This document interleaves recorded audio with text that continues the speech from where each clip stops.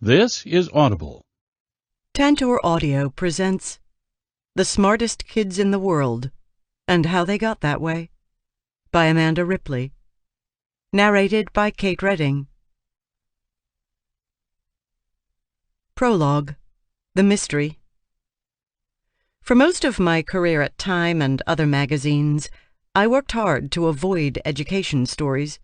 If my editors asked me to write about schools or tests, I countered with an idea about terrorism, plane crashes, or a pandemic flu. That usually worked. I didn't say so out loud, but education stories seemed, well, kind of soft. The articles tended to be headlined in chalkboard font and festooned with pencil doodles. They were brimming with good intentions, but not much evidence. The people quoted were mostly adults. The kids just turned up in the photos, smiling and silent. Then an editor asked me to write about a controversial new leader of Washington, D.C.'s public schools. I didn't know much about Michelle Rhee, except that she wore stiletto heels and tended to say crap a lot in interviews.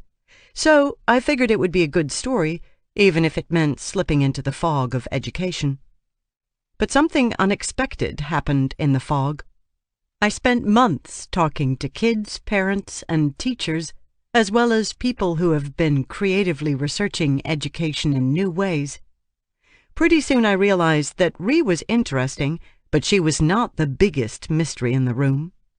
The real mystery was this: why were some kids learning so much, and others so very little? Education was suddenly awash in data.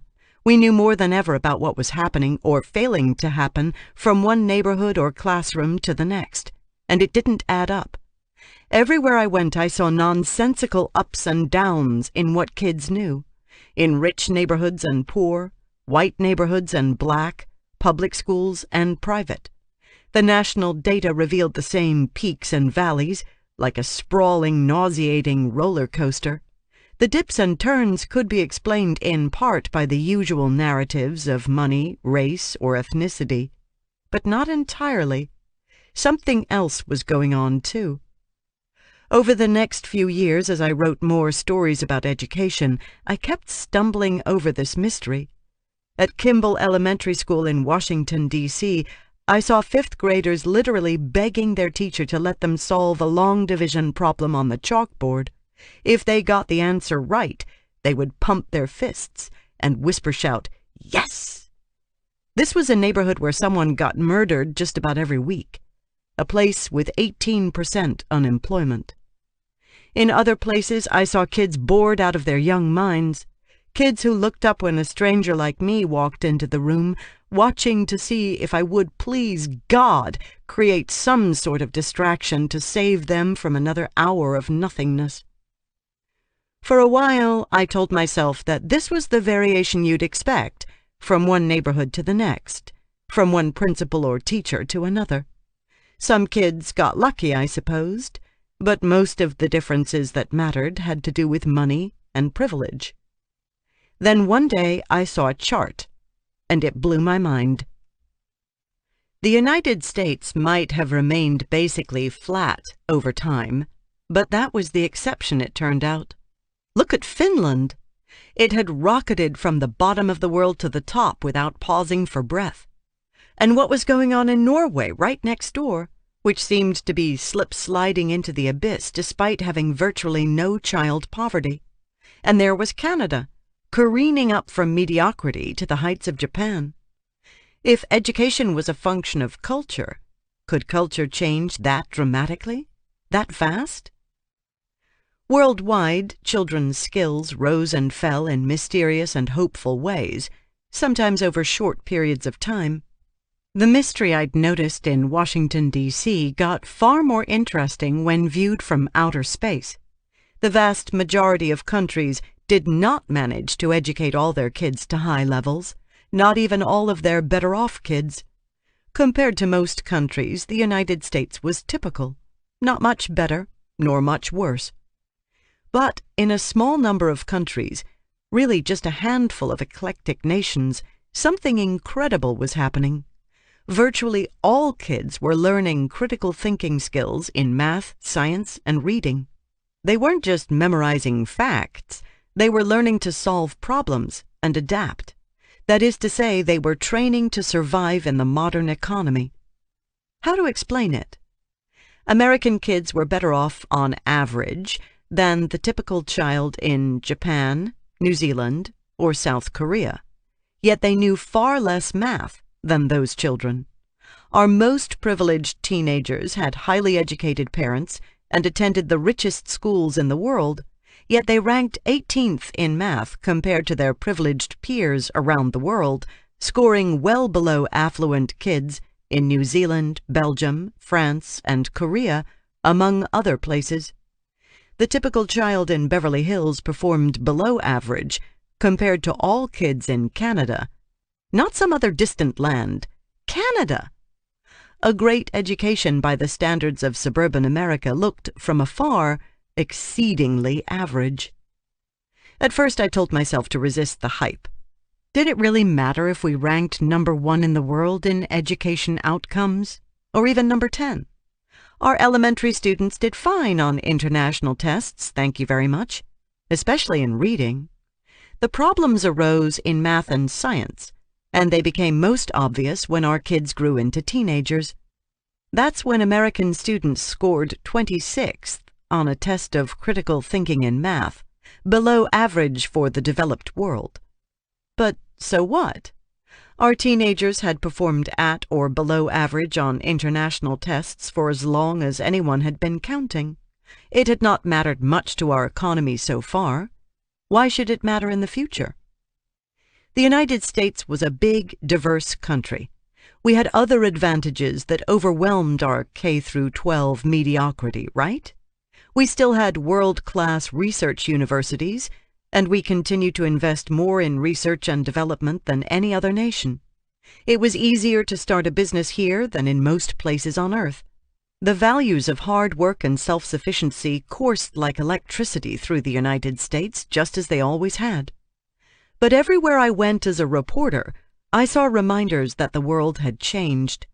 The 2,300 days that our kids spent in school before high school graduation mattered more than ever before. In Oklahoma, the CEO of the company that makes McDonald's apple pies told me she had trouble finding enough Americans to handle modern factory jobs during a recession.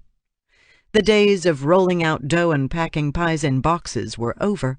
She needed people who could read, solve problems, and communicate what had happened on their shift, and there weren't enough of them coming out of Oklahoma's high schools and community colleges. The head of Manpower, a staffing and recruiting firm with offices in 82 countries, said one of the hardest jobs to fill anywhere was the sales job. Once upon a time, a salesperson had to have thick skin and a good golf game. Over the years, however, products and financial markets had become wildly more complex, and information had become available to everyone, including the customer. Relationships were no longer everything. To succeed, salespeople had to understand the increasingly sophisticated and customizable products they were selling almost as well as the engineers who worked on them. Rather suddenly, academic mediocrity had become a heavier legacy to bear. Without a high school diploma, you couldn't work as a garbage collector in New York City. You couldn't join the Air Force. Yet a quarter of our kids still walked out of high school and never came back.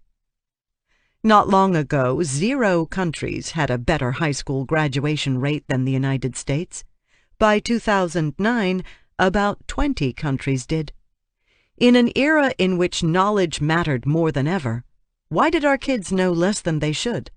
How much of our problems could be blamed on diversity, poverty, or the vastness of the country? Were our weaknesses mostly failures of policy or of culture, of politicians or of parents? We told ourselves that we were at least raising more creative children, the kind who might not excel in electrical engineering, but who had the audacity to speak up, to invent, and to redefine what was possible. But was there a way to know if we were right? The mythical Nordic robots. Education pundits had worked mightily to explain different countries' wildly different results. They had visited faraway schools on choreographed junkets. They'd debriefed politicians and principals and generated PowerPoints for the folks back home. However, their conclusions were maddeningly abstract. Take Finland, for example, which ranked at the top of the world. American educators described Finland as a silky paradise, a place where all the teachers were admired and all the children beloved. They insisted that Finland had attained this bliss partly because it had very low rates of child poverty, while the United States had high rates. According to this line of reasoning, we could never fix our schools until we fixed poverty. The poverty narrative made intuitive sense. The child poverty rate in the United States was about 20%, a national disgrace. Poor kids lived with the kind of grinding stress that children should not have had to manage. They learned less at home on average and needed more help at school. The mystery was not so simply solved, however. If poverty was the main problem, then what to make of Norway? A Nordic welfare state with high taxes, universal health care, and abundant natural resources, Norway enjoyed, like Finland, less than 6% child poverty, one of the lowest rates in the world. Norway spent about as much as we did on education, which is to say, a fortune, relative to the rest of the world. And yet Norwegian kids performed just as unimpressively as our own kids on an international test of scientific literacy in 2009. Something was amiss in Norway, and it wasn't poverty. Meanwhile, the Finns themselves offered vague explanations for their success. Education, I was told, had always been valued in Finland, going back hundreds of years. That explained it. But then, why did only 10% of children finish high school in Finland in the 1950s? Why were there huge gaps between what rural and urban kids knew and could do in Finland in the 1960s? Back then, Finland's passion for education had seemed rather uneven. What had happened? At the same time, President Barack Obama and his education secretary said that they envied the South Korean education system, lauding its highly respected teachers and its demanding parents. On the surface, at least, Korea appeared to have nothing in common with Finland. The Korean system was driven by testing, and Korean teenagers spent more time studying than our kids spent awake. Listening to this cacophony, I kept wondering what it would be like to actually be a kid in these mystical lands of high scores, zero dropouts, and college graduates. Were Finnish kids really the Nordic robots that I kept reading about? Did Korean kids think they were getting such a sweet deal? What about their parents? No one talked about them. Didn't parents matter even more than teachers? I decided to spend a year traveling around the world on a field trip to the smart kid countries. I wanted to go see these little bots for myself. What were they doing at 10 on a Tuesday morning? What did their parents say to them when they got home? Were they happy? Field agents. To meet the Nordic robots, I needed sources on the inside, kids who could see and do things that I could never do on my own. So I recruited a team of young experts to help. During the 2010-11 school year, I followed 3 remarkable American teenagers as they experienced smarter countries in real life. These kids volunteered to be part of this project as they headed off for year-long foreign exchange adventures, far from their families. I visited them in their foreign posts, and we kept in close touch. Their names were Kim, Eric, and Tom, and they served as my escorts through borrowed homes and adopted cafeterias, volunteer fixers in a foreign land. Kim traveled from Oklahoma to Finland, Eric from Minnesota to South Korea, and Tom from Pennsylvania to Poland. They came from different parts of America, and they left for different reasons. I met Kim, Eric, and Tom with the help of AFS, Youth for Understanding, and the Rotary Clubs, outfits that run exchange programs around the world. I chose these Americans as advisors, but they turned out to be straight-up protagonists. They did not stand for all American kids, and their experiences could not reflect the millions of realities in their host countries. But in their stories, I found the life that was missing from the policy briefings. Kim, Eric, and Tom kept me honest. They didn't want to talk about tenure policies or tiger moms. Unburdened by the hang-ups of adults, they talked a lot about other kids, the most powerful influences in teenagers' lives. All day long they contemplated the full arc of their new lives, from their host families' kitchens to their high school bathrooms. They had much to say. In each country, my American field agents introduced me to other kids, parents, and teachers who became co-conspirators in this quest. In Korea, for example, Eric sent me to his friend Jenny, a teenager who had spent half her childhood in America and the other half in Korea. Jenny, an accidental expert on education, patiently answered questions that Eric could not. Video interviews with my student sources can be found on the website for this book at www.amandaripley.com. To put the conclusions of these informants in context, I surveyed hundreds of other exchange students about their experiences in the United States and abroad.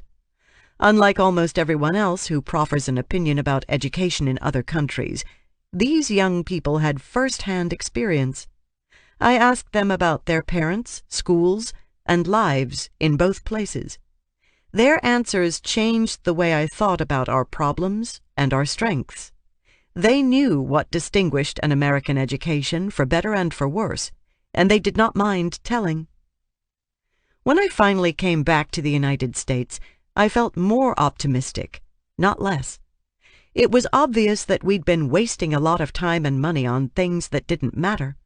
Our schools and families seemed confused more than anything else, lacking the clarity of purpose I saw in Finland, Korea, and Poland.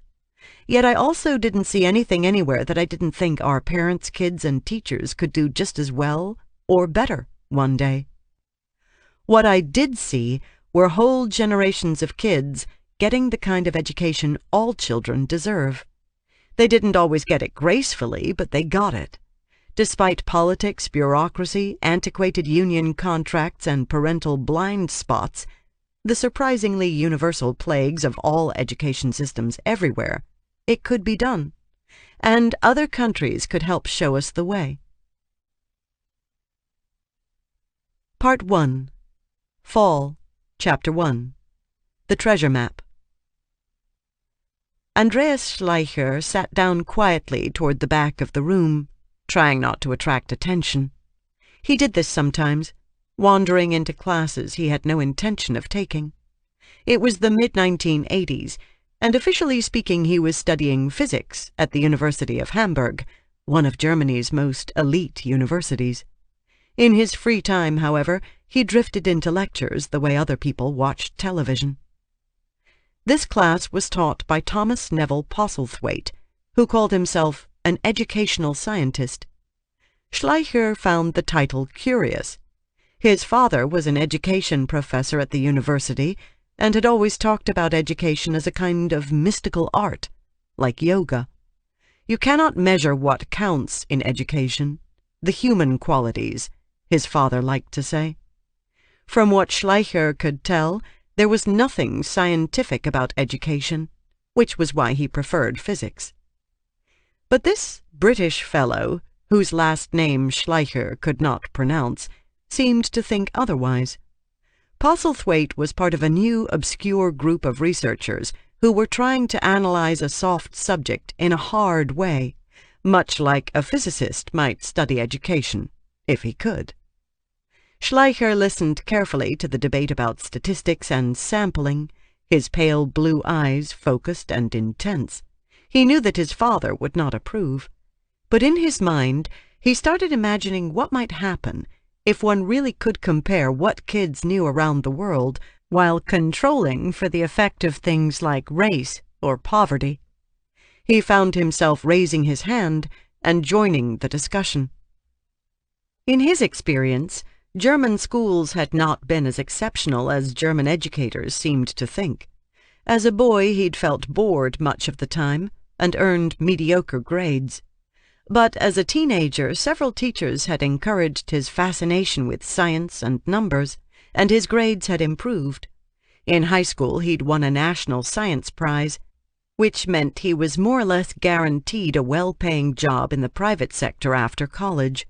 And until he stepped into Postlethwaite's lecture, that was exactly what he'd planned to do. At the end of class, the professor asked Schleicher to stay behind. He could tell that there was something different about this rail-thin young man who spoke in a voice just above a whisper. "Would you like to help me with this research?"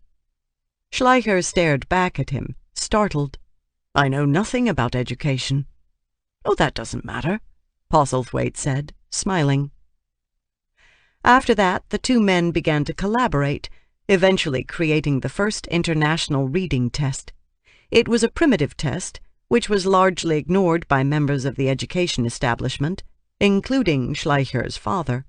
But the young physicist believed in the data, and he would follow it wherever it took him.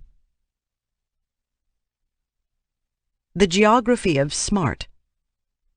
In the spring of 2000, 1/3 teenagers in 43 countries sat down for 2 hours and took a test unlike any they had ever seen. This strange new test was called PISA, which stood for the Program for International Student Assessment.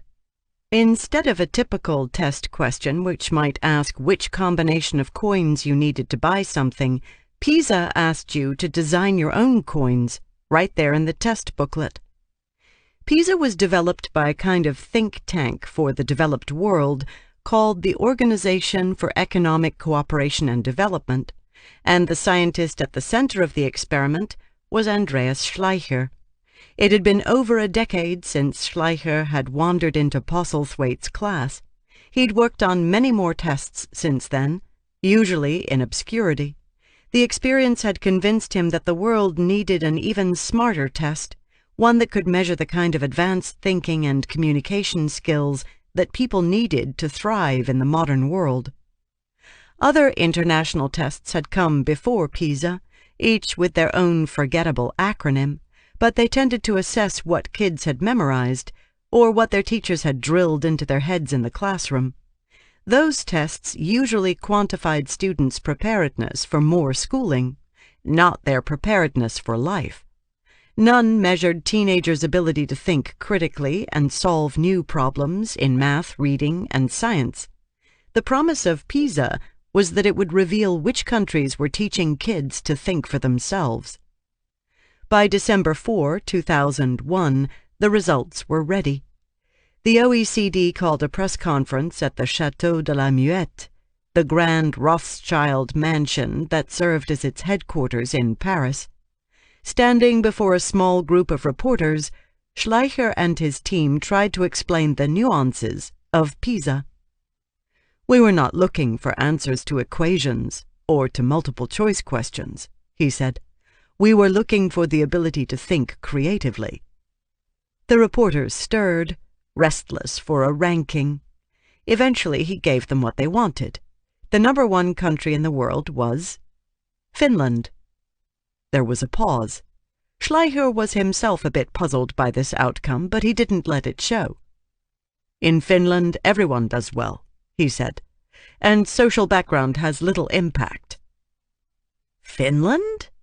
Perhaps there had been some kind of mistake, whispered education experts, including the ones who lived in Finland. Participating countries held their own press conferences to detail the results, and the Finnish announcement took place 1,500 miles away in Helsinki.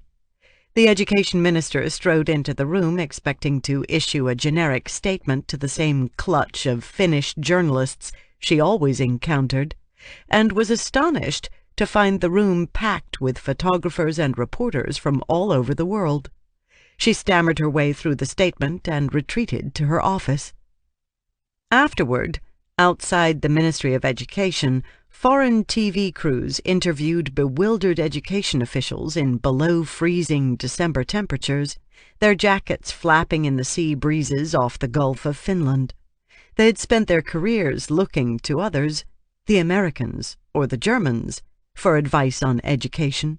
No one had ever looked back at them. The Germans, meanwhile, were devastated. The chair of the Education Committee in the Bundestag called the results a tragedy for German education. The Germans had believed their system among the best in the world, but their kids had performed below average for the developed world in reading, math, and science, even worse than the Americans. The Americans! Are German students stupid? Wondered Der Spiegel on its cover. Dummkopf, declared The Economist. Educators from every country, including Germany, had helped Schleicher and his colleagues write the test questions, so they couldn't dismiss the results outright. Instead, some commentators blamed the teachers. Others blamed video games. PISA entered the German vernacular, even inspiring a primetime TV quiz program, The PISA Show. Education experts began making regular pilgrimages to Finland in search of redemption. Even Schleicher's father came around, reading through the results and debating them with his son.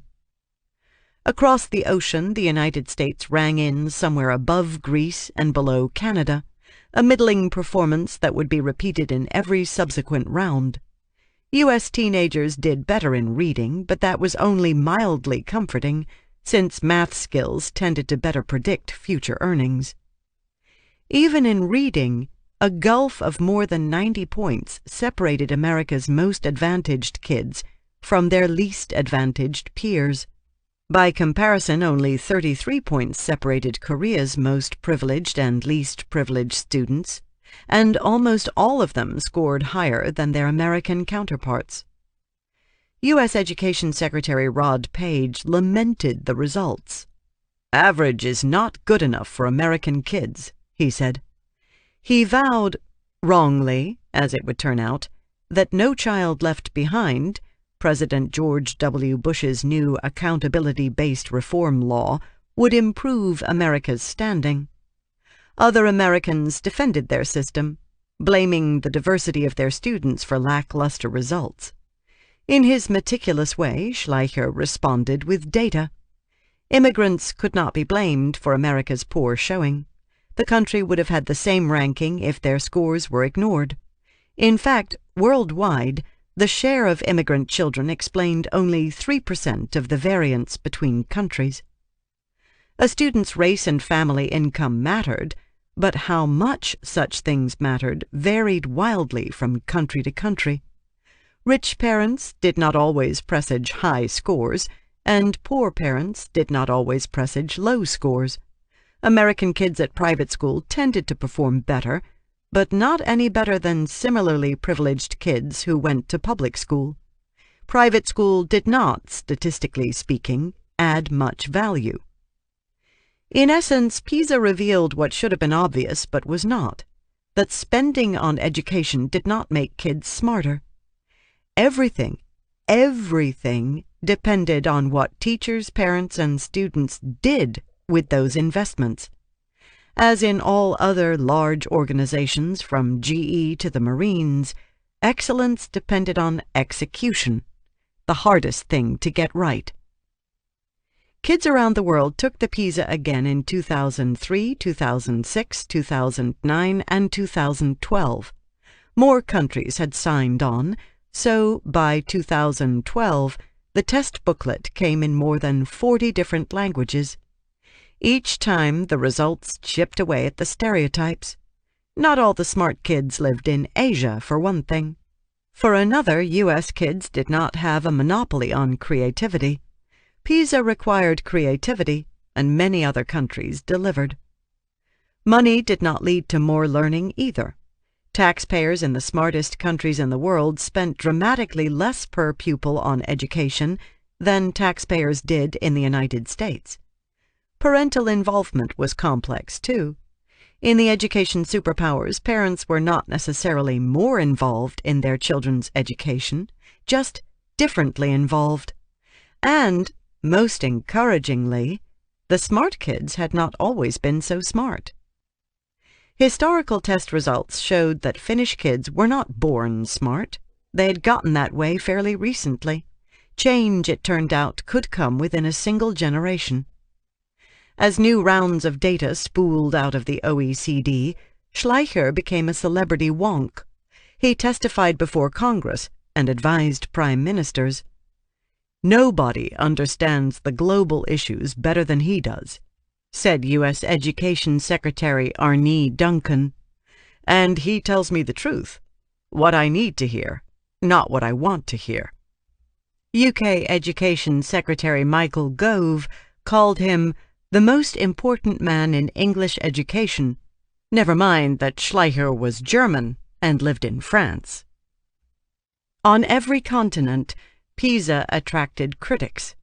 Some said that the test was culturally biased, or that too much was lost in translation. Others said the U.S. sample size of 5,233 students in 165 schools was too small, or skewed in one direction or another. Many said that Schleicher and his colleagues should just collect test scores and stop speculating about what might be leading to high or low scores. For the most part, Schleicher deflected his critics. PISA was not perfect, he conceded, but it was better than any other option, and it got better each year. Like a Bible salesman, he carried his PowerPoint slides from country to country, mesmerizing audiences with animated scatterplots of PISA scores over time and across oceans. His last slide read, in a continuously scrolling ticker, "Without data, you are just another person with an opinion. Without data, you are just another person with an opinion." Test pilot. I met Schleicher for the first time in April 2010 in Washington, D.C., just after the cherry trees had blossomed on the National Mall. We spoke in the lobby of an office building next to the U.S. Capitol during his only break in a whirlwind day of meetings. By then, Schleicher had white hair and a brown Alex Trebek mustache. He was pleasant but focused, and we got right down to business. I told him I was impressed by PISA but skeptical. By the time of my quest, the United States had wasted more time and treasure on testing than any other country. We had huge data sets, from which we had learned precious little. Was PISA really different from the bubble tests our kids had to zombie walk through each spring? Without bothering to sit down, he took each of my questions in turn, quietly rattling off statistics and caveats, like C3PO with a slight German accent. "PISA is not a traditional school test," he said. "It's actually challenging because you have to think." "No test can measure everything," I countered. Schleicher nodded. "PISA is not measuring every success that counts for your life. I think that's true." I felt vindicated. Even Schleicher had admitted that data had its limitations. But he went on, and I realized I'd misunderstood. "I do think PISA needs to evolve and capture a broader range of metrics. There is a lot of work going on to assess collaborative problem-solving skills, for example. We are working on that." I got the sense that there was almost nothing in his mind that PISA could not measure. If not now, then one day. Already, he insisted, PISA was radically different from any other test I'd ever taken. We shook hands, and he headed back inside for his next meeting. As I left, I thought about what he had said.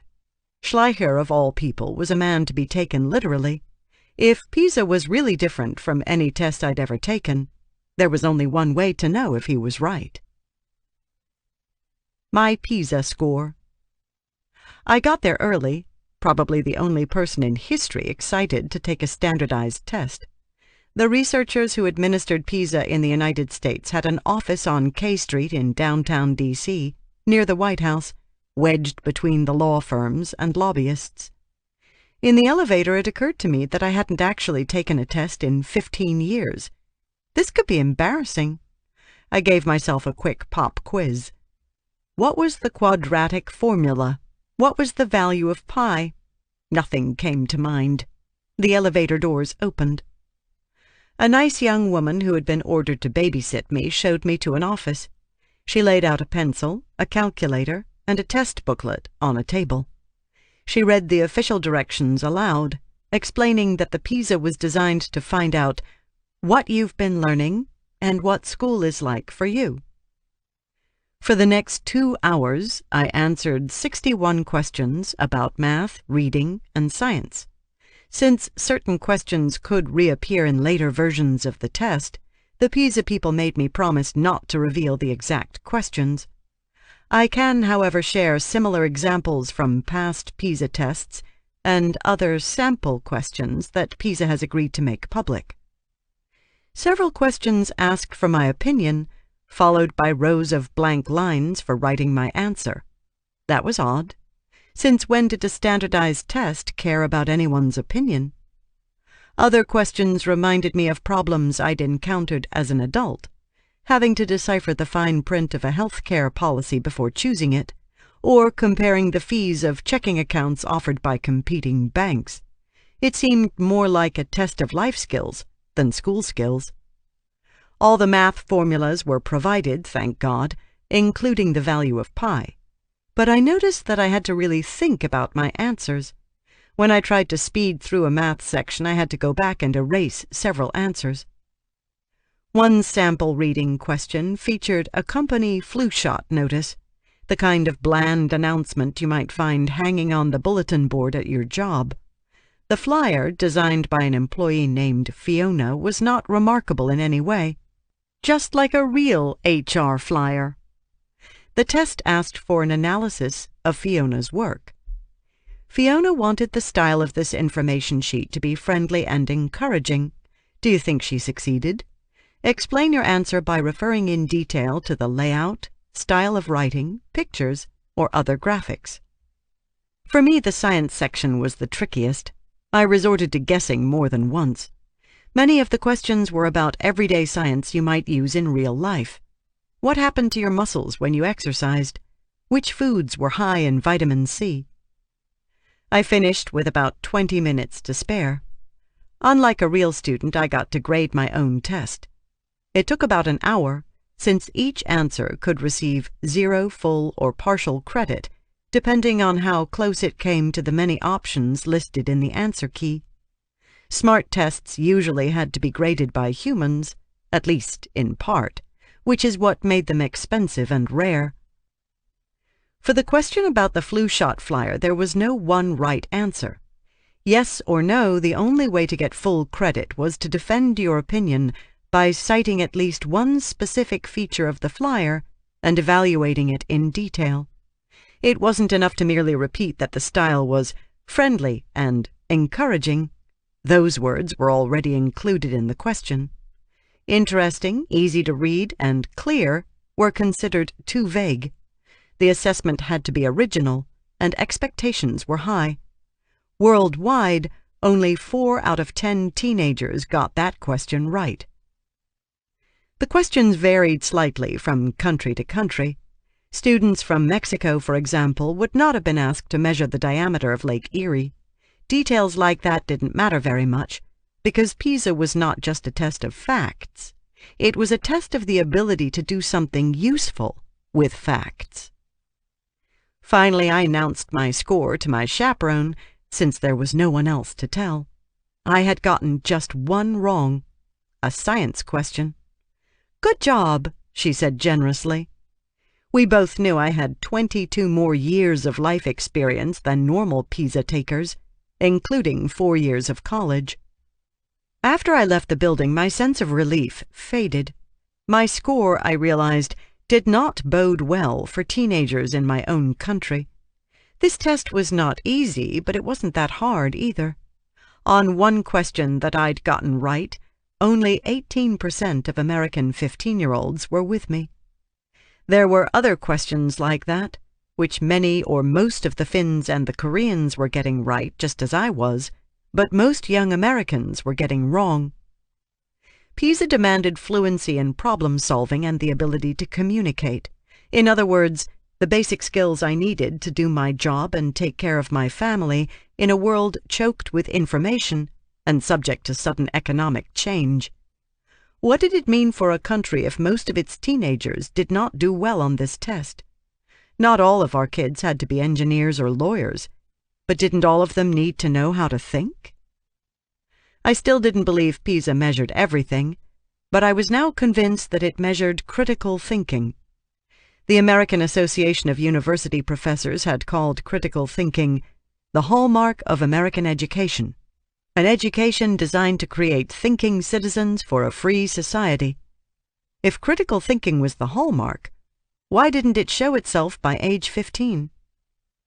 It was hard to escape the conclusion that American kids and taxpayers had been squandering a lot of time and money. In 2009, U.S. teenagers ranked 26th on the PISA math test, 17th in science, and 12th in reading. We ranked second in the world in just one thing: spending per pupil. The only country that spent more was Luxembourg, a place with fewer people than Nashville, Tennessee. The implications of that waste were painful to think about. Economists had found an almost one-to-one match between PISA scores and a nation's long-term economic growth. Many other things influenced economic growth, of course, but the ability of a workforce to learn, think, and adapt was the ultimate stimulus package. If the United States had Finland's PISA scores, GDP would be increasing at the rate of $1 to $2 trillion per year. For students, PISA scores were a better predictor of who would go to college than report cards. Kids who scored poorly on the PISA reading test were far more likely to drop out of high school. PISA wasn't measuring memorization. It was measuring aspiration. I left the test with an unsettled feeling. The exam and the 1,000 pages of analysis that came with the PISA results sketched out a kind of treasure map of the world. This map could help me sort out which countries were teaching all of their children to think and which were not. Most successful or improving countries seemed to fit into three basic categories. 1. The utopia model of Finland, a system built on trust, in which kids achieved higher-order thinking without excessive competition or parental meddling. 2. The pressure cooker model of South Korea, where kids studied so compulsively that the government had to institute a study curfew. And 3.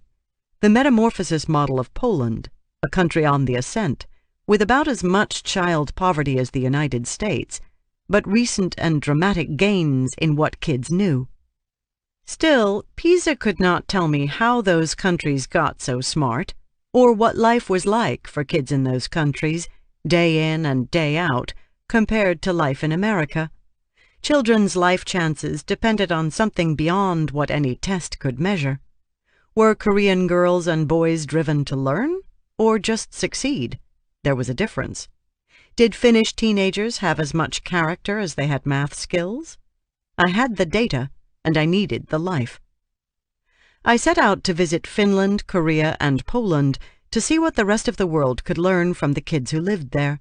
I studied other places, too, places with sky-high scores like Shanghai, China, and Singapore. But I decided to focus most of all on developed democracies, countries where changes could not be made by fiat. I wanted to go where parents, kids, and teachers had to tolerate the vagaries of politics and the dull plod of compromise, and succeeded anyway.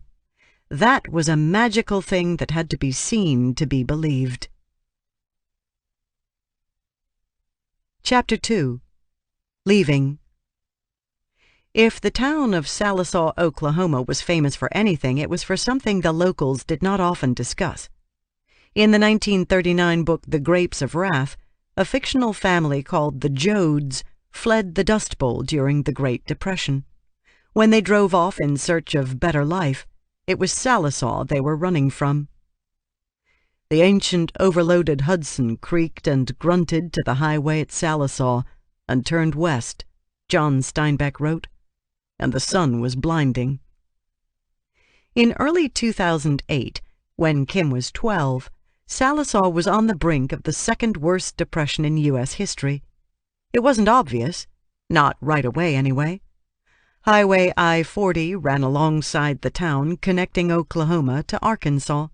A chain of economy motels had opened up to cater to the truckers who came and went. In an empty field less than a mile from Kim's house, Walmart had built a superstore. Just down the road, a big Indian-owned casino drew a decent crowd at lunch hour. Older men in cowboy hats worked slot machines in the cool darkness. Retirees came for the $3.50 lunch special. On the bathroom wall, a red plastic sharps container installed for diabetic gamblers held dozens of used insulin needles. Despite this modest commerce, Sallisaw was still a rural town, home to just under 9,000 people. The bank that Pretty Boy Floyd had robbed during the Depression was now a vacant lot. The train station, where his body had arrived in a pine box after he was shot dead, housed a small public library. Like Kim, most everyone in Sallisaw looked white, but people's identity shifted depending on which form they were filling out. Half the kids had their Indian cards, identifying them as certified blood descendants of Native Americans. Even if you were only 1/512th Indian, you could get the card, and it came with certain benefits, like free school supplies or access to a Cherokee food pantry. About a quarter of the kids in the Sallisaw School District were officially classified as poor, so the Indian benefits were as much about sustenance as heritage. The schools in Sallisaw were considered just fine. Not the best, nor the worst. A lot depended on where you were standing when you were doing the considering, however. On the state test, Kim and most of her classmates did all right, but that test was notoriously easy. On a more serious test used nationwide, just 1 in 4 Oklahoma 8th graders performed competently in math. Sallisaw kids likely fared about the same, though not enough kids took the test at a local level to know for sure. The farther away you got, the worse things looked. If states were countries, Oklahoma would have ranked about 81st in the world in math, or around the same level as Croatia and Turkey. Kim had lived in Sallisaw all her life. Each winter, she and her grandfather participated in the Christmas rodeo, steering antique tractors through the old downtown. She liked the slow rumble of the Model H tractor, the jangle of the marching bands behind her, and the way children shrieked when she threw candy into their outstretched hands. Still, like many 12-year-olds, Kim felt like maybe she belonged somewhere else. She'd tried to succeed in Sallisaw in all the ways that mattered. Since she wasn't very good at traditional sports, she'd started doing cheerleading in kindergarten. She'd posed straight-backed and smiling for pictures in her daffodil yellow uniform, but by 3rd grade she still could not do a cartwheel, so she quit. After that, she'd started dreaming about playing in the school marching band. That felt right. A path into the football stadium, the center of the town's culture, without the forced smiles and front handsprings. She'd taken up the flute and practiced each day until her jaw ached. After 2 years, though, the notes still came out breathy and thin, and the band leader had assigned her to the 4th chair. What came more naturally to Kim was a curiosity about the world. She took her schoolwork seriously and felt connected to injustice in faraway places. In 2nd grade, she'd watched a TV news segment about scientists using rats to detect bombs. It was the year after 9/11, and the country had just gotten its first Secretary of Homeland Security. The reporter explained that scientists were inserting electrodes in rats' heads to make them go left or right, or wherever humans dared not go, turning them into remote-controlled bomb detectors. Kim felt a prick of conscience. She had no particular affection for rats, and understood that a rat's life was less valuable than that of a human, but it seemed wrong to infiltrate the brain of any creature. It was creepy, possibly even immoral. She thought about her pet turtles, and imagined if the government took over their brains, too. Where would it stop? Surely there was a better way to make animals go left or right. Maybe offer them a treat. Then Kim did something unusual for a child, or for an adult for that matter. She took action to rectify a faraway problem that had little to do with her. That afternoon she sat by the vending machine at her elementary school and wrote a letter to President George W. Bush detailing her concerns about the rat experiments. She'd made sure to be polite and respectful, looping her letters in careful penmanship in her spiral notebook. When two of her friends walked by, Kim told them the story of the rats. She asked if they wanted to sign the letter. Maybe they could start a petition, get the whole school to sign. After staring at her for a beat, the girls squealed. "Ew! Gross, Kim! Who cares about rats?" Their laughter echoed down the fluorescent-lit hallway. Then they made up a little song about Kim and her crusade. It was more of a jingle, really, not very lyrically inspired. Save the rats, save the rats. But it caught on anyway. Kim felt a space open up between her and her friends. She wouldn't have minded if they'd thought the robo-rats were a good idea. What had upset her was that they didn't seem to care at all. Why didn't they care? At times like this it felt like her friends were speaking another language, one she could imitate, but never really understand. She stopped talking about the rats, and she pretended she didn't hear the Save the Rats jingle when she walked down the hallway. Still, she sent the letter to the White House. An invitation. One day in 7th grade, Kim's English teacher asked to speak with her in the hallway. "You've been invited to go to Oklahoma City and take the SAT," her teacher told her. "It's an honor." Kim was confused. She was only 12. She stared back at the teacher, her dark brown eyes awaiting more information. The teacher explained that Kim's standardized test scores had qualified her and other students for something called the Duke University 7th grade talent search. The scores wouldn't count, but it might be an interesting experience. In the car on the way home from school, Kim handed her mom the pamphlet. "I want to go to Oklahoma City and take the SAT," she announced. Looking over the top of her small wire-frame glasses, her mom stared at the information and then at her daughter. Oklahoma City was a 3-hour drive from Sallisaw, but Kim hadn't sounded this emphatic about anything in a while. Kim's mom, Charlotte, was a teacher at the local elementary school. She was a petite woman with short curly hair, an unabashed Oklahoma drawl, and a quick laugh. She doted on Kim, driving her to and from school each day so she didn't have to take the bus. At their small ranch house, she lined the walls with pictures of Kim visiting the Oklahoma State Senate and Kim in her cheerleader uniform. Lately, she'd become worried about her daughter's attitude. When she wasn't alone reading in her room, Kim spent a lot of time complaining about school and Sallisaw. Charlotte had several theories about this behavior. For one thing, she and her husband had been fighting too much. It was an old, worn fissure in the family, but as Kim had gotten older, she'd started to take sides, defending her mom against her dad and pleading with her to get divorced. Another theory was middle school. In 6th grade, Kim had come home with her first C. She'd said she was afraid to ask for help because her teacher got angry when kids didn't understand. Charlotte eventually complained to the principal, but nothing happened. She made Kim ask for the teacher's help anyway, and Kim went into school early for a series of strained tutoring sessions. By the end of the year, she'd decided that she was terrible at math and vowed to avoid it whenever possible. As a mother, Charlotte figured Kim was going through a phase. She was nearly a teenager after all. She was entitled to slam doors and play Avril Lavigne at excessive volume. But as a teacher, she also knew that middle school was a kind of limbo for children, the years when American kids began to slip behind, and when it became obvious that some of them would eventually drop out altogether. This Kim, The one who wanted to drive 3 hours to take the SAT reminded her of the old Kim, the one with plans.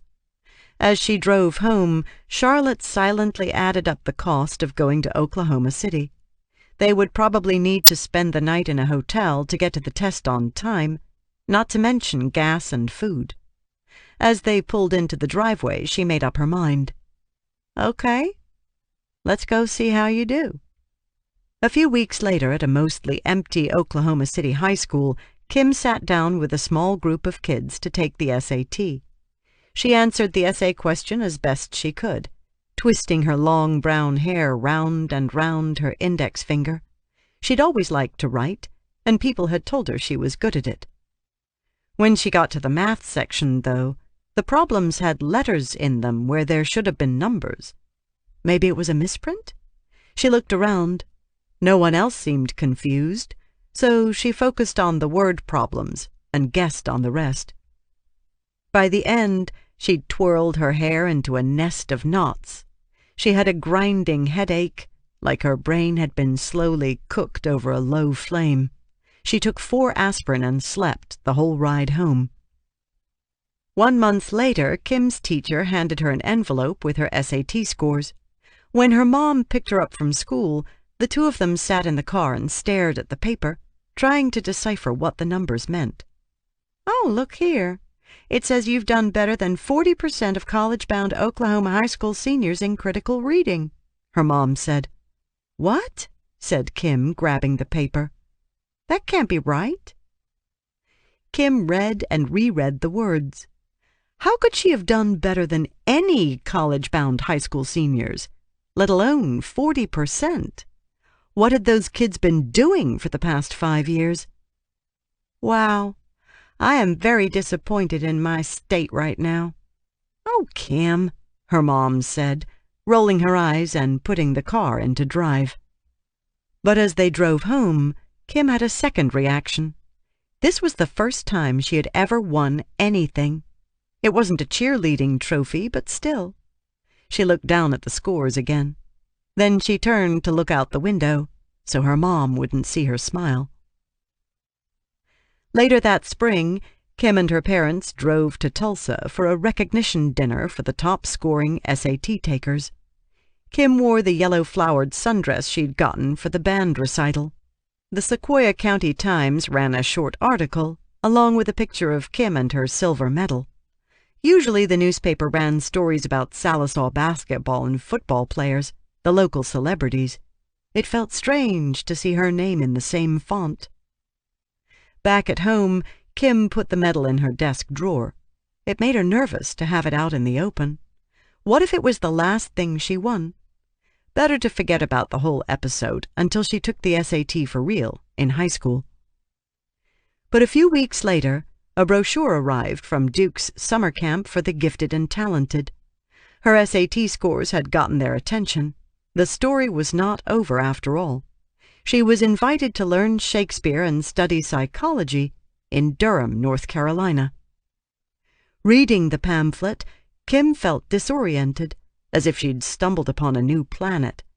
The program was billed as intense and demanding, equivalent to 1 year of high school in just 3 weeks. How is that possible? The camp looked like an unusual place, the kind of place where it was acceptable to care about things like Shakespeare and psychology. She ran to tell her mom. Her mind buzzed with the idea of meeting people her own age who wanted to have serious conversations. "This is my chance to be normal. We can discuss things, real things." Kim had never been good at small talk. It felt awkward and fake. Maybe this camp was a place where she could be herself, where she could go left or right at will and let her questions come tumbling out into the open. But the program cost money, and besides, Charlotte was in no hurry to let her youngest child leave home for the summer. She said no. At least they are trying. Oklahoma, like the rest of America, had been trying to fix its schools for a long time. Between 1969 and 2007, the state had more than doubled the amount of money it spent per student in constant dollars. Over the years, Oklahoma had hired thousands of new teachers' aides, granted badly needed raises to teachers, and lowered the student-to-teacher ratio. By 2011, over half the state budget went to education, but most of Oklahoma's kids still could not demonstrate competency in math. To motivate kids and schools to do better, state lawmakers decided to create an incentive. In the late 1980s, they passed a law requiring students to take a test to graduate from high school. This kind of end-of-school test was standard in the countries that performed at the top of the world on the PISA test. It gave kids and teachers a clear mission, and it made a diploma mean something. A few years later, however, Oklahoma's lawmakers delayed the test. It was a matter of compassion, or so they said. The lawmakers were worried too many students would fail. How would that look? Those kids would have attended 4 years of high school without getting a diploma. That didn't feel right. The parents wouldn't like it either. So the test was set aside, and the kids were left to fail a little later in the real world if they didn't know enough math to take college classes for credit, or couldn't get a job that paid above minimum wage. After that, the governor of Oklahoma tried a kinder, gentler strategy. He signed an executive order requiring kids to pass a series of literacy tests, starting in 8th grade. That meant they had 4 years to retake the tests if they failed. However, just before the new mandate could take effect, Oklahoma's legislature scrapped this requirement too. Lawmakers said they were worried about lawsuits from angry parents. The state's history read like a slow-motion tug-of-war between hopes and fears, as if no one could agree what Oklahoma's children were capable of doing, a lack of faith that surely trickled down to the students. Kids have a really good detector about what adults take seriously and what counts. As a 1997 Teachers Union report noted, if they see that it doesn't count, then they're not going to do the hard work. In 2005, Oklahoma tried yet again, passing a law to require students to show a mastery of English, algebra, geometry, biology, and U.S. history in order to receive a diploma. The state had 7 years to phase in the requirement, gently and humanely. Kids who failed could retake the test up to 3 times in 1 year, or they could take alternate tests, like the SAT. They could even opt to do special projects, demonstrating their competence in any subject that they'd failed. In 2011, as the graduation test was finally about to take effect, local newspapers warned that thousands of kids might not graduate.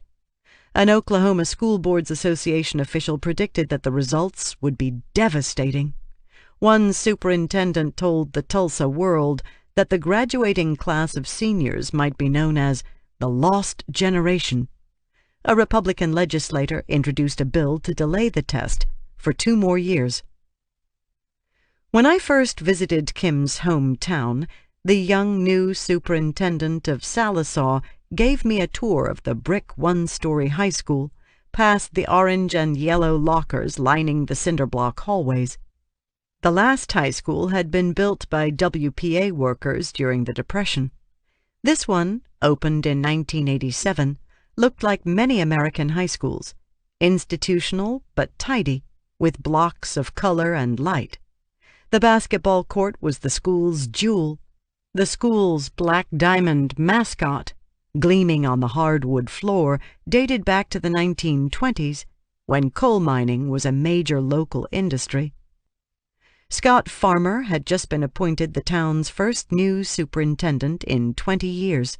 He had short brown hair and a boyish face. The state of Oklahoma had 530 superintendents like him, each with their own fiefdom.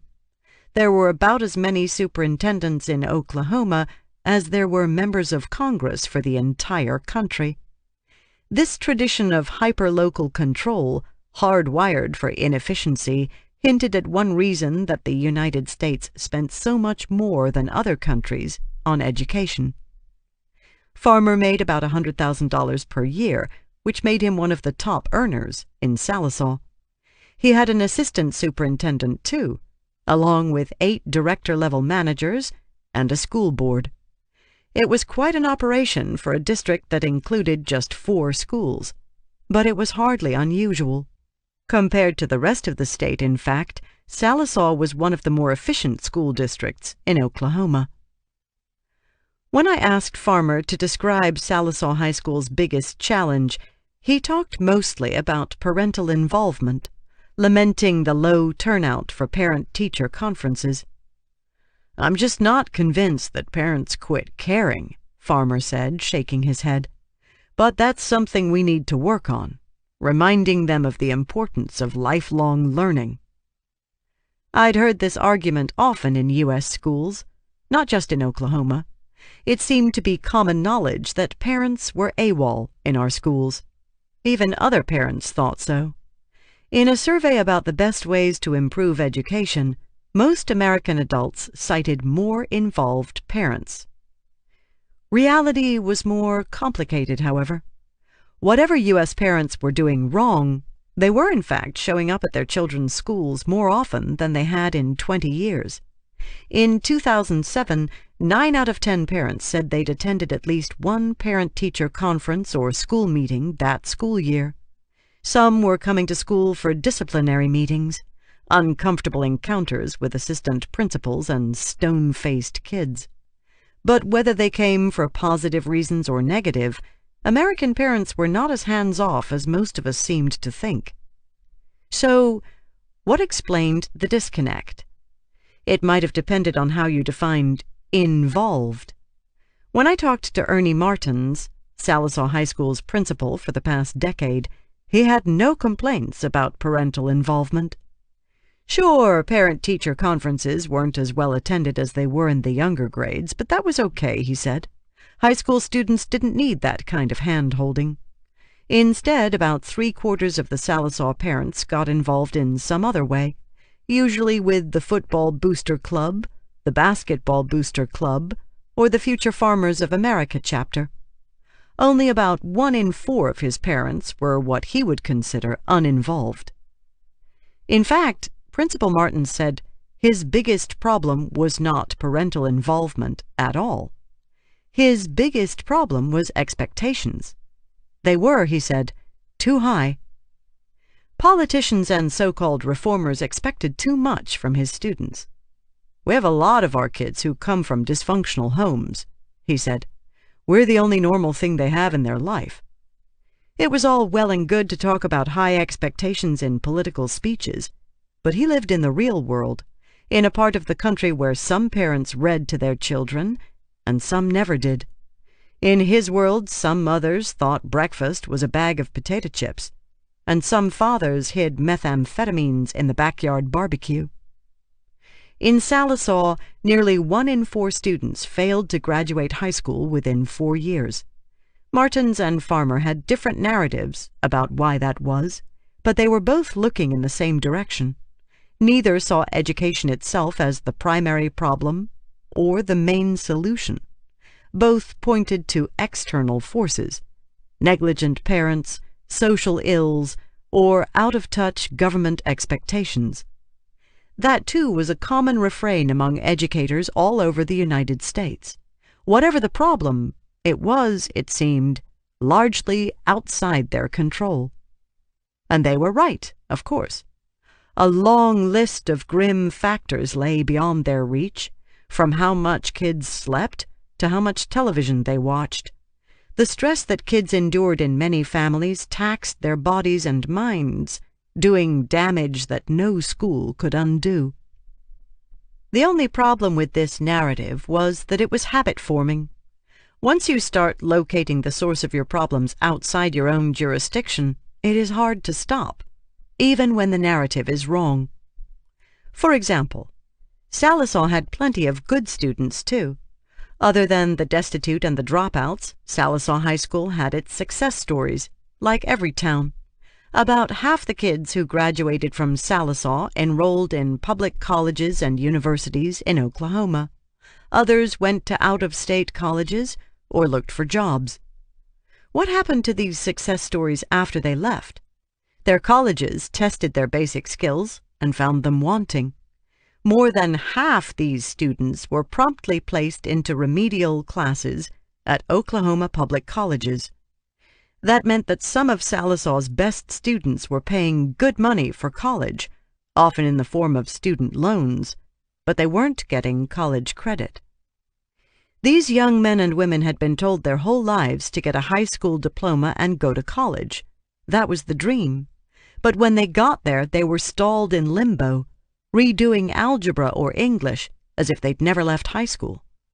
It wasn't hard to understand why, as their debt mounted, many quit college altogether.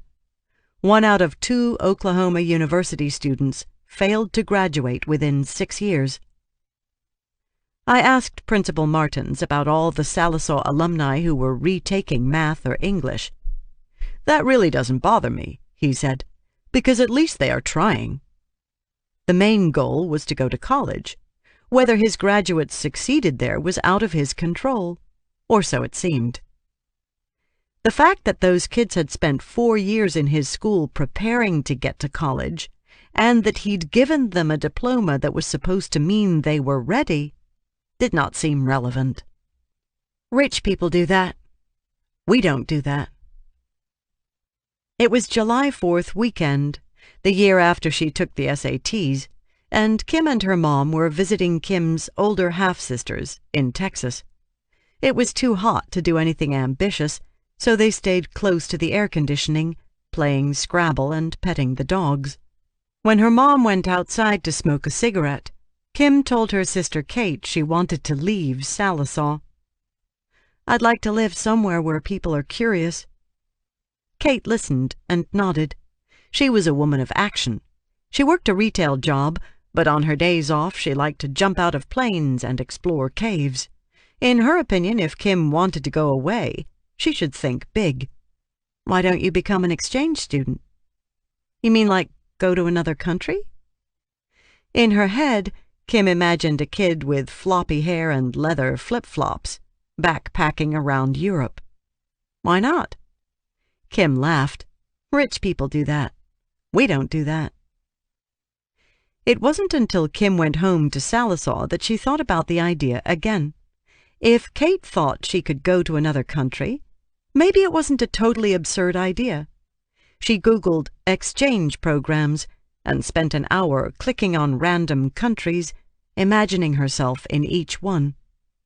She learned that 1,000 or 2,000 American high school students went abroad each year.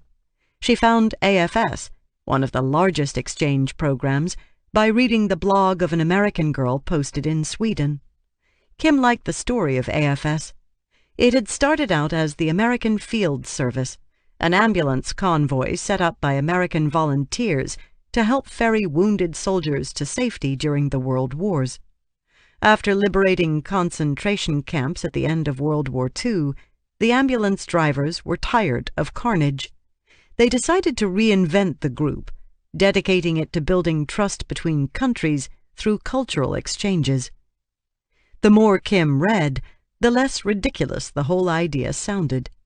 She decided to bring the idea up to her mother, but this time she tried a new strategy. "I'm applying to go on an exchange program," she said one evening, keeping her voice level and free from doubt. "I want to live in Egypt for a year." Charlotte looked up from her tea. "Wow, how exciting," she said, trying to act like this was not a completely insane notion. Kim had never left the country, and neither had she. The obvious response was no, just like it was when Kim had asked to go to Shakespeare's summer camp at Duke. But this time she tried a new approach. Charlotte and Kim's dad had gotten divorced not long before. It was a long time coming, and Kim said she was relieved by the split. Still, Charlotte was trying to handle her daughter with care. So if Kim wanted to rebel by vowing to go far away, she would not stop her. She would just wear her out. "Egypt sounds a little unsafe," Charlotte said in her most reasonable voice. "Why don't you pick another country and write me up a little report on why you want to go there?" "Okay, fine," Kim answered with a tight smile. Then she got up and walked toward the extra bedroom, the one with the computer in it. Charlotte felt a sliver of anxiety. What had she just done?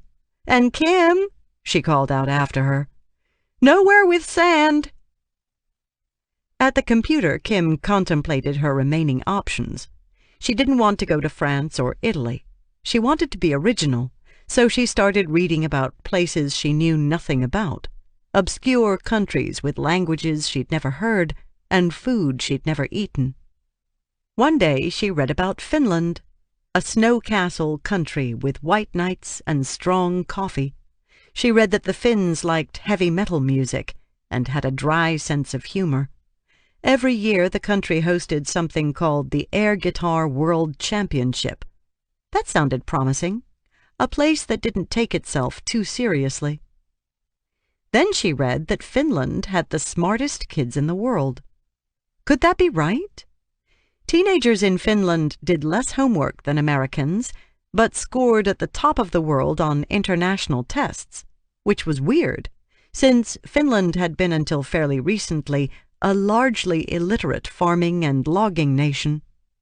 Nothing about it made much sense.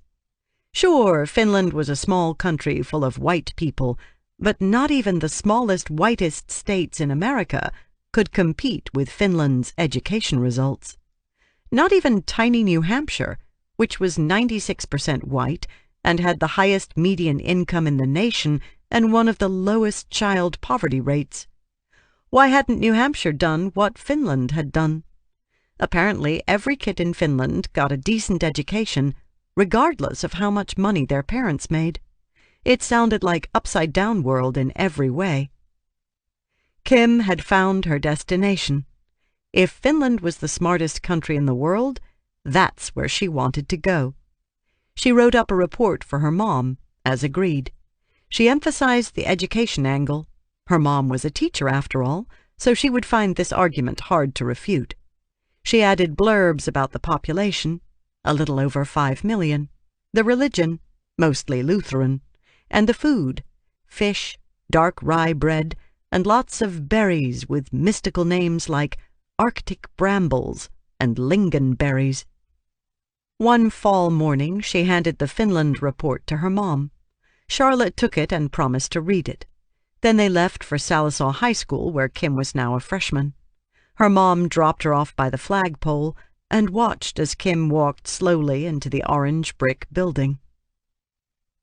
Like many places in the United States, Oklahoma's curriculum was not rigorous by international standards.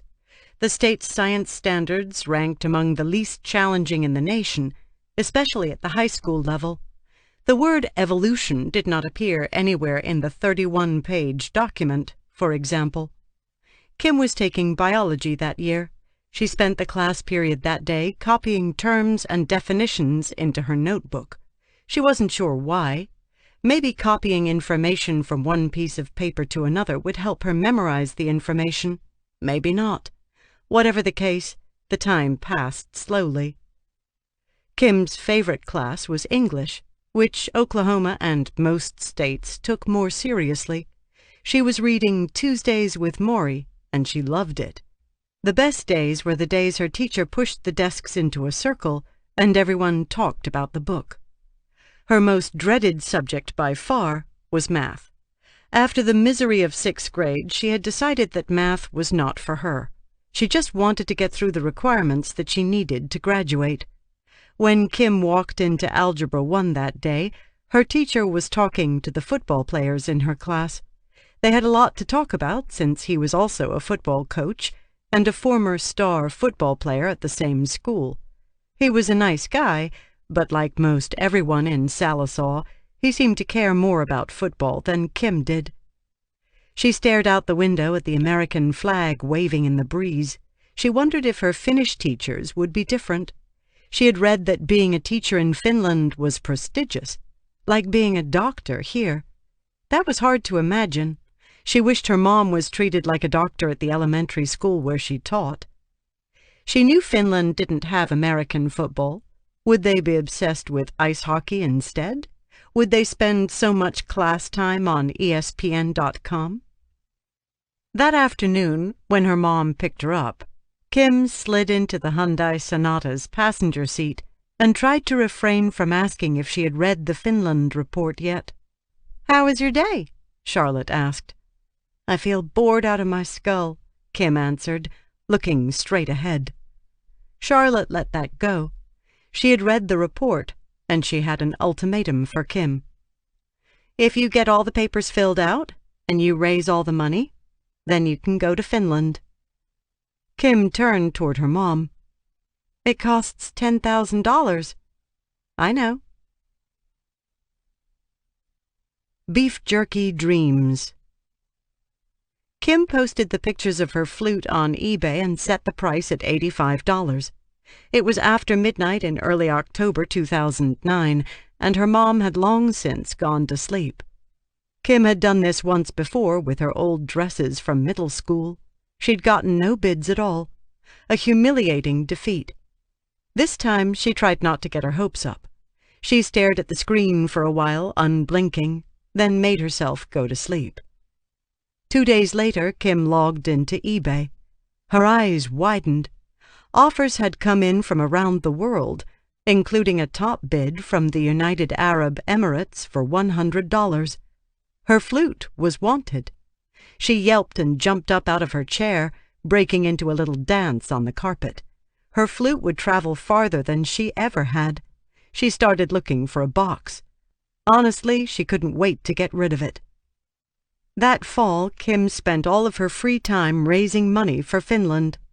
The rational part of her brain thought she would never get to $10,000, but the rest of her was desperate enough to try.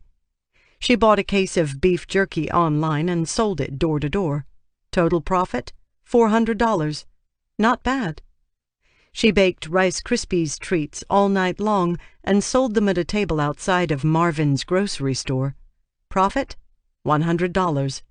At that rate, she'd have to hold a bake sale every 3 days to get to Finland.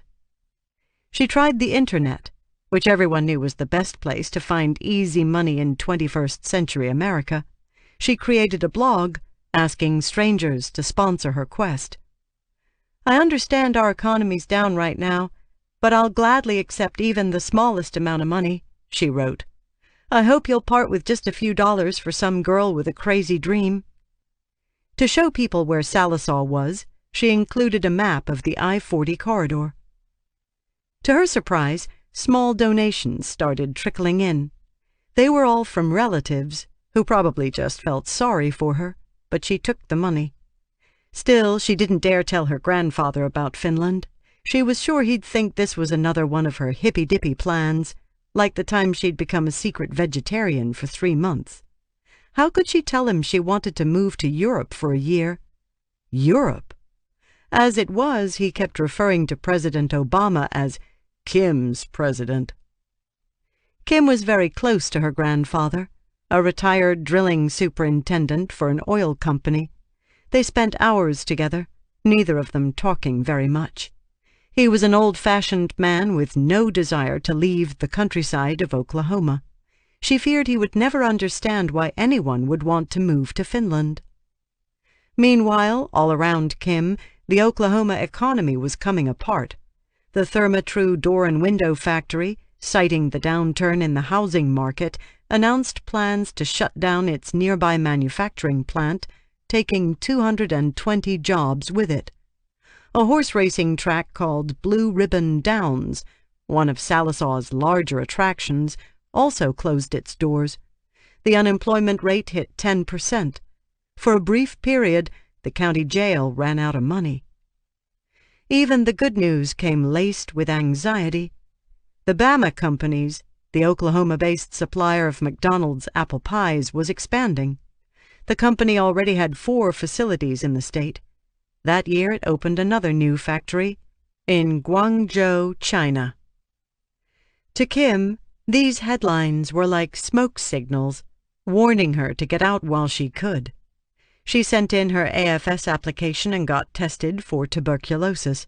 She started teaching herself Finnish, watching videos of Finnish bands on YouTube, impressed that any language could deploy 6 syllables just to convey the word pink.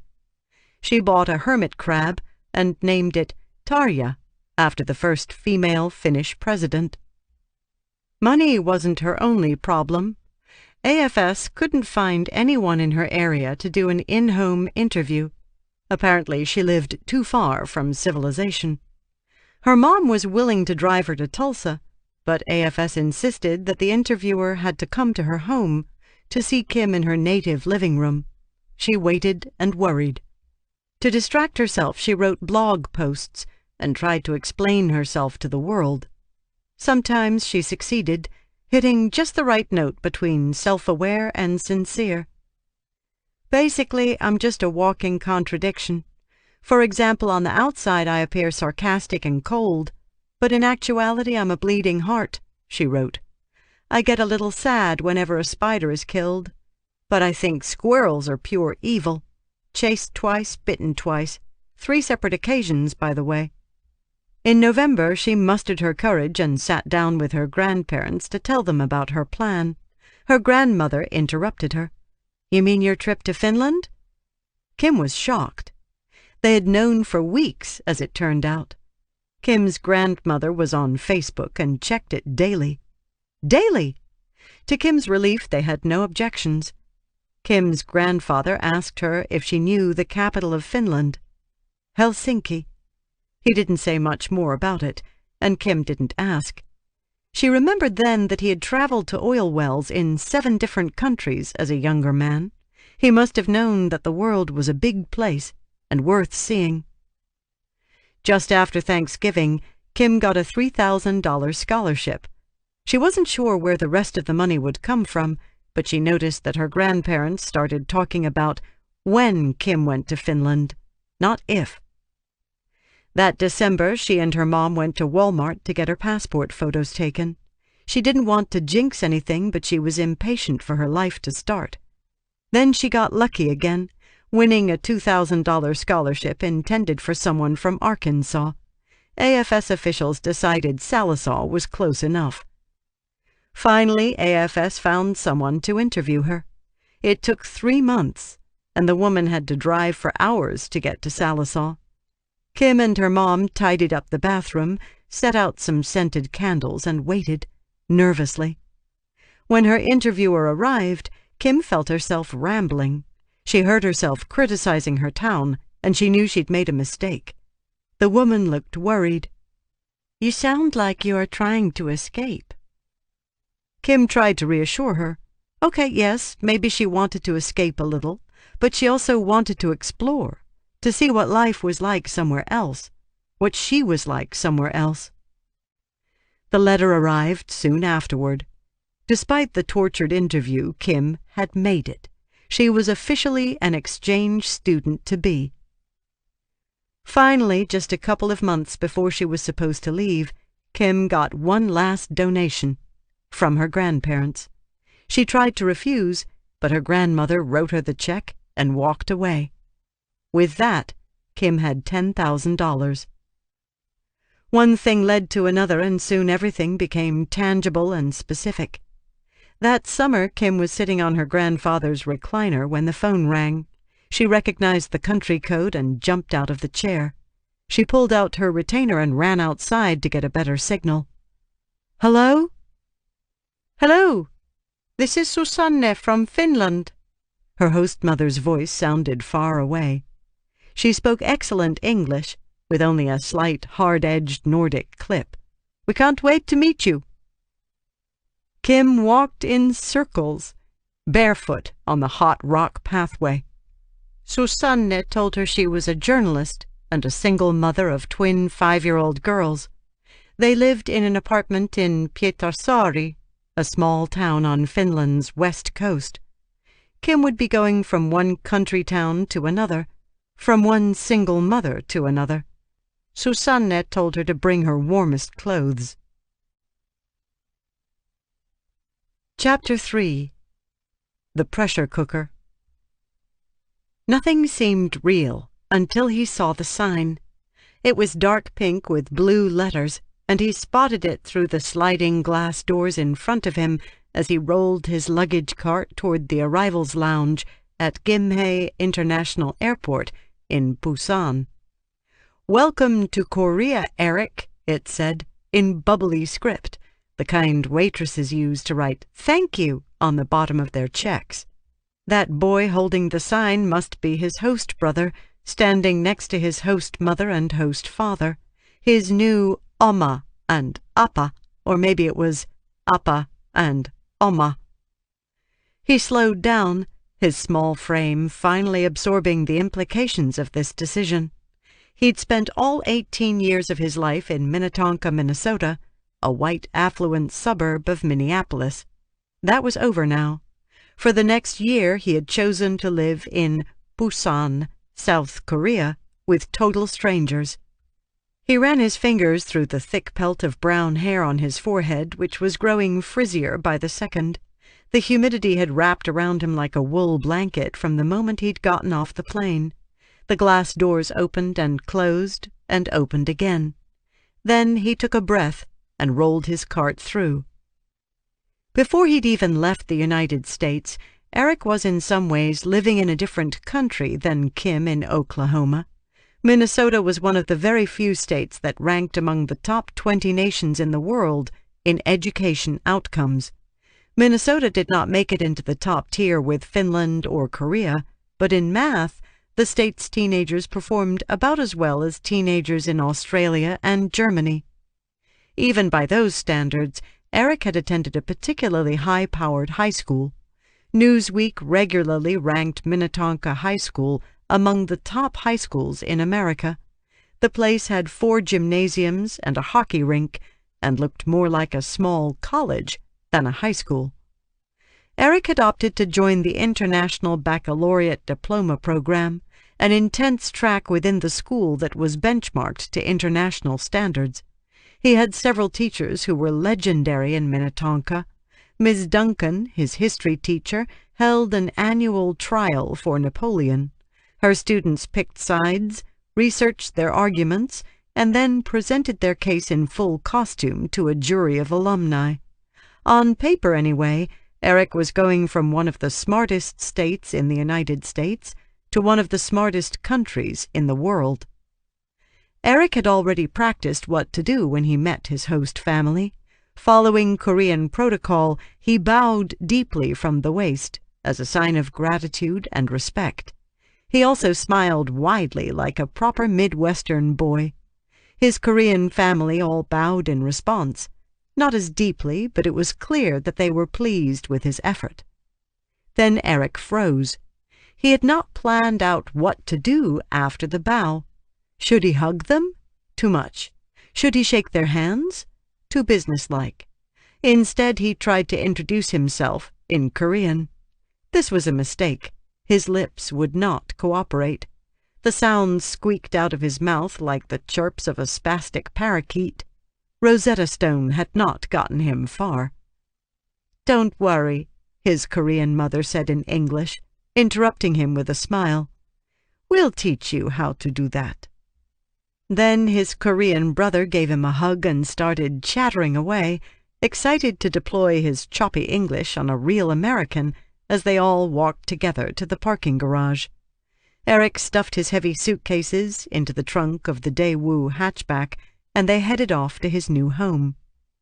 At first, the car sped through a long tunnel that went on, revealing nothing of Eric's new city. But then suddenly the Daewoo surged into the open air. He looked back through the rear window and saw a steep, lush mountain behind them. They had driven through the middle of the rock and now emerged into the heart of Busan, a pulsing city with nearly 10 times the population of Minneapolis. To Eric, Busan looked like a city stacked on top of a city, a kaleidoscope of commerce and color. He strained his neck, looking up through the window, and he recognized what looked like a pharmacy built on top of a police station, perched on top of a Dunkin' Donuts, their glowing green, yellow, and pink signs cantilevered out over the street. Cranes sliced up the skyline like windmills, each marking a high-rise in progress. "This is amazing!" Eric exclaimed in English as the car merged onto the Diamond Bridge, a suspension bridge that sheared across the sea, running the length of 80 football fields. From the front seat, his host mother smiled. On one side of the bridge, Eric could see the Pacific Ocean stretching out to the horizon, calm and polished. It was nighttime by then, and the bridge's white spotlights spilled out onto the expanse of water below. On the other side of the bridge he saw a city in full. It was like watching split-screen television. Neon-lit skyscrapers were lined up like dominoes along the edge of the water, as if the gods had dropped a booming metropolis right onto a beach. The host family lived in an apartment on the 7th floor of a luxury skyscraper complex called Lotte Castle. Eric got his own bathroom, a rare amenity in Korea's crowded cities. One morning, shortly after his arrival, he and his host mother walked outside to catch the number 80 bus. By then, Eric had emerged from the fog of jet lag and was eager to visit Namsan, the Korean high school he would be attending for the next year. He had read that Korean students performed at the top of the world on international tests, just like the Finns. He also knew that Korea had one of the highest high school graduation rates in the world, far higher than the United States, despite having dramatically less wealth. Getting on the bus, he felt nervous in a detached way, like an anthropologist on a field visit. Eric had already graduated from high school in Minnesota, so he was not worried about passing exams or getting credit. He was in Korea for a break, or so he thought. A lot had happened in the last few years of his life. He'd worked extremely hard to keep up with his international baccalaureate classes, pushing himself to stay up later and study harder. He'd also come out to his family at age 16. His parents had been supportive, and he was now comfortable talking about his sexuality openly. He didn't plan to talk about being gay often in Korea, a very conservative country, but he didn't plan to lie to anyone either. He hoped that, as an outsider, he would be exempt from the worst cultural strictures. He was here for the experience, determined to keep his mind open to whatever he found. Next year he would go to college, and it was hard to say when he'd have this kind of adventure again. The bus stopped at the top of a long hill, outside a flimsy metal archway. Eric and his host mother got off and walked across a dirt field where a group of students were playing pickup soccer, kicking up a cloud of dust in the humid morning air. Looming behind the field, up on an incline, was Namsan High School. It was a massive 4-story red brick compound that stretched on and on, bending at an angle at one point as if to fit between all the neighboring high-rises. Inside, a single hallway ran the full length of each floor. It felt very cramped and very vertical compared to Eric's school back home. Nothing looked dirty exactly, but the school had clearly seen a lot of use. The walls were dinged, and the whiteboards were scuffed. The curtains were tied back haphazardly to let in fresh air, not to look nice. In this school, function clearly came before form. Eric and his host mother met up with an exchange student from Canada who had also just arrived. The hallway was quiet, and through the open doors Eric could see students sitting behind rows of desks. The shrieking began without warning. First one girl and then another, and soon dozens of girls were screaming in unison. Eric froze. What had happened? Had he done something wrong? Triggered some invisible alarm? The shrieking was the kind of screeching he'd heard on old news footage of the Beatles appearing on the Ed Sullivan Show. It was high-pitched and sustained, and it started a chain reaction. Students from other classrooms spilled into the hallway to investigate. Groups of girls approached in gaggles, still shrieking, which was when Eric realized that this hysteria was for them. "Hello!" one of the boys shouted in thickly accented English. "How are you?" Eric smiled, eyebrows raised, uncertain whether to be flattered or frightened. A boy reached out to high-five him, and he cautiously complied. "We're rock stars," he whispered to the Canadian girl. The adults ushered them away for a brief meeting with the principal. They didn't stay long. For the exchange students, classes would begin the next week. Soon afterward, he and the Canadian left to catch the bus home. Walking down the front steps and across the dirt field, they heard yelling behind them. Eric looked back and saw kids hanging out of 5 or 6 classroom windows to wave goodbye. They were smiling, high up in the air. He smiled and waved back. Strange as the experience had been, it felt good to be so warmly welcomed. Before turning the corner to catch the bus a few minutes later, Eric glanced back one last time. The kids were still there, lined up at the institutional windows with their arms dangling out, as if they wanted to get as far from the building as they could without actually falling. Watching them, the feeling of gratitude faded slightly. In its place, he felt something more foreboding. "Have you ever shot anyone?" He hoped that the uniform would help him blend in. It was early in the morning on his first full day of school, and Eric was putting on the dark blue pants and the white collared shirt required for all Namsan students. His exchange counselor from the Rotary Club had gotten it for him. She'd also explained that he would be assigned to a class with kids 2 years younger than he was. The older kids, she'd said, were too busy to talk to him. They had to study for the college entrance test. This exam was so important, so all-consuming, that going to school with them would be like going to school in solitary confinement. Eric had nodded as though he understood. The SAT was a big deal in Minnetonka, too. As Eric made his way to sociology, his first class, he tried to make himself as small as possible, to minimize the screaming. In the back of his classroom, he put his outdoor shoes in a nook and traded them for indoor flip-flops, just like the other students. He noticed that many of the kids wore colorful socks with sayings he couldn't understand, or cartoon images of Batman. The school banned makeup, earrings, long hair, and hair dye, so socks seemed to be the main outlet for free expression. Eric found an empty seat near the front and waited for class to begin. Looking around, he noticed that the classroom looked a lot like a Minnesota classroom might have looked 30 years earlier. There were wooden and metal desks, lined up in rows, and a faded chalkboard at the front. At his high school in Minnetonka, every classroom had an interactive electronic whiteboard that usually cost a couple of $1,000s, and teachers had wireless clickers to hand out to students for instant polling. However, Korea's cultural obsession with digital toys did not seem to extend to this classroom, which was utilitarian and spare. As the other students filed into the classroom, they crowded around Eric's desk. The class was large by Eric's standards, bursting with over 30 students, but typical for Korean classes. "Have you ever ridden a horse? Have you met Brad Pitt? Do you own a farm? Have you ever shot anyone?" Eric remembered hearing that the Koreans were known as the Italians of Asia, more emotive and chatty than the Japanese or Chinese.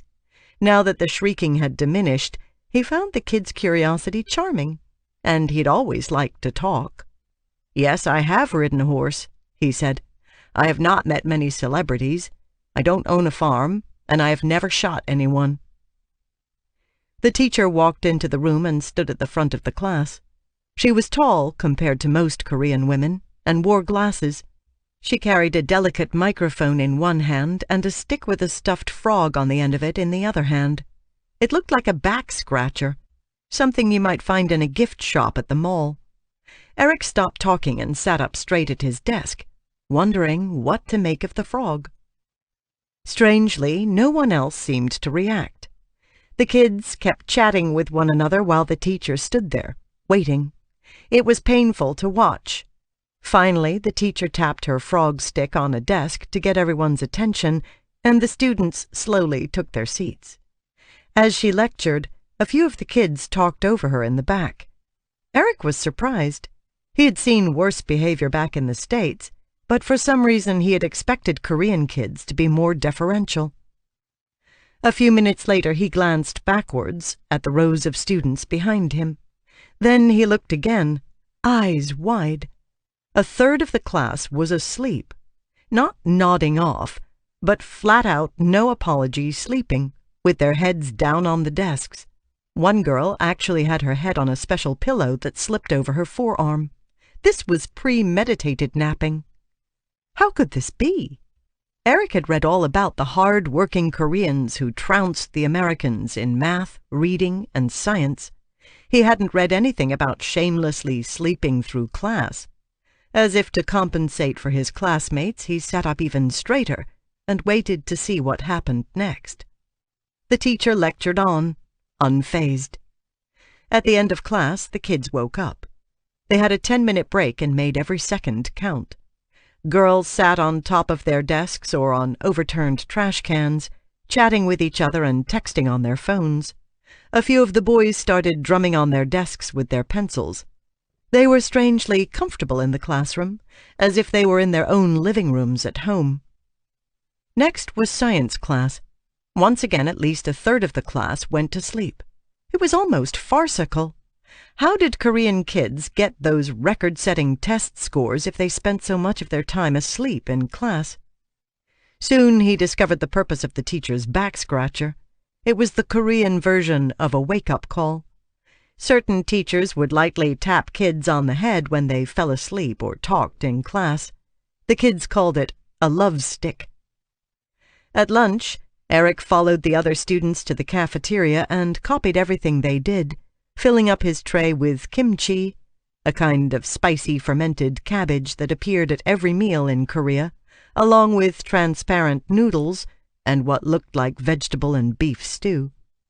He was relieved to see the Canadian and sat down with her to eat. It was a treat to have a real, freshly cooked meal, not the warmed-up prefab entrees he got at Minnetonka. For a moment, sitting there in the warm cafeteria twirling noodles with chopsticks, Eric felt as though he'd made the right decision in coming to Korea. The kids he'd graduated with were all starting college now.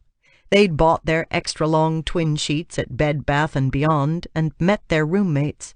They were going to freshman writing seminars and fraternity parties.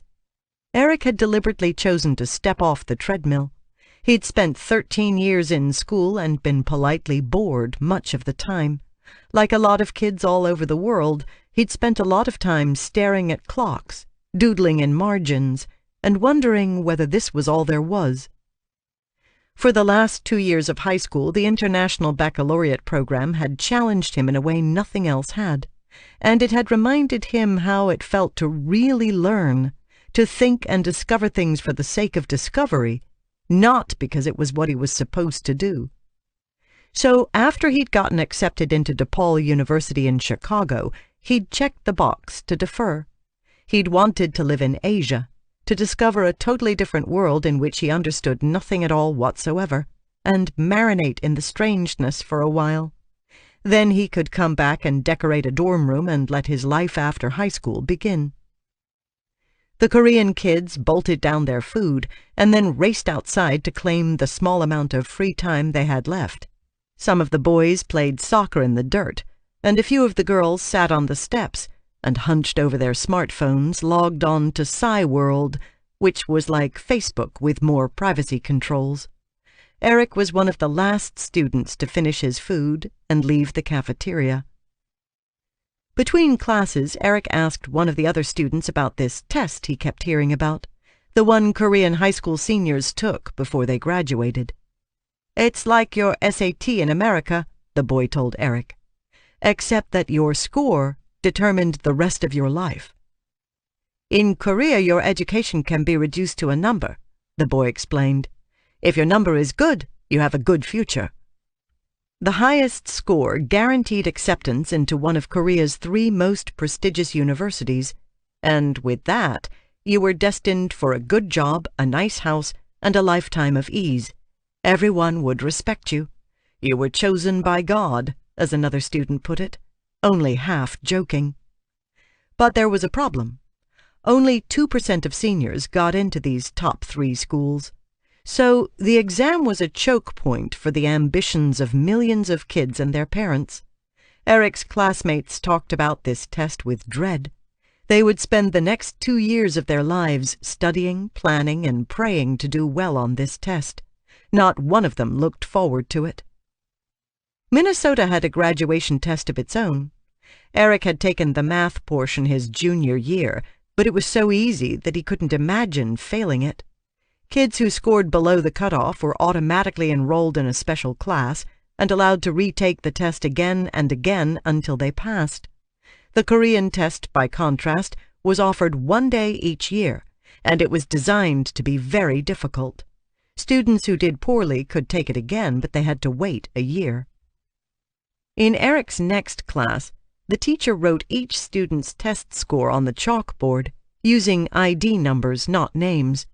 But all the kids knew each other's numbers. It was the first of many times that Eric would see his classmates publicly ranked. One girl put her head in her hands, and another just shook her head. Most of the tests at the school were graded on a curve, so only 4% of kids could get the top score, regardless of how hard they worked. On and on went the hierarchy, all the way to the 9th and worst possible score, which the bottom 4% of the class earned every time. Everyone in Eric's class knew everyone else's ranking, not just on this test, but on everything. The top 28 kids in the grade were the class heroes, and also the martyrs. Because they had the most to lose, they worked hardest of all. At 2:10, Eric left school early. Since he was an exchange student, he was exempt from having to experience the full force of the Korean school day. He asked one of his classmates what would happen after he left. "We keep going to school." Eric looked at him blankly. "Until when?" "Classes end at 4:10, he said. Then he went on.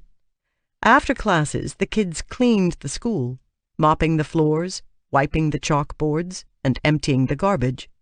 The kids who had received demerits for misbehaving or letting their hair grow too long had to wear red pinnies and clean the bathrooms. Work, including the unpleasant kind, was at the center of Korean school culture, and no one was exempt. At 4:30, everyone settled back in their seats for test prep classes in anticipation of the college entrance exam. Then they ate dinner in the school cafeteria. After dinner came yaja, a 2-hour period of study loosely supervised by teachers.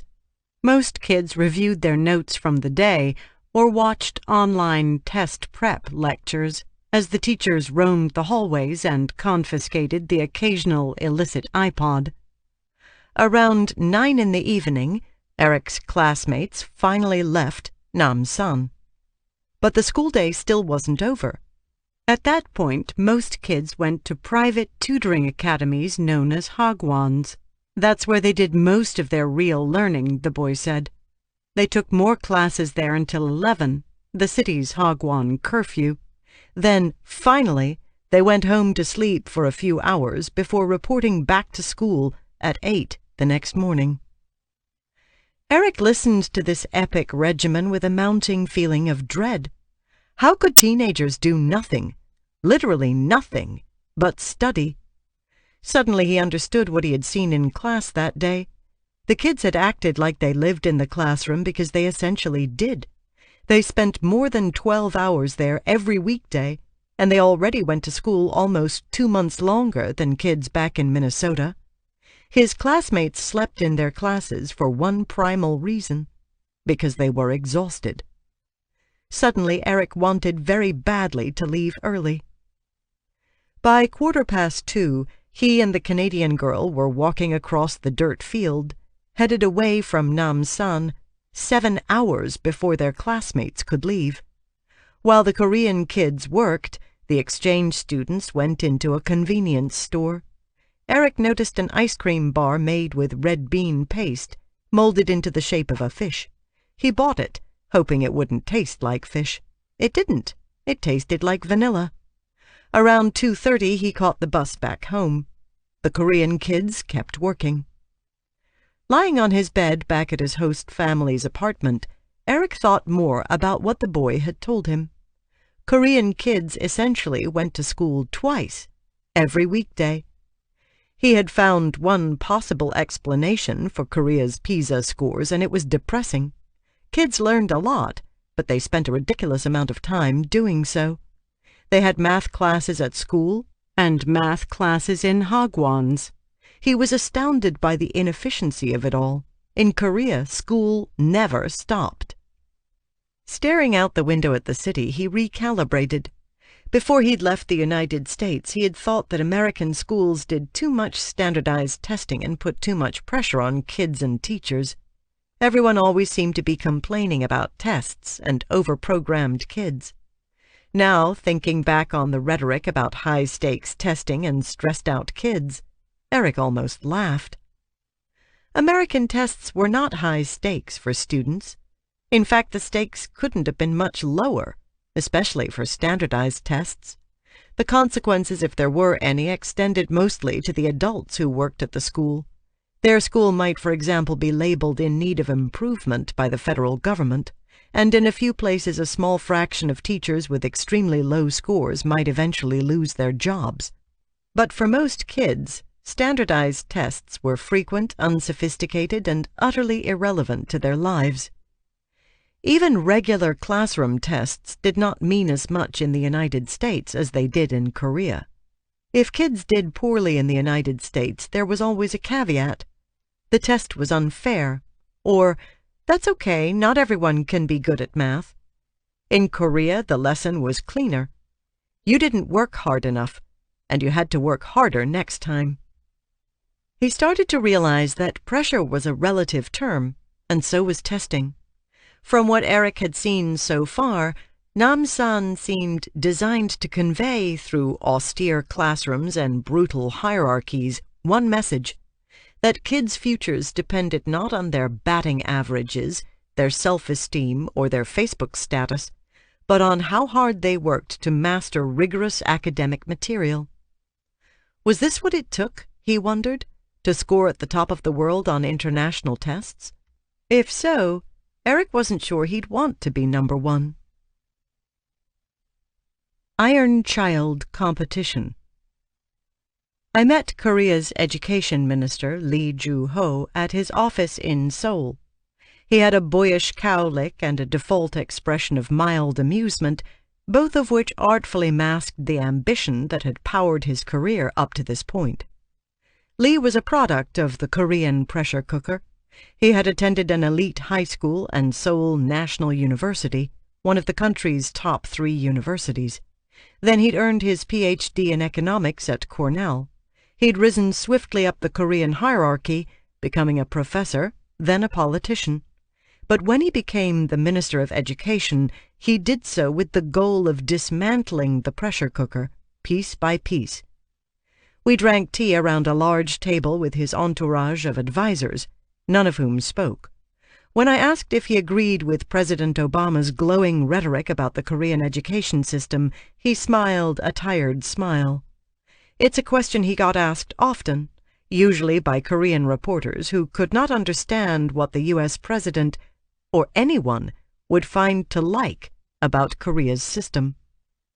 "You Americans see a bright side of the Korean education system," he said, "but Koreans are not happy with it." In some ways, Korea was an extreme manifestation of a very old Asian tradition. Chinese families had been hiring test prep tutors since the 7th century. Civil service exams dated back before the printing press. In 10th century Korea, ambitious young men had to pass an exam to get a government job. The high-stakes test was, in practice, accessible only to the sons of the elite, who could afford the ancient version of test prep. Despite the American stereotype that Asians excelled in math and science, regular Koreans were not, historically, so smart. Confucius may have instilled Koreans with an appreciation for the value of long, careful study, but the country had no history of excelling in math.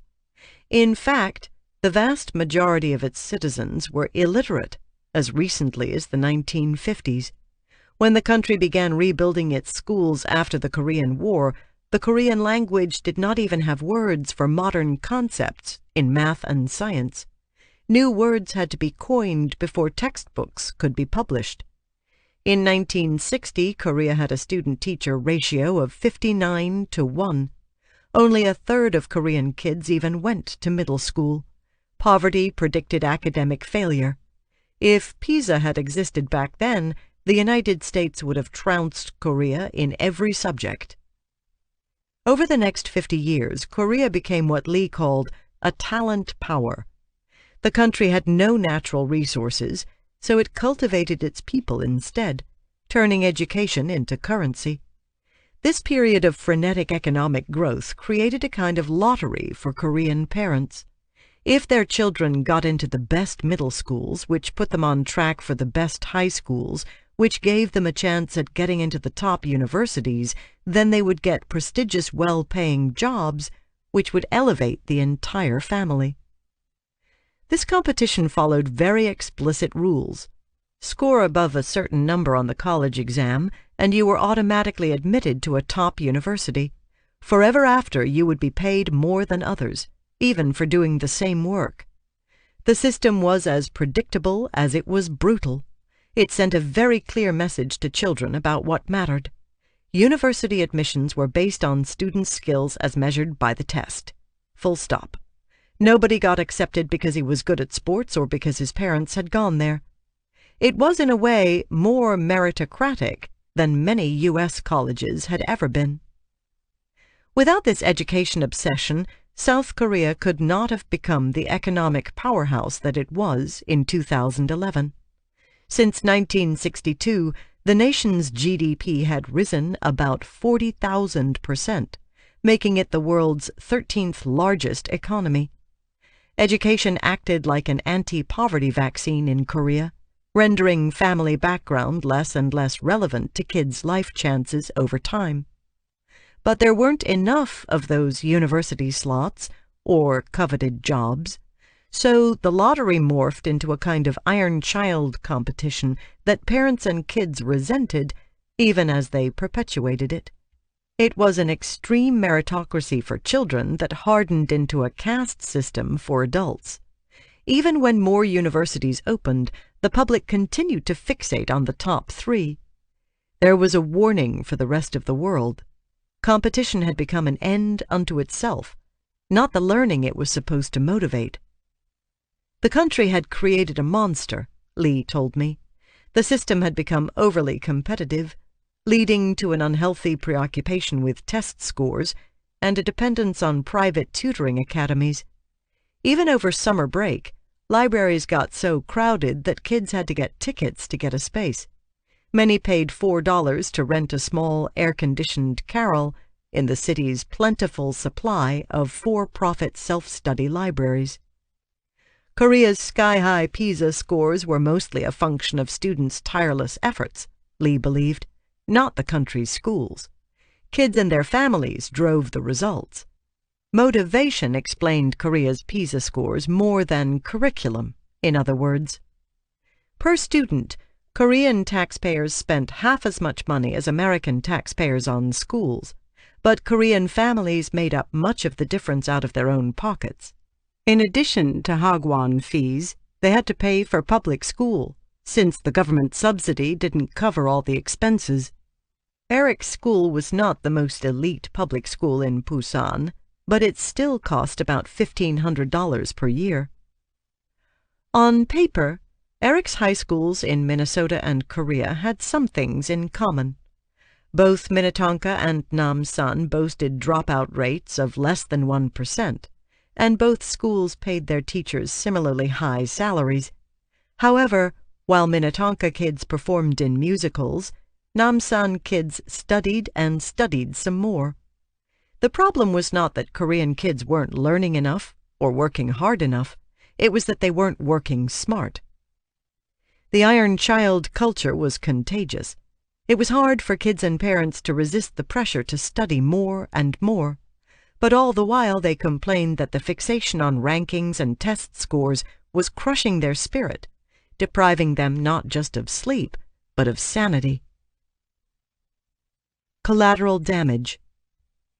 One Sunday morning during that school year, a teenager named G stabbed his mother in the neck in their home in Seoul. He did it to stop her from going to a parent-teacher conference. He was terrified that she'd find out that he'd lied about his latest test scores. Afterwards, G kept his secret for 8 months. Each day he came and went to school and back again as if nothing had changed. He told neighbors his mother had left town. To contain the odor of her decomposing body, he sealed the door to her room with glue and tape. He invited friends over for ramen. Finally, his estranged father discovered the corpse, and G was arrested for murder. This ghastly story captivated the country, as might be expected, but for specific and revealing reasons. G's crime was not, in the minds of many Koreans, an isolated tragedy. It was a reflection of a study-crazed culture that was driving children mad. According to his test scores, G ranked in the top 1% of all high school students in the country, but in absolute terms, he still placed 4,000th nationwide. His mother had insisted he must be number 1 at all costs, G said. When his scores had disappointed her in the past, he said, she'd beaten him and withheld food. In response to the story, many Koreans sympathized more with the living son than the dead mother. Commentators projected their own sour memories of high school onto G's crime. Some went so far as to accuse the mother of inviting her own murder. A Korea Times editorial described the victim as one of the pushy tiger mothers who are never satisfied with their children's school records, no matter how high their scores. As for G, he confessed to police immediately, weeping as he described how his mother had haunted his dreams after he'd killed her. At the trial, the prosecutor asked for a 15-year prison sentence. The judge, citing mitigating circumstances, sentenced the boy to 3.5 years. Meanwhile, Korean politicians vowed anew to treat the country's education fever, as it was called. Under Lee's tenure, the ministry had hired and trained 500 admissions officers to help the country's universities select applicants the way U.S. universities did, which is to say, based on something other than just test scores. Almost overnight, however, new hagwons cropped up to help students navigate the new alternative admissions scheme. Hundreds of students were accused of lying about their hometowns to get preferential spots reserved for underprivileged rural families. One parent fabricated a divorce to take advantage of a preference for single-parent children. The fever raged on. The country's leaders worried that unless the rigid hierarchy started to nurture more innovation, economic growth would stall and fertility rates would continue to decline as families felt the pressure of paying for all that tutoring. To retroactively improve public schools so that parents would feel less need for hagwons, Lee tried to improve teaching. Korea already had highly educated elementary school teachers, relative to the United States and most countries. Korean elementary teachers came from just a dozen universities that admitted the top 5% of applicants, and they were well trained.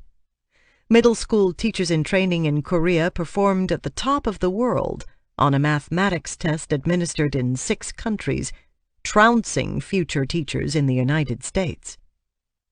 Korea's high school teachers were not as impressive, however.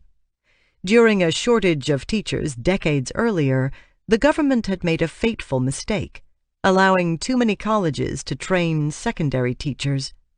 Those 350 colleges had lower standards than the elementary training programs. Like the more than 1,000 teacher training colleges in the United States, the Korean programs churned out far more teachers to be than the country needed. Teacher preparation was a lucrative industry for colleges, but the lower standards made the profession less prestigious and less effective. Because, as one Korean policymaker famously said, the quality of an education system cannot exceed the quality of its teachers. To elevate the profession, Lee rolled out a new teacher evaluation scheme to give teachers useful feedback and hold them accountable for results. Under the new system, teachers were evaluated in part by their own students and their parents, who filled out online surveys, as well as other teachers, an approach meant to approximate the 360-degree review used in many businesses. Unlike the model used by many U.S. districts, Korea's teacher evaluation scheme did not include student test score growth. Officials I talked to seemed to want to use this data, but they didn't know how to assign accountability, since so many students had multiple teachers, including outside tutors, instructing them in the same subjects. Under Korea's new rules, low-scoring teachers were supposed to be retrained. But, as in U.S. districts where reformers have tried imposing similar strategies, teachers and their unions fought back, calling the evaluations degrading and unfair. Pretty policies on paper turned toxic in practice. As a form of protest, some Korean teachers gave all their peers the highest possible reviews. In 2011, less than 1% of Korea's teachers were actually sent for retraining, and some simply refused to go. After his first year in office, one of Lee's biggest accomplishments was that spending on hagwons had declined. The figures went down just 3.5%, but he considered it a major victory nonetheless. Listening to Lee, I realized that the rest of the world could learn as much from what worked in Korea as from what didn't work. First, countries could change. That was hopeful. Korea had raised its expectations for what kids could do despite epidemic poverty and illiteracy. Korea did not wait to fix poverty before radically improving its education system, including its teacher colleges. This faith in education and people had catapulted Korea into the developed world. Second, rigor mattered. Koreans understood that mastering difficult academic content was important. They didn't take shortcuts, especially in math. They assumed that performance was mostly a product of hard work, not a God-given talent. This attitude meant that all kids tried harder, and it was more valuable to a country than gold or oil. As Eric had noticed on his first day, Korean schools existed for one and only one purpose, so that children could master complex academic material. It was an obvious difference. U.S. schools, by contrast, were about many things, only one of which was learning. This lack of focus made it easy to lose sight of what mattered most. For example, U.S. schools spend a relatively large sum of money on sports and technology instead of, say, teachers' salaries. When I surveyed 202 exchange students from 15 countries, they overwhelmingly agreed that they saw more technology in U.S. schools. Even students from high-performing countries said they saw more technology in their U.S. classrooms than back home. 7 out of 10 American teenagers who had been abroad agreed. Americans had tricked-out classrooms with interactive whiteboards, high-tech projectors, and towers of iPads. However, there was little evidence that these purchases had paid off for anyone other than the technology vendors themselves. Third, and this was Lee's most immediate problem, in places with extreme levels of student drive, winning the competition could become the goal in and of itself. Families and kids could lose sight of the purpose of learning and fixate obsessively on rankings and scores. In some high-income American neighborhoods, kids experienced a version of this compulsion, working day and night to get into an Ivy League college and prove themselves perfect on paper, perhaps only later wondering why. This obsession remained relatively mild in the United States, as shown by the persistently low math performance of even the wealthiest U.S. kids, and the fact that only 15% of teenagers took after-school lessons in the United States, a rate below average for the developed world. However, a small number of kids, many of them Asian American, lived their own westernized version of the Iron Child competition. Finally, it was clear that the real innovation in Korea was not happening in the government or the public schools. It was happening in Korea's shadow education system, the multi-million-dollar after-school tutoring complex that Lee was trying to undermine. I realized that If I wanted to see what a truly free market education system looked like, I would have to stay up late. Personally, Lee thought Finland was a far better model than his own country. After all, Finland spent less per pupil on education, and just 1 in 10 kids took after-school lessons. In Korea, 7 in 10 took extracurricular lessons. Both countries scored at the top of the world on PISA, but however you looked at it, Finnish children got a far better deal. There was more than one way to become a superpower, Lee warned. Take care to choose the high road. Claustrophobic in Korea. After visiting the minister in Seoul, I took a high-speed train to Busan, the booming beachfront city on the southern coast of Korea. Eric offered to give me a tour. He showed up at the lobby of my hotel in his white-rimmed sunglasses and a messenger bag, eager to please. "Do you feel like Korean food? Or are you already sick of it? Have you had Korean pizza? It's crazy. Or we could do sushi." Eric loved Korea.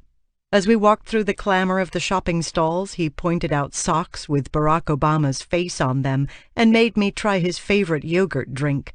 We made a special stop at a gift store so he could show me the infamous napping pillows, demonstrating how they slipped over the wrist for effortless comfort. "I adapt really well to places," he told me. He had diligently worked on his Korean and could now navigate gracefully through restaurants and casual conversations. He ordered sweet potato pizza for both of us.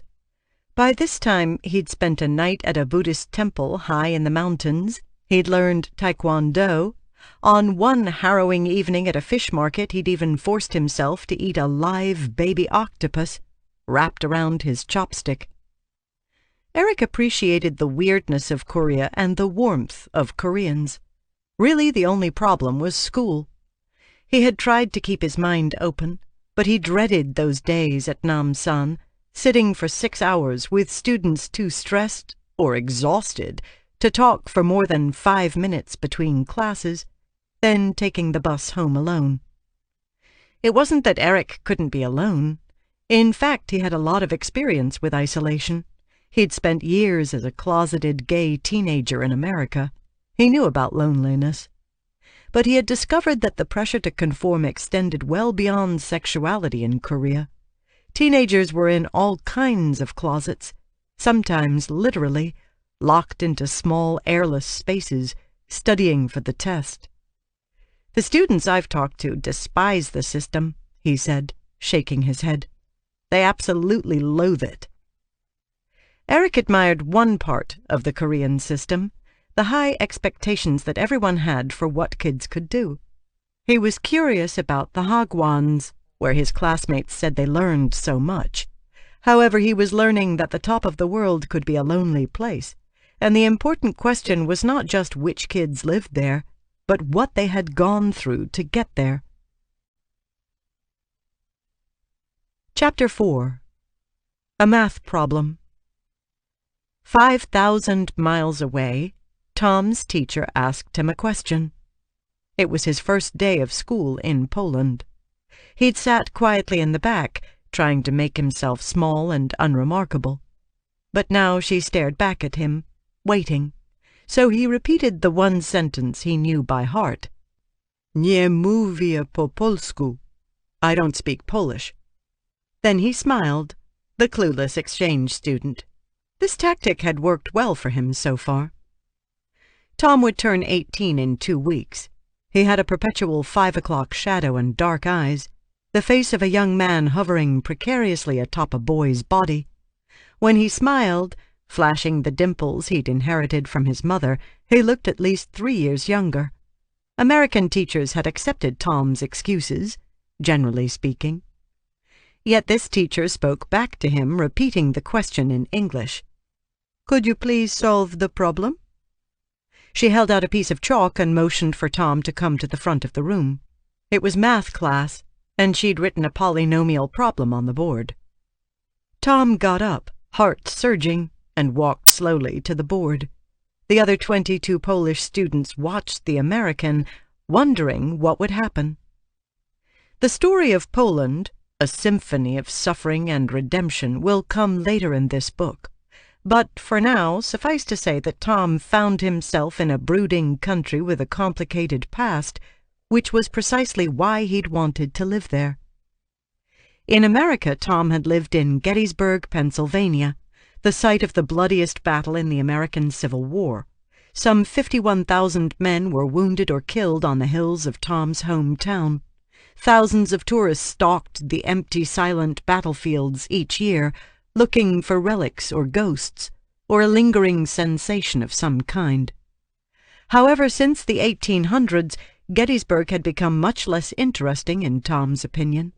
It was a rural village 2 hours and a world away from Washington, D.C.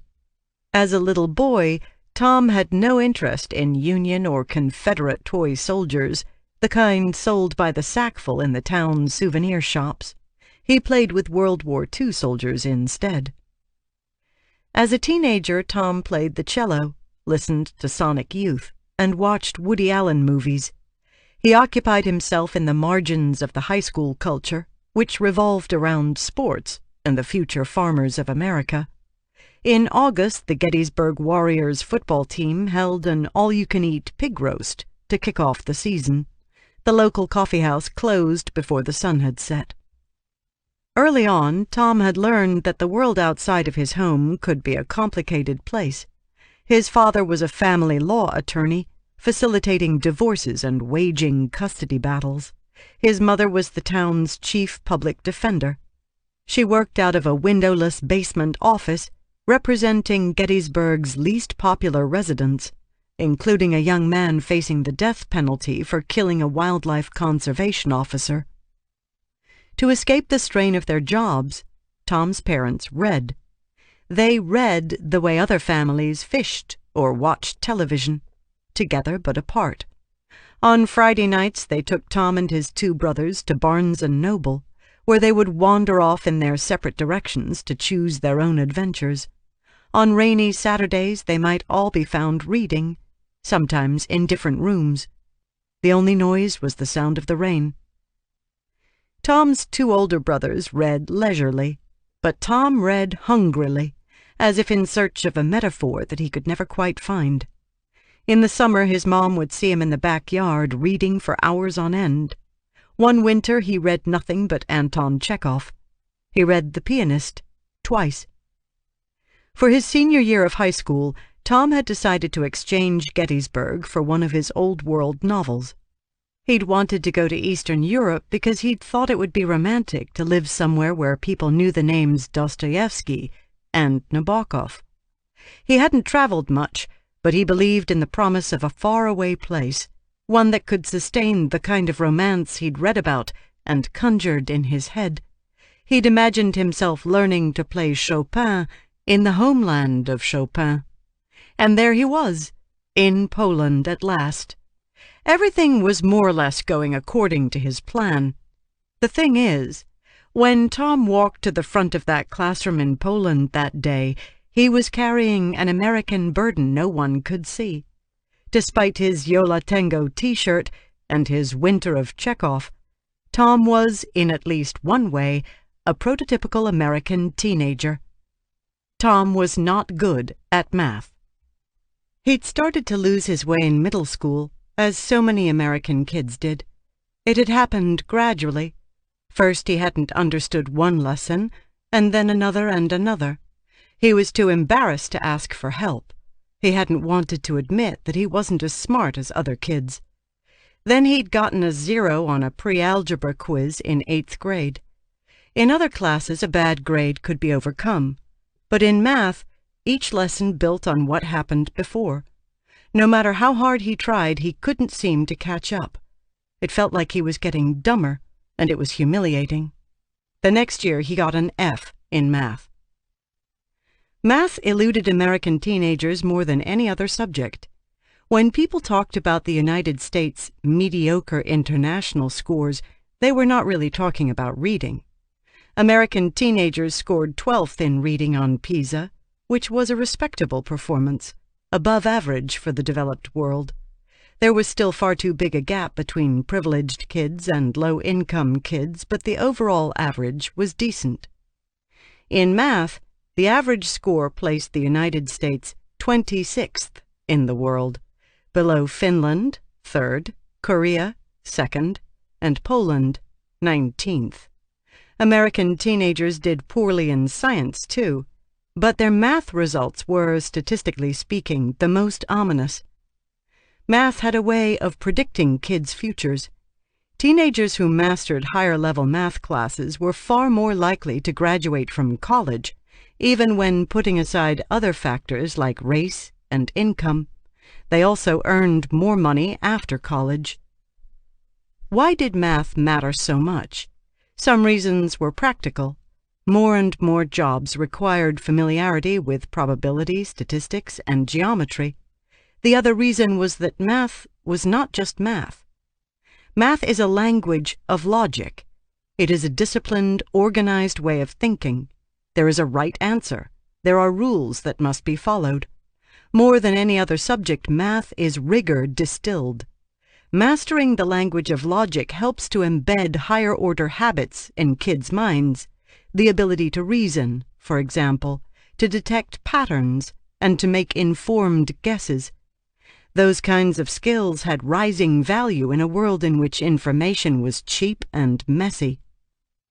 America's math handicap afflicted even its most privileged kids, who were more privileged than the most advantaged kids in most other countries, including Poland. Our richest kids attended some of the most well-funded high-tech schools in the world. Yet these kids, including the ones who went to private school, still ranked 18th in math compared to the richest kids in other countries. They scored lower than affluent kids in Slovenia and Hungary and tied with the most privileged kids in Portugal.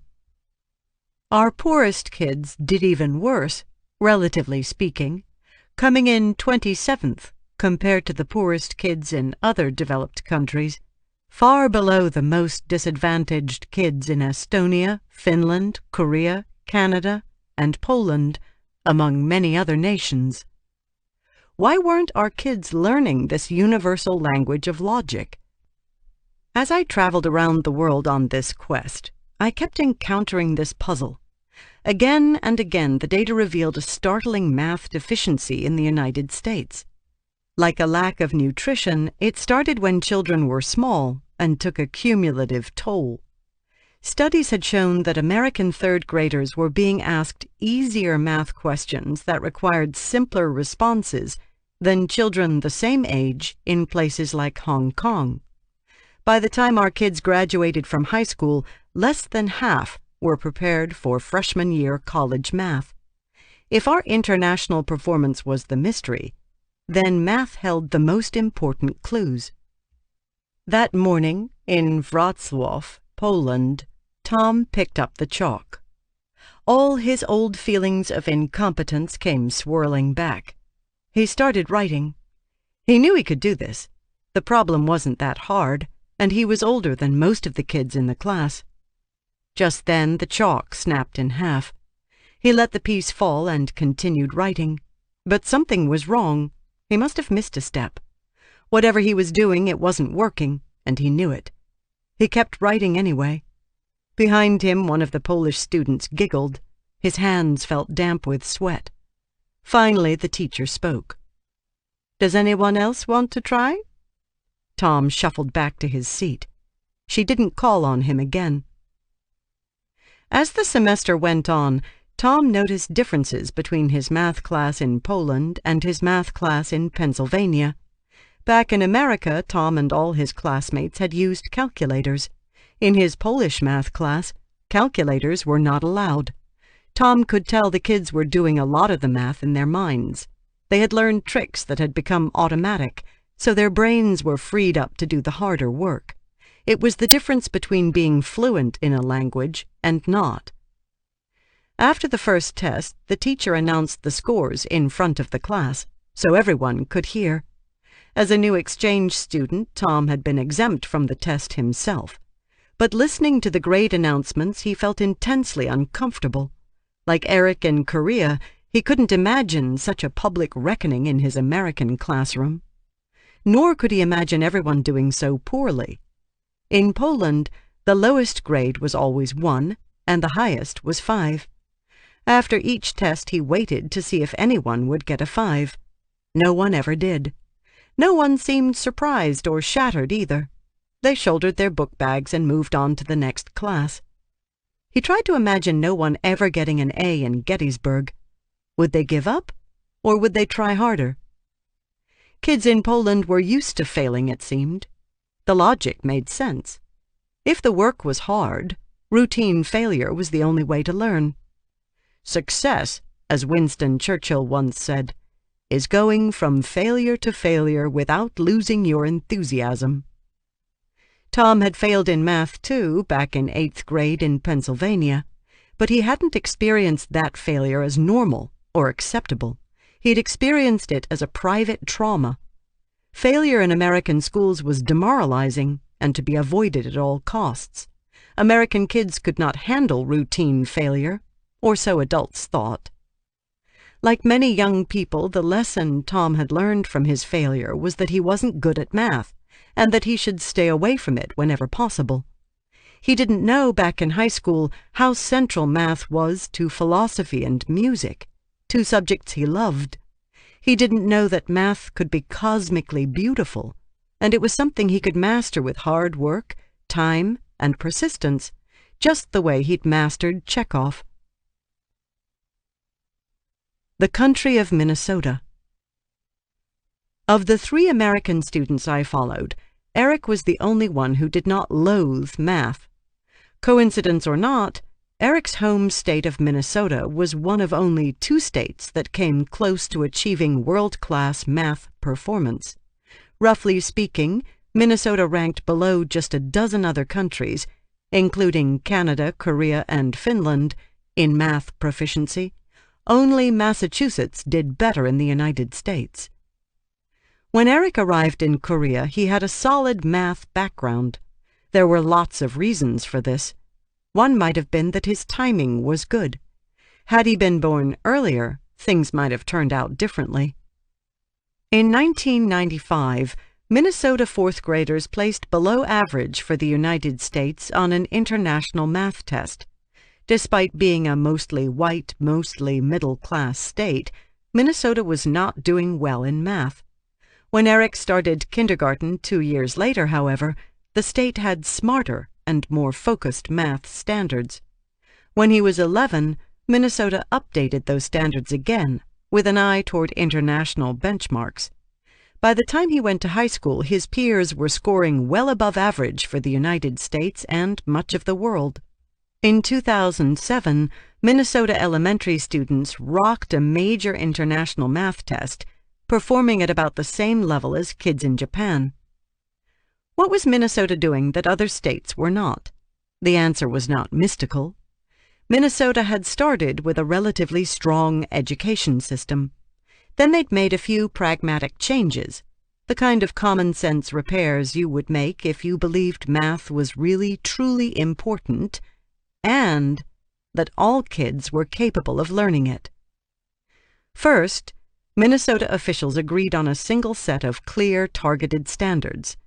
That one change was radical. With that, the state overcame the most glaring problem with America's fragmented system. Until then, Minnesota teachers, like teachers nationwide, had been buffeted by clashing guidance about what to teach. Many American teachers had to contend with both state and local district standards, which frequently conflicted with one another. Then, each spring, teachers had to prepare kids for standardized tests, which often had no connection to the various standards or curriculum. Caught in a web of crisscrossing mandates, they had to choose which to ignore and obey. The purpose of American education was muddled in all kinds of ways. The farther away I got, the more obvious that truth became. There was no better metaphor for this mission confusion than the American textbook. American teachers taught with textbooks that were written to appease thousands of districts and many states all at once, as education researcher William Schmidt has documented in detail. That meant that American textbooks tended to be far too long, covering and repeating way too many topics in too little depth. Internationally, the average 8th grade math textbook was 225 pages long. In the United States, 8th grade math texts averaged 800 pages.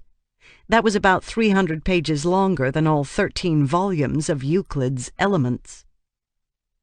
America's tradition of local control was a nightmare for teachers. They were left to pick and choose between clashing standards as best they could, repeating subjects again and again under the direction of repetitive, sprawling textbooks. Some of the kids who came to them each fall had covered prime numbers. Some had not. It was hard to predict.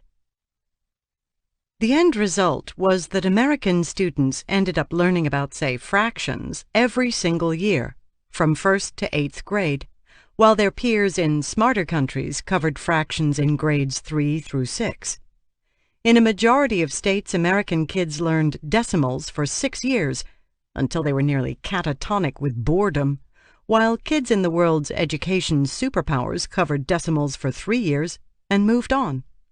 That meant that all the time American kids spent going over and over fractions and decimals could not be spent learning other things. It also meant that different algebra classes within the same school or district covered wildly different material depending on a given teacher's sampling of the textbook. Geometry textbooks were particularly arbitrary. 2 American geometry books typically had next to nothing in common with each other. This partly explained the roller coaster of data coming out of schools around the country, the big and unexplained differences in what kids knew. In Minnesota, a coherent, clear set of standards, which focused on a few important topics each year rather than dozens, had helped repair this damage. At the same time, elementary students across the state started spending 60 minutes per day on math, up from 30 minutes in 1995. Something else had happened, too. The new standards not only covered fewer topics in more depth, they featured more challenging material. Eric may have been bored at times, but he was nowhere near as bored as he would have been in most other places in the United States. His state had intentionally modeled its math education after the best practices used in the world's education superpowers, and succeeded. The year that Eric was in Korea, the rest of the United States was considering doing what Minnesota had done. In defiance of a long history of incoherent standards and irrational localism, 45 states agreed to adopt new, more rigorous standards as to what kids should know in math and reading. Known as the Common Core, they were modeled after standards in the education superpowers. Kids would no longer have to dabble in fractions for 8 years. They would dispense with the subject in 5 years, starting a couple years later than before, but going into more depth. Even still, critics attacked the Common Core standards as a violation of local authority. Others pointed out that if teachers didn't have the math skills or training to bring the standards to life, they would just be words on a piece of paper. Ironically, Minnesota officials declined to adopt the standards, choosing to continue with the ones the state already had in place. Texas, Virginia, and a handful of other states did the same. It remained to be seen if America would take this one obvious step toward world-class schools, or reverse course yet again. Interestingly, the only class that Eric actually enjoyed in Korea was math. He noticed it on his first day of school. Something was very different about how math was taught in Korea, something that not even Minnesota had figured out. The class was ostensibly a geometry class. Since he'd already taken geometry and graduated from high school, Eric understood most of it. He noticed, however, that the students were learning geometry in a totally different way from how he had learned it. The teacher wove trigonometry and calculus into the lesson, following the thread of the lesson across disciplines, as though geometry were just one solar system in a larger universe of math. Together, the different disciplines could solve problems in the real world, where mathematics was not boxed into neat categories. Geometry was the study of shapes, after all, and calculus was the study of change. To figure out how shapes behaved when they changed, perhaps to design a video game, you needed both. Eric felt himself waking up.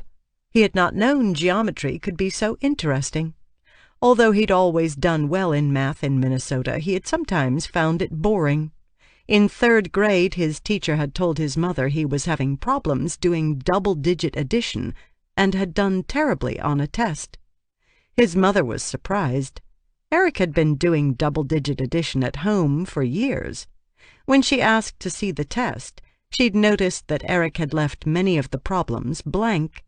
Then she'd held the paper at arm's length, and she could see that the problems he had answered formed a shape. It was the letter E. Eric had been so bored in math that he'd started carving his initial into the test. In Korea, math moved fluidly. When the teacher asked questions, the kids answered, as if math were a language that they knew by heart.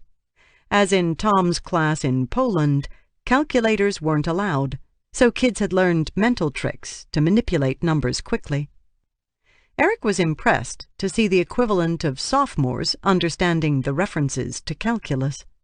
These kids, who were not in any kind of advanced class, were doing math well above the level of the typical sophomore back home. If Minnesota had found kids could rise to high expectations in math, Korea had proven that the ceiling was higher still. The rest of the country, for the most part, continued to underestimate what kids could do, and the kids themselves knew it. When Kim, Eric, and Tom were growing up, 4 out of every 10 American 4th graders said their math work was too easy. By 8th grade, 7 out of 10 kids went to schools that did not even offer algebra courses with the kind of content that was standard in most other countries. It was only logical that American kids were behind their peers in the smart kid countries. They were essentially taking remedial math, whether they needed it or not. Compared to countries around the world, the typical 8th grade math class in the United States featured 6th or 7th grade content. By the same measuring stick, the highest performing countries taught 8th graders 9th grade math. Why were American kids consistently underestimated in math? In middle school, Kim and Tom had both decided that math was something you were either good at or you weren't, and they weren't. Interestingly, that was not the kind of thing that most Americans said about reading. If you weren't good at reading, you could, most people assumed, get better through hard work and good teaching. But in the United States, math was, for some reason, considered more of an innate ability, like being double-jointed. The truth was that American adults didn't like math or think it was critical to kids' life chances. In 2009, most American parents surveyed said it was more important to finish high school with strong reading and writing skills than with strong math and science skills. It was almost as though math was optional, like drawing. Half of those parents said that the science and math their children were learning in school was just fine, and they were right, based on a standard from a different era. But based on the standards of modernity, all decent jobs required some math and science fluency. Contractors needed to be able to factor inflation into cost estimates. X-ray technicians used geometry. In real life, math was not optional, and it hadn't been for some time. It was widely accepted that young children could learn foreign languages with ease. At ages 2 and 3, their brains absorb and integrate a second or third language at a pace that 10-year-olds could not begin to match. Why hadn't we realized that they could do the same thing with the language of math? Early childhood programs in America pushed reading, arts and crafts, and behavior, important skills.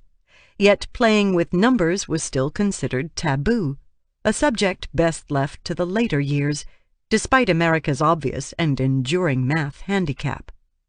For too long, what American kids learned had been a matter of chance. The problem with chance was that math was a hierarchy. If kids like Tom and Kim missed one rung on the scaffolding, they would strain and slip and probably never get a foothold on the next rung. A child's first algebra course had lasting impact, influencing whether the student would take calculus in high school or give up on math altogether. Part 2. Winter. Chapter 5. An American in Utopia. By late November, Kim's commute to school had become a dark and frigid odyssey. On this particular morning it was 5 degrees and windy. The sun would not rise until 9, well into Kim's first class. As she walked, her footsteps crackling in the icy silence, she wondered how Pietarsaari had ever become inhabited.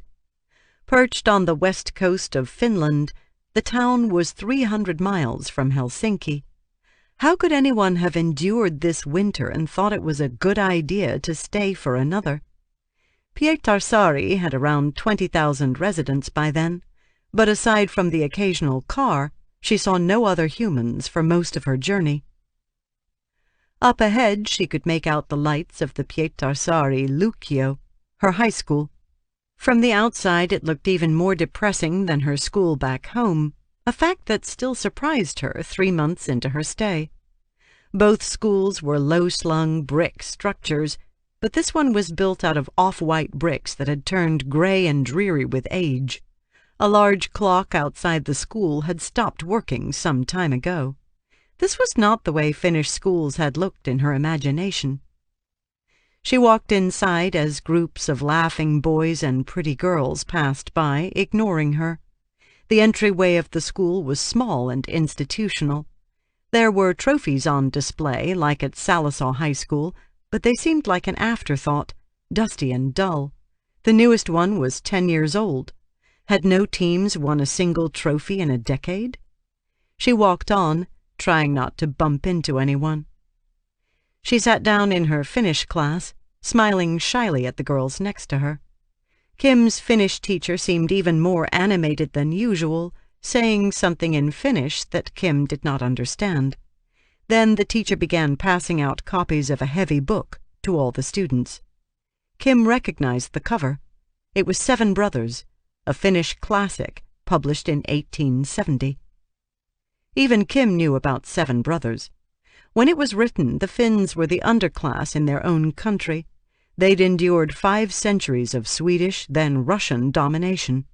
Then came Seven Brothers, the first major book written in Finnish. The tale of 7 rowdy, uncouth, and often delinquent young men who eventually taught themselves to read became a metaphor for Finland, a country that did not even declare its independence until 1917. Kim felt a knot in her stomach. She knew she could not read Seven Brothers. It was written in Old Finnish, and she still couldn't understand New Finnish. What would she do? She inhaled and tried to rearrange her face to look mildly curious, like she'd been expecting this all along. Then the teacher appeared at her side.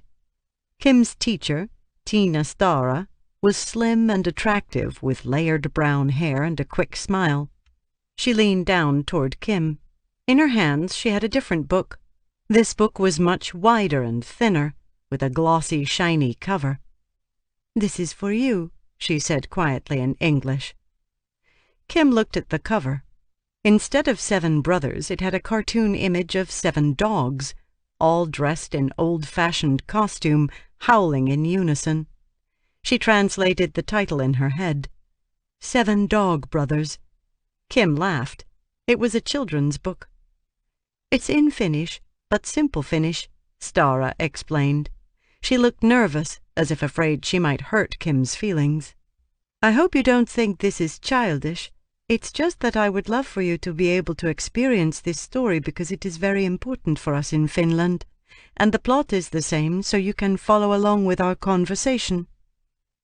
Kim took the book, her eyes full of gratitude. "Kiitos," she said.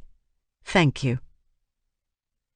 During her 3 months in Finland, Kim had collected a small catalogue of differences between school here and in Oklahoma. The most obvious were the things that were missing. There were no high-tech interactive whiteboards in her classroom. There was no police officer in the hallway. Over time, though, she had begun to notice more important distinctions, the kind that a visiting adult would not see. Take the stoner kid, as Kim had nicknamed him in her head. He'd walked into class that day looking hungover, with glassy eyes as usual. He had short blonde hair, icy blue eyes, and a nose that was always a shade redder than the rest of his skin. He didn't talk much in class, but when he was with his friends, smoking cigarettes outside, he was louder. Kim had seen plenty of kids like him in Salisaw. Somehow she hadn't expected to see stoner kids in Finland. But there he was. Every country had its stoner kids, as it turned out. That was lesson 1. There was only one major difference as far as she could tell, and this was lesson 2. The Finnish stoner kid was a model student. He showed up to class and he was attentive. He took notes. When Stara assigned essays, which was often, he wrote them, just like everybody else. In Oklahoma, the stoner kids didn't do much schoolwork in Kim's experience. They didn't care. Here, all kids complained about school, too, and they had teachers they liked and disliked. Yet most of them seemed to have bought into the idea of education on some level. Sometimes Kim found herself staring at this kid and his friends. They didn't fit into any of the boxes she had used to organize the world. It was hard to explain, but there just seemed to be something in the air here. Whatever it was, it made everyone more serious about learning, even the kids who had not bought into other adult dictates. Kim noticed that some of the teachers seemed more bought into school, too. Stara, the Finnish teacher, realized it was probably ridiculous for Kim to even be in a Finnish class for Finnish high school students, given Kim's primitive grasp of the language, and she had plenty of other students to worry about, students at a range of skill levels themselves. Still, she'd taken the time to come up with an alternative for Kim, a way to include her despite everything. The children's book was a creative solution. Kim opened it up and began to read about the 7 Dog Brothers. A Tale of Two Teachers. Like Kim's math teacher back in Oklahoma, Stara was a veteran teacher, approaching 2 decades in the profession. Both teachers had jobs that were protected by powerful unions, and neither could easily be dismissed. This pattern held true in most developed countries around the world. Teachers' unions held a lot of power, and teachers rarely got fired anywhere. The similarities ended there. From the moment she had decided to study education in college, Stara had entered a profession completely different from that of Kim's Oklahoma teacher. To become a teacher in Finland, Stara had had to first get accepted into one of only 8 prestigious teacher training universities. She had high test scores and good grades, but she knew the odds were still against her. She'd wanted to teach Finnish, so she'd applied to the Finnish department at the University of Jyväskylä. In addition to sending them her graduation exam scores, she'd had to read 4 books selected by the university, then sit for a special Finnish literature exam. Then she'd waited. Only 20% of applicants were accepted. At that time, all of Finland's teacher training colleges had similarly high standards, making them about as selective as Georgetown or the University of California, Berkeley in the United States. Today, Finland's education programs are even more selective, on the order of MIT. It was hard to overstate the implications that cascaded from this one fact. Just 1 out of every 20 education schools was located at a highly selective institution in the United States. Far more than that had no admission standards at all. In other words, to educate our children, we invited anyone, no matter how poorly educated they were, to give it a try. The irony was revealing, a bit like recruiting flight instructors who had never successfully landed a plane, then wondering why so many planes were crashing. After spending years racking up college loans, teachers to be in the United States generally had to pass standardized tests in order to get a teaching position. But the tests were not challenging or particularly relevant to effective teaching. By then, the damage was done. Everyone assumed that the education majors were not the smartest kids in college, generally speaking, and their profession got little respect as a result. In Finland, all education schools were selective. Getting into a teacher training program there was as prestigious as getting into medical school in the United States.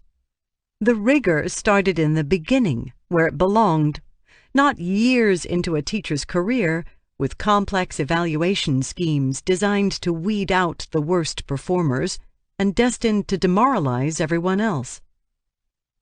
A teacher union advertisement from the late 1980s began with this breathtaking boast. A Finnish teacher has received the highest level of education in the world. Such a claim could never have been made in the United States, or in most countries in the world. Norway, for example, shares a border with Finland and spends more on education.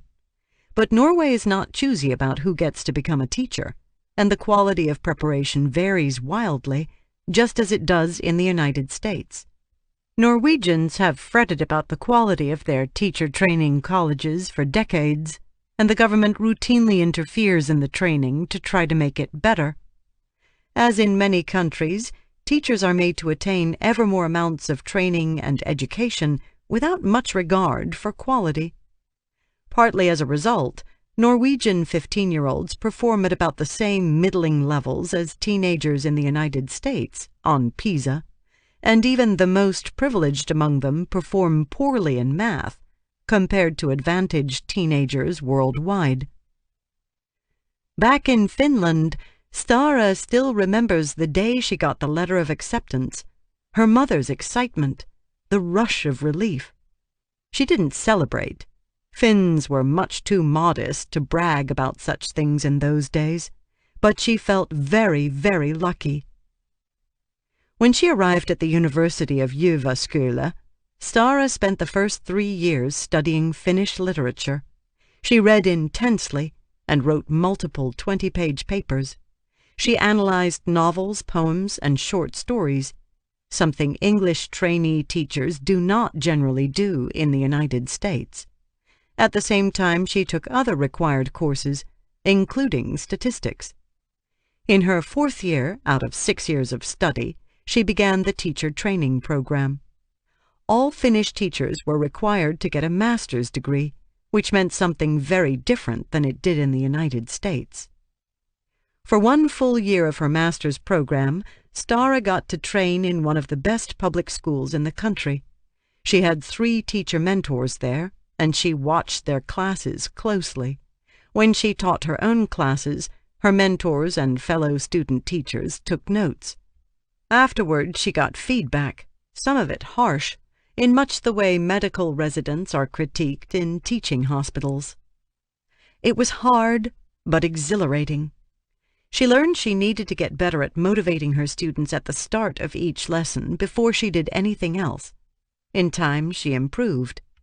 When Stara wasn't teaching or observing other teachers, she collaborated with her fellow student teachers to design lessons that integrated material from all their subjects, including history and art.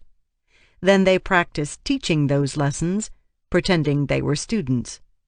Like all Finnish teachers, Stara also had to do original research to get her degree, so she wrote a 200-page thesis on the ways that teenagers' spoken Finnish shaped their written Finnish. Now consider Kim's math teacher back home, Scott Bethel. He'd decided to become a teacher mostly so that he could become a football coach. In America, this made sense. As a student at Salisaw High School, he was an all-state quarterback in 1989.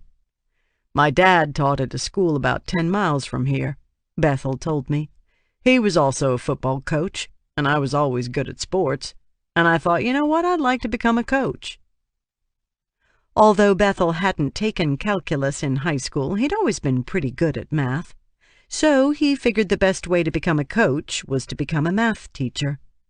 Bethel was one of several coaches that Kim had as teachers over the years, a hybrid job that would be considered bizarre in Finland and many countries where sports lay beyond the central mission of schools. In Oklahoma alone, Bethel could choose from nearly 24 teacher training programs, almost 3 times as many as in all of Finland, a much bigger place. Oklahoma, like most states, educated far more teachers than it needed. At most U.S. colleges, education was known as one of the easiest majors. Education departments usually welcomed almost anyone who claimed to like children. Once students got there, they were rewarded with high grades and relatively easy work. Instead of taking the more rigorous mathematics classes offered to other students, for example, education majors tended to take special math classes designed for students who did not like math. Bethel did his training at Northeastern State University, like the Sallisaw superintendent and many Oklahoma teachers, including Kim's mom. The university prepares more teachers than any other institution in the state and has a good reputation. However, it also has a 75% acceptance rate, which means that it admits, on average, students with much weaker math, reading, and science skills than Finnish education schools. The university's typical ACT score is lower than the national average for ACT takers, a pattern that holds true for many teacher training programs all over America. To teach in Oklahoma, Bethel did not need a master's degree. He could receive a raise if he got one, and many U.S. teachers did. But since the typical education college had low standards and little rigor, an advanced degree did not mean much. In many states, teachers were not required to get degrees in their subject area, so they got a master's in teaching instead. A master's degree did not make American teachers better at their jobs, generally speaking, and some research suggested it made them worse. Nationwide, the United States produced nearly 2.5 times the number of teachers it needed each year. The surplus was particularly extreme for elementary school teachers. The United States was not exceptional in this regard. The combination of low standards and high supply plagued education systems around the world, dumbing down the entire teaching profession. Oklahomans praised their teachers for doing a hard job, and rightfully so, but they didn't brag about how well educated they were. Interestingly, Finland's landscape used to be littered with small teaching colleges of varying quality, just like in the United States. That helped explain why the first phase of reforms in Finland were painful top-down accountability-based measures. Finland, it turns out, had its own "no child left behind" moment, one that today will sound familiar to teachers in the United States and many other countries. In the 1970s, Finnish teachers had to keep diaries recording what they taught each hour. National school inspectors made regular visits to make sure teachers were following an exhaustive 700-page centralized curriculum. Central authorities approved textbooks. Teachers could not be trusted to make their own decisions. During the same time period, the Finnish government did something else too, something that has never happened in the United States or most other countries. The Finns rebooted their teacher training colleges, forcing them to become much more selective and rigorous. As part of a broader reform of higher education, the government shuttered the smaller schools and moved teacher preparation into the more respected universities. It was a bold reform, and not without controversy. Opponents argued that the new system was elitist and would, as one editorial warned, block the road to our rural youth when their inner calling beckons them to a teaching career. Some university leaders objected too, fearing that the inclusion of such pre-professional practical training might dilute academic standards for the rest of the departments and lower their institution's prestige. Interestingly, these same arguments were also made in the United States whenever anyone tried to make teacher training more selective. Still, Finland was desperate to modernize, and the country's leaders agreed that education was the only thing that could save their country from being left behind. The more I read the history and talked to Finns who understood it, the more I admired the common sense running through the story. The Finns decided that the only way to get serious about education was to select highly educated teachers, the best and brightest of each generation, and train them rigorously. So that's what they did. It was a radically obvious strategy that few countries have attempted. Then in the 1980s and 1990s, something magnificent happened. Finland evolved to an entirely new state, unrealized in almost any country in the world. It happened slowly and partly by accident, but it explained more about Finland's success than almost anything else. With the new higher standards and more rigorous teacher training in place, Finland's top-down no-child-left-behind style mandates became unnecessary. More than that, they were a burden, preventing teachers and schools from reaching a higher level of excellence. So Finland began dismantling its most oppressive regulations, piece by piece, as if removing the scaffolding from a fine sculpture. The government abolished school inspections. It didn't need them anymore. Now that teachers had been carefully chosen and trained, they were trusted to help develop a national core curriculum, to run their own classrooms, and to choose their own textbooks. They were trained the way teachers should be trained, and treated the way teachers should be treated. In the early 1990s, an economic crisis accelerated this evolution, ironically enough. Because of a deep recession, Finland's local authorities needed to slash spending. Education budgets had to be cut 15 to 20%. The only way local officials would agree to deep cuts was if they got something in return. So, national leaders agreed to grant even more autonomy to the locals, more than most other countries had ever dared to do. This liberation worked only because of all the changes that had come before. By then, the Finns had engineered a robust system with highly educated, well-trained teachers and relatively coherent and high standards. Once that system was in place, the accountability checks and balances were superfluous. School leaders and teachers were free to write their own lesson plans, engineer experiments within their schools to find out what worked, and generally design a more creative system than any centralized authority ever could. By the time Kim got to Finland, teachers, principals, union leaders, and politicians routinely worked together to continually improve the education system. They sometimes disagreed, but collaboration was normal, and trust was high.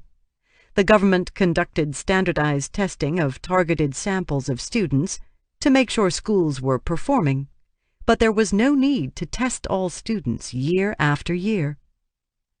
Why hadn't that evolution ever happened in the United States, or in most other countries?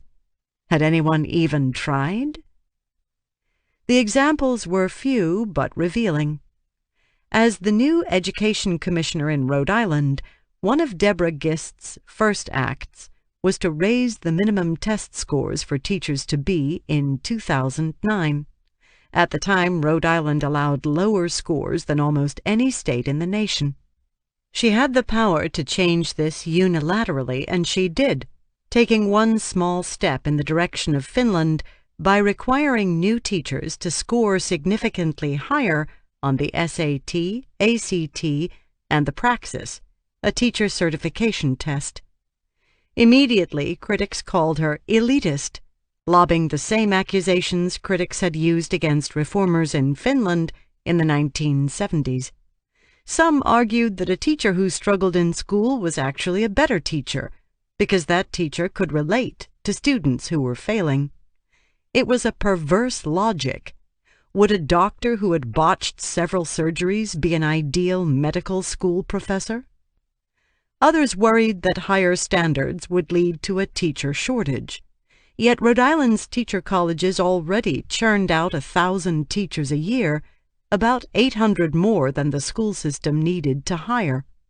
Supply, particularly of elementary school teachers, was not a problem. Moreover, the laws of human nature applied. Once it became harder to be a teacher, it could also become more attractive. More people might want to do it, and fewer established teachers might leave the profession. Because this was America, a diverse country with a long history of racism in colleges, public schools, and every other institution, Gist's efforts were also attacked as discriminatory. Higher education leaders warned that the new standards would prevent minority students, who tended to score lower on tests, from becoming teachers. In reality, the Rhode Island teaching force was already far too white and far too female. To become more diverse and attract more men in particular, it could be argued, the profession needed to be more prestigious, not less. More to the point, minority students needed highly educated and diverse teachers. It was interesting to note that higher standards were seen not as an investment in students. They were seen first and foremost as a threat to teachers. Rhode Island's teacher preparation programs produced 5 times more teachers than Rhode Island's public schools actually hired each year. The only institution benefiting from this system seemed to be the colleges themselves, but college leaders still complained that they would lose too many students if the standards were higher. They voiced this concern to newspaper reporters, and reporters quoted them without irony. "It will disenfranchise too many students," Roger G. Eldridge, Jr., interim dean of the School of Education at Rhode Island College, told the Providence Journal. It was a revealing word choice.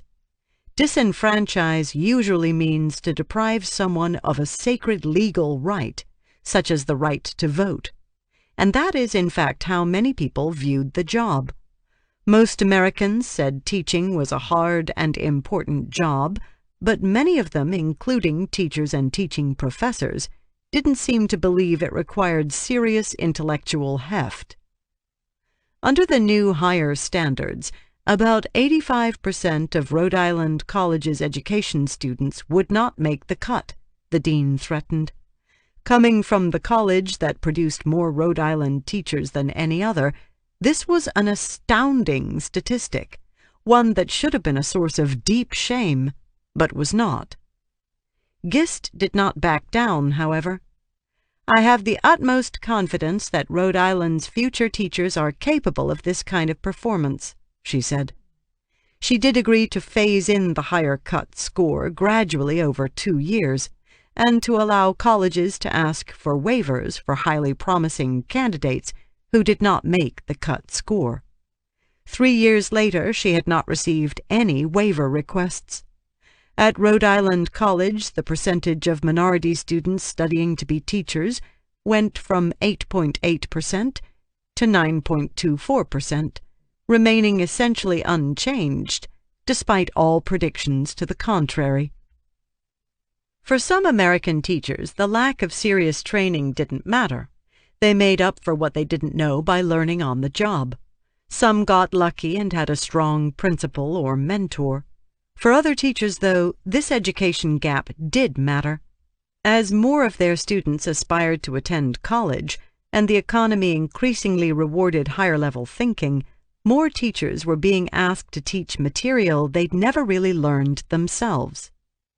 Beyond the practical effects, the lower standards sent a demoralizing message. In America and Norway and many other countries, we did not expect our teachers to be the best and brightest of their generation. We told them so in 1,000 different ways, and the messaging started the day they went to college. When Kim was starting kindergarten in 2000, 10 out of 10 new Finnish teachers had graduated in the top third of their high school classes. Only 2 out of 10 American teachers had done so. Incredibly, at some U.S. colleges, students had to meet higher academic standards to play football than to become teachers. In Finland, the government paid tuition for Stara and all university students. In Oklahoma, Bethel's tuition was paid, too, but his free ride came from a carefully cobbled-together safety net of Pell Grants, a partial athletic scholarship, and Indian grants. Most students could not manage this feat. During his sophomore year at Northeastern State University, Bethel had applied to the university's Education College. Here was another chance for the university to select its best and brightest to become teachers. But to be admitted, Bethel had to have a grade point average of just 2.5 or higher out of 4. He would have needed a higher GPA to become an optometrist at the same university today. To be a teacher, he also had to have at least a C grade in freshman English and a C in speech, or a class called the Fundamentals of Oral Communication. He also needed a score of 19 or higher on the ACT, a standardized test like the SAT. The national average for the ACT back then was 20.6. Let's consider what this meant.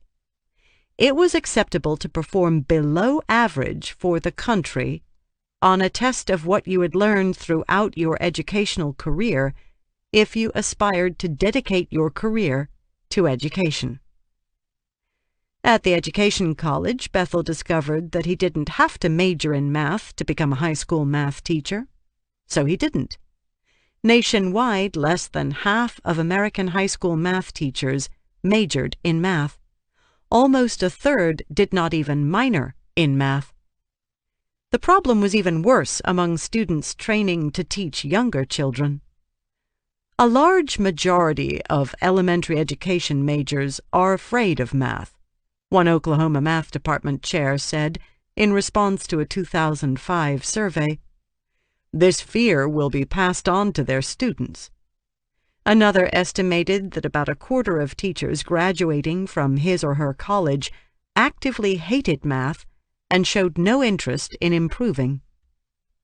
Bethel liked math, but his primary goal was to become a coach, so he majored in physical education and minored in math. When he took the required test for high school math teachers in Oklahoma, he passed easily. Most of the material was at a 10th or 11th grade level, and he didn't find it difficult. However, if he had, he would have been allowed to retake the test until he passed. Nationwide, people studying to become math teachers in the United States did not have to actually know that much math compared to teachers in the education superpowers. The deficit was particularly alarming among middle school math teachers. When researchers tested thousands of aspiring teachers in 16 countries, they found that future middle school math teachers in the United States knew about as much math as their peers in Thailand and Oman. They had nowhere near the math competence of teachers in training in Taiwan, Singapore, or Poland. So it was not surprising that those same teachers' students would perform just as unimpressively later on. You could not teach what you didn't know. Still, the most valuable part of any teacher preparation program may be the hands-on practice that student teachers get in a real-life classroom. There is no better way to prepare for teaching than to actually teach and get meaningful feedback on how to improve. In Oklahoma, Bethel's student teaching experience helped him learn to plan lessons and manage a classroom, but it lasted just 12 weeks, compared to the year-long residency typical in Finland. Nationwide, U.S. teacher training colleges only require an average of 12 to 15 weeks of student teaching, and the quality varies wildly depending on the place. When Bethel got his first teaching job, he quickly realized that it would have been helpful to major in math. But what was done was done. By the time he taught Kim, he was earning about $49,000 per year, which was more than the typical salary in Sallisaw, but still not a lot. Across the Atlantic Ocean, Stara was earning about $67,000. The cost of living was higher in Finland, but Stara's salary was still higher, and her salary was closer to what other college graduates earned in Finland than Bethel's salary was in the United States. Interestingly, large salaries did not necessarily coincide with greatness worldwide. The world's highest-paid teachers lived in Spain, where teenagers performed worse in math, reading, and science than students in the United States.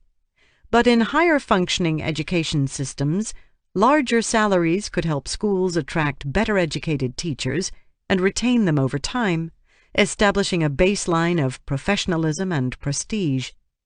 In all the education superpowers, teachers' incomes were closer to the salaries of other college-educated professionals than they were in the United States.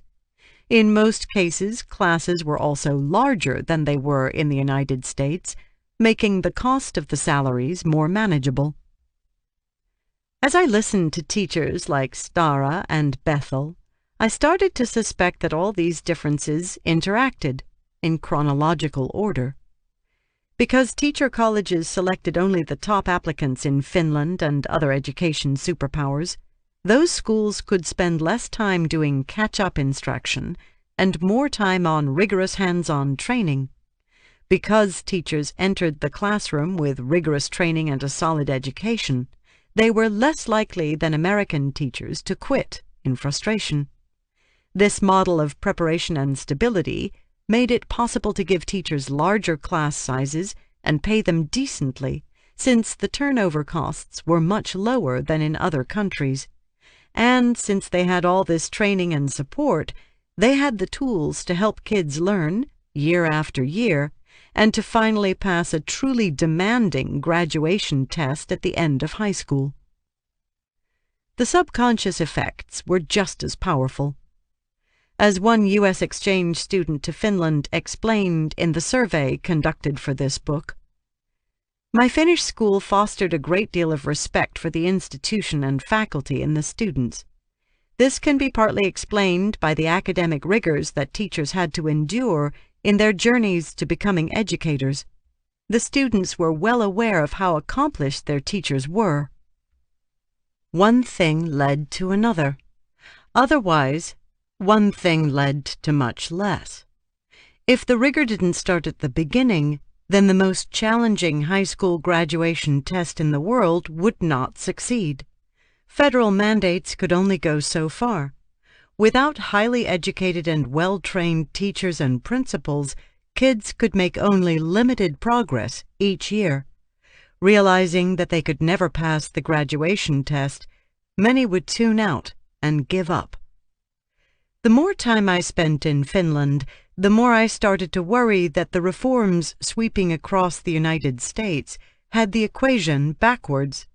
We were trying to reverse engineer a high-performance teaching culture through dazzlingly complex performance evaluations and value-added data analysis. It made sense to reward, train, and dismiss more teachers based on their performance, but that approach assumed that the worst teachers would be replaced with much better ones, and that the mediocre teachers would improve enough to give students the kind of education they deserved. However, there was not much evidence that either scenario was happening in reality. What if the main problem was not motivation?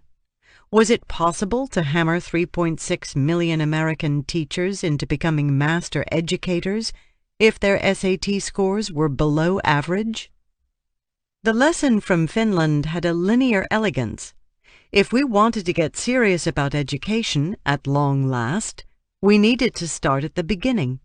Following Finland's example, education colleges should only be allowed to admit students with SAT scores in the top third of the national distribution, or lose government funding and accreditation. Since 1.6 million U.S. teachers were due to retire between 2011 and 2021, A revolution in recruitment and training could change the entire profession in a short period of time. Why hadn't this been done in any state in America? Given that colleges already prepared far more teachers than schools needed, this change would not necessarily have led to a teacher shortage.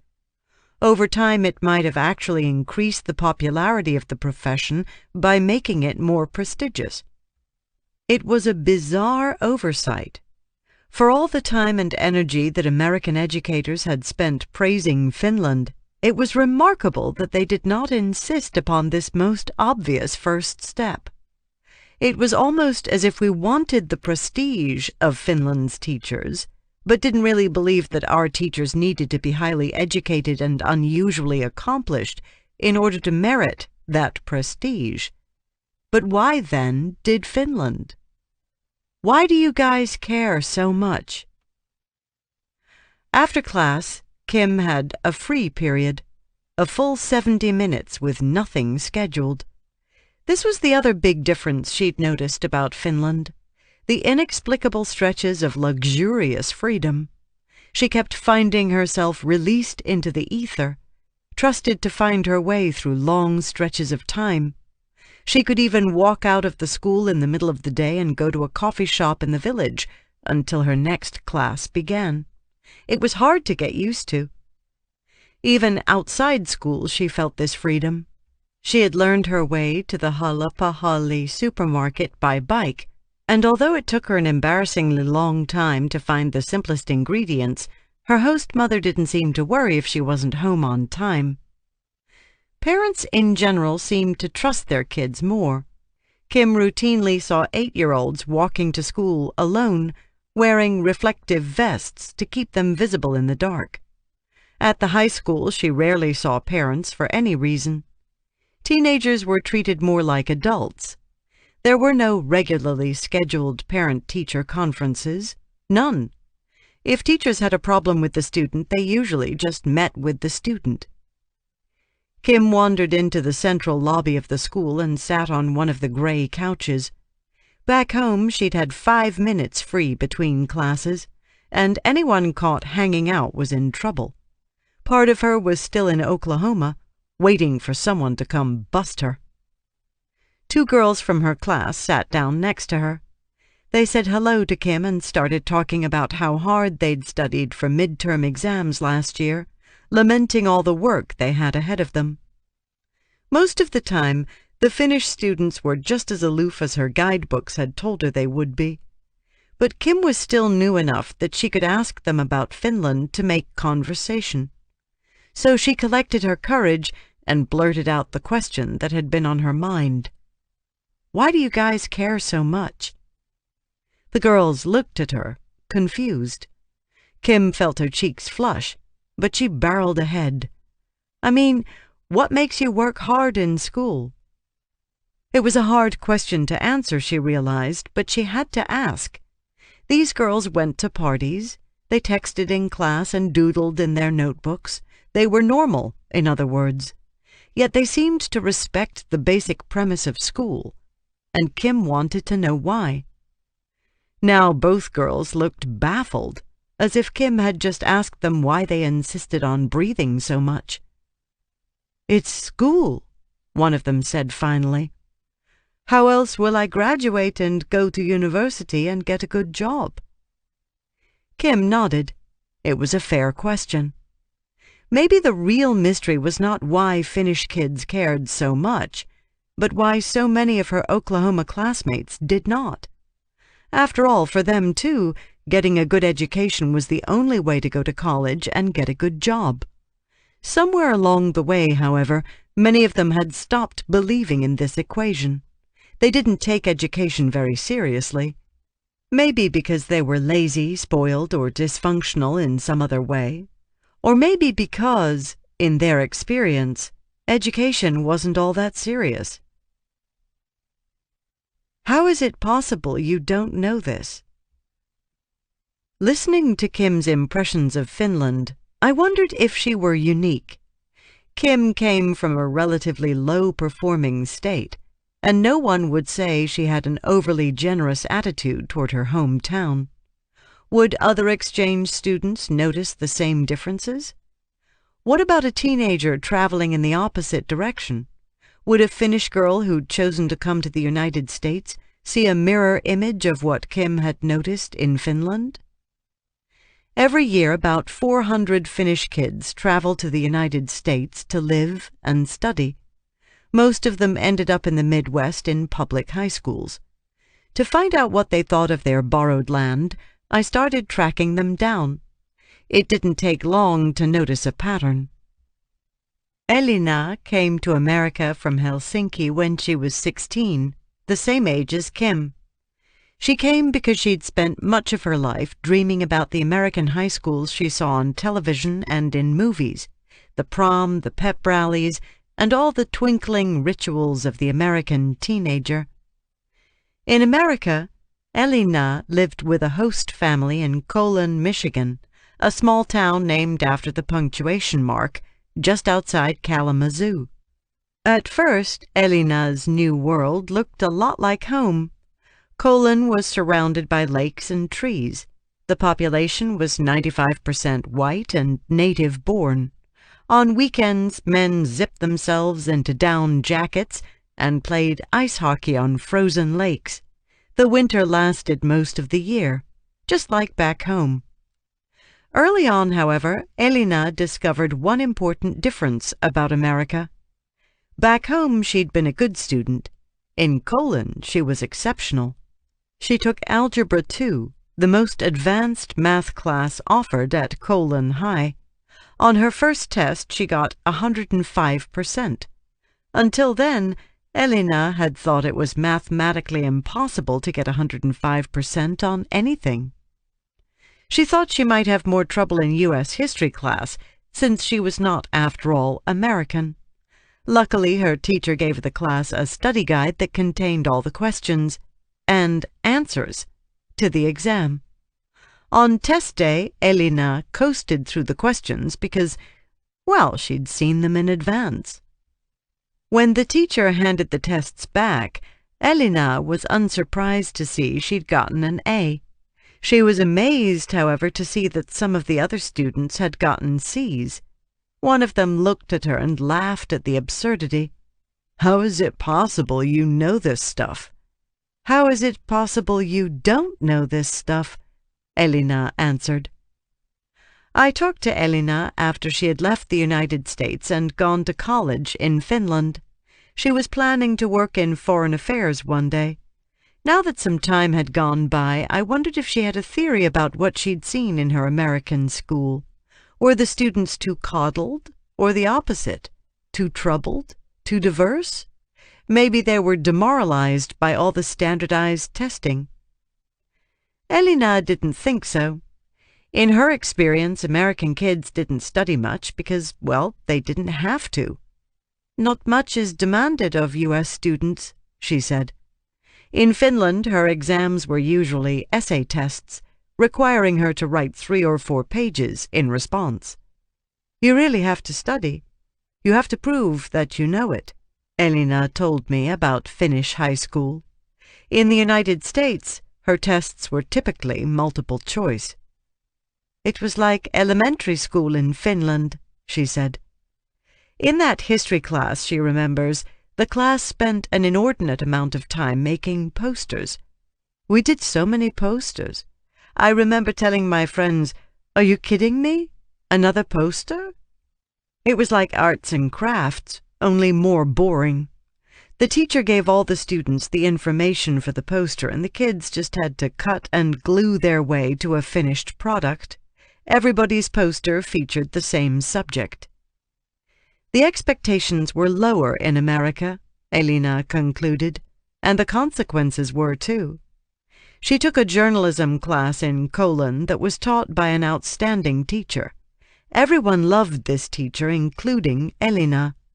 More important, perhaps, they respected her and knew they were learning in her class. However, when the teacher told everyone they had to write 10 articles by the end of the semester, only Elina actually did all 10 stories. The teacher was irritated, but the other students still passed the class. Elena and Kim's observations were anecdotal to the extreme. How much could we make of a few kids' memories?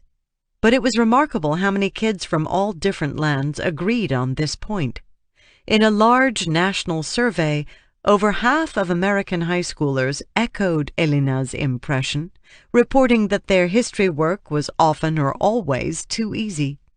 Less than half said they felt like they were always or almost always learning in math class. In my own survey of 202 foreign exchange students, an overwhelming majority said their U.S. classes were easier than their classes abroad. Of the international students who came to America, 9 out of 10 said classes were easier in the United States. Of the American teenagers who went abroad, 7 out of 10 agreed. School in America was many things, but it was not, generally speaking, hard. During her year in America, Elena saw a Broadway show and visited the Washington Monument. She ran track and worked on the yearbook. She was surprised by how involved parents were in the school, much more so than parents back home. However, in the classrooms at Colon High, a school not overwhelmed by poverty, immigration, gangs, or any of the blights so often blamed for our educational mediocrity, she did not learn much in the traditional sense. Life after school. When Kim's school day in Finland ended at 3:45, it was already dark. Her classmates all headed off in different directions. A few boys in a garage band went off to practice. Some of the girls went shopping. No one Kim knew went to after-school tutoring academies. Finnish kids had more free time than American kids, and not just because they did less homework. They were also less likely to play sports or hold down jobs. As Kim walked through town on the way to the library, she felt hopeful. She spent a lot of time alone with her thoughts. But she had discovered, to her relief, that life in Finland was different. The distinctions were subtle. The freedom, the freshly cooked food in the cafeteria, the civility. It was hard to describe the cumulative effect of these differences, but it felt on days like today as if she'd been paroled for good behavior. The town felt cleaner and nicer than Salisaw, like it was built for people instead of cars. As she walked along the brick pedestrian way, she passed boys with Justin Bieber hair, girls with tattoos, and billboards covered with H&M bikini ads. People dressed slightly better than they did back home, but not radically different. There were not nearly as many tall blonde women as she had expected.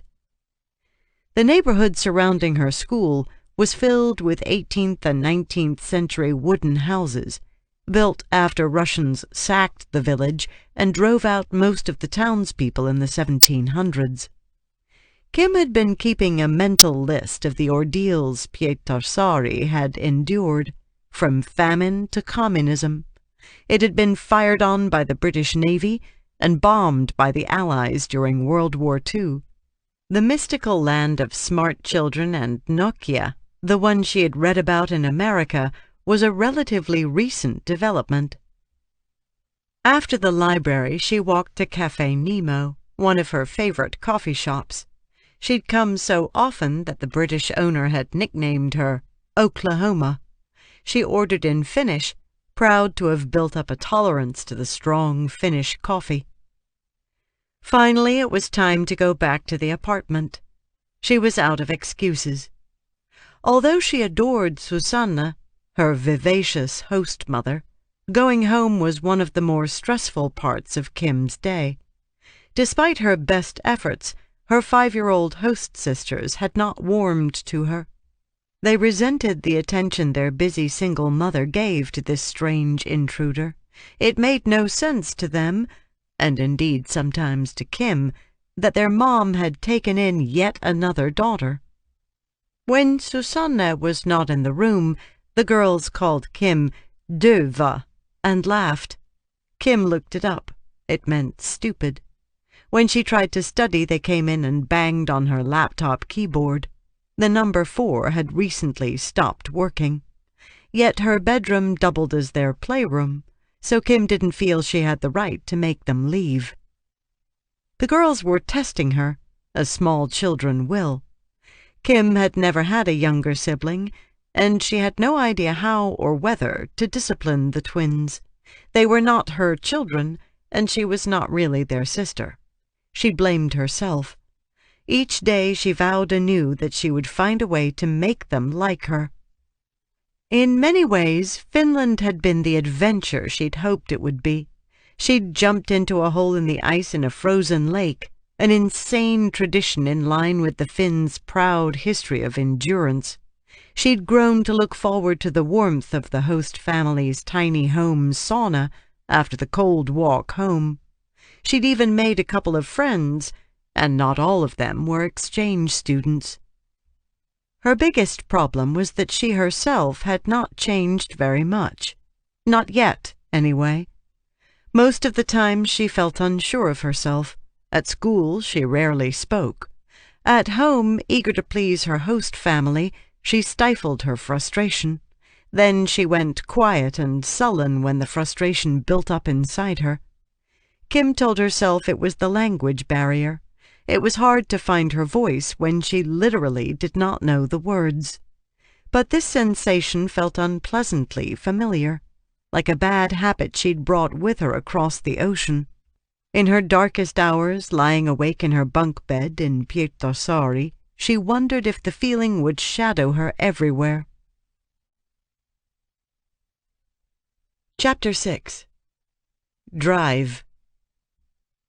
Eric got on the crowded number 80 bus, headed home after Saturday classes. The girls had stopped screaming. Eric's celebrity status had faded. He spent a lot of his time reading Ulysses by himself. "Hi, how's it going?" Eric looked up. A Korean girl with shoulder-length black hair pushed back behind a headband was talking to him with a pitch-perfect American accent. He'd seen her around Namsan, and he knew she lived in the same apartment complex, but he hadn't heard such a familiar inflection in anyone's voice since he'd left Minnesota. "My name is Jenny." She had a low voice and a stoic expression, but then she smiled, and her whole face lit up. Eric smiled, too. "Why is your English perfect?" Jenny laughed. She explained that although she was born in Korea, she'd lived in Lincoln, Nebraska, and Pittsburgh, Pennsylvania when she was little. She'd spent much of her childhood in the American heartland, which explained her accent. But then when she was in middle school, her family had moved back to Korea. Coming back to Korean school had been a traumatic experience, and she knew exactly how Eric was feeling. "I couldn't believe it when I saw all the kids sleeping in class," she said, "but soon I was one of them." In the United States, Jenny had taken swimming lessons and played the cello. She'd gone to sleep by 10 most nights. Then in Korea, she'd started attending hagwons like all the other kids she knew. She almost always studied past midnight. Jenny was living proof of something researchers call the peer effect. She behaved differently depending on the kids sitting next to her. "I just felt the need to study here because all my friends were doing the same thing." Eric talked with Jenny all the way back to the apartment building. He felt relieved to have a real Korean validate his impressions. He wasn't just a white boy who didn't get it. In fact, Korean high school was objectively terrible. They agreed. "Kids are the same in both countries," Jenny said. "They're kids. The difference is the way they've been raised. They have this thing, Korean kids, this thing that drives them." And now Jenny had it too. She ranked 27th in her sophomore class at Namsan, out of about 400 students. She had different standards for herself than she'd had in the States. "I need to do better. I regret not working harder this year," she told Eric, shaking her head. She looked genuinely distressed, despite how well she had done. Eric was perplexed. It was like listening to an Olympic swimmer complain about being out of shape. Jenny was in the top 10% of her class, but it wasn't enough. He started to realize that there was a masochism around studying that united Korean students. They berated themselves to keep themselves going. Like most Koreans he had met, Jenny had high expectations for herself and a low opinion of her performance. He wondered if she would have judged herself differently if she'd stayed in the United States. Would her standards have slipped down to earth, just the way they'd rocketed to the stars in Korea? Was drive entirely relative? Jenny was about to find out. Next year, she told Eric, she had to go back to the United States, this time to New Jersey. Her family was moving yet again. "I don't want to leave my friends," Jenny said, her face darkening. "But they keep telling me how jealous they are, that I'm escaping." The geography of parenting. Back at the apartment, Eric took out the Nintendo DS he'd brought from home. His younger host brother recognized it like an old friend and started asking Eric about all the games he played. "Do you want to play?" Eric offered. No, I can't," he said, shaking his head. A while back, his mother had caught his older brother playing his Nintendo DS before he'd finished his homework, so she'd confiscated his game console. That wasn't all. To make her disapproval widely known, she had also taken away the younger brother's Nintendo DS. He was entirely innocent, but months later he still had not gotten the game console back. He didn't know if he would ever get it back. When it came to education, Eric's host mother did not send mixed messages. She cooked dinner for her kids every night and worked hard to make every opportunity available to them, but on the subject of studying, she did not negotiate. They had to work hard, especially in English, and school took priority over everything else. She did not hold the American to the same standards, for which Eric was very grateful. She treated him with patience and kindness, as if he were an adorable grandson. Yet she dealt with her own kids the way a coach might treat his star players. Her job was to train those kids, to push them, and even bench them to prove a point. Her job was not to protect them from strain. From what Eric had seen, his host mom was not unusual. Most Korean parents saw themselves as coaches, while American parents tended to act more like cheerleaders. He could tell that Korean kids encountered high expectations very early in their lives, and not just in school. Parenting, like drive and diligence, was often ignored in international studies of education. The evidence that did exist tended to focus on one country only, and it generally showed what you'd expect. More involved families had children with higher grades, better test scores, improved behavior, and better attendance records. That dynamic held true across all ages, races, and income levels in the United States. But what kinds of parental involvement mattered most? And did parents do different things in different countries?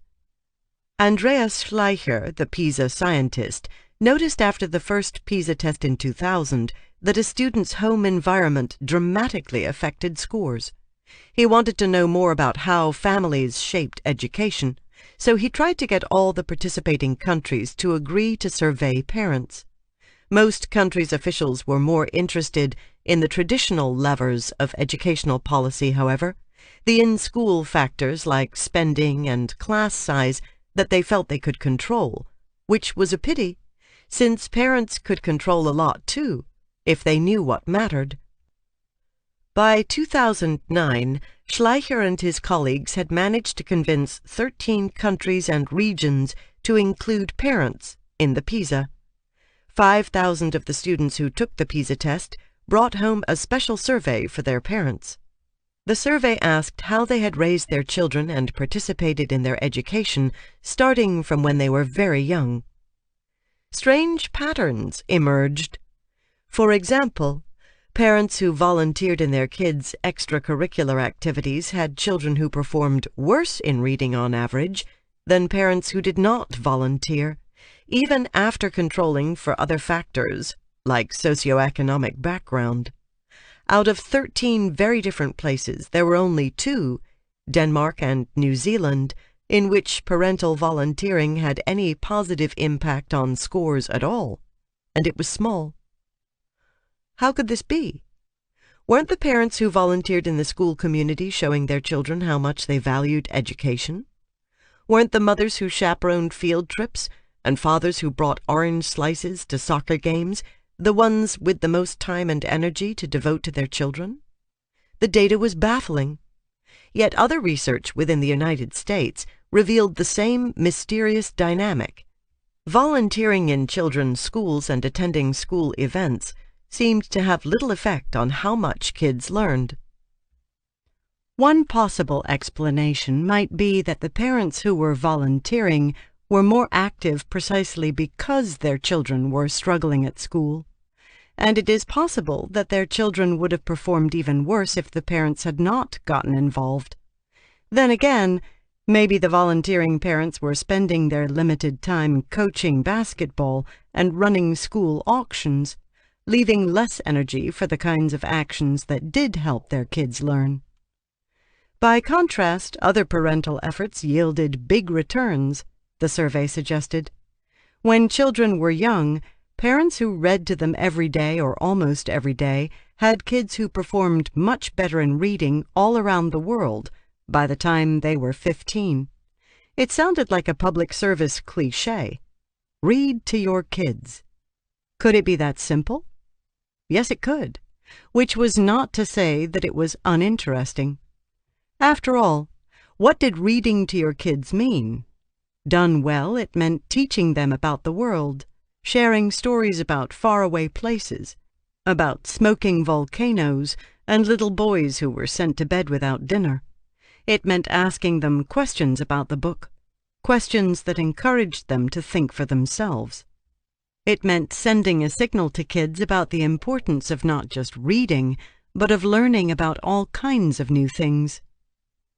As kids got older, the parental involvement that seemed to matter most was different but related.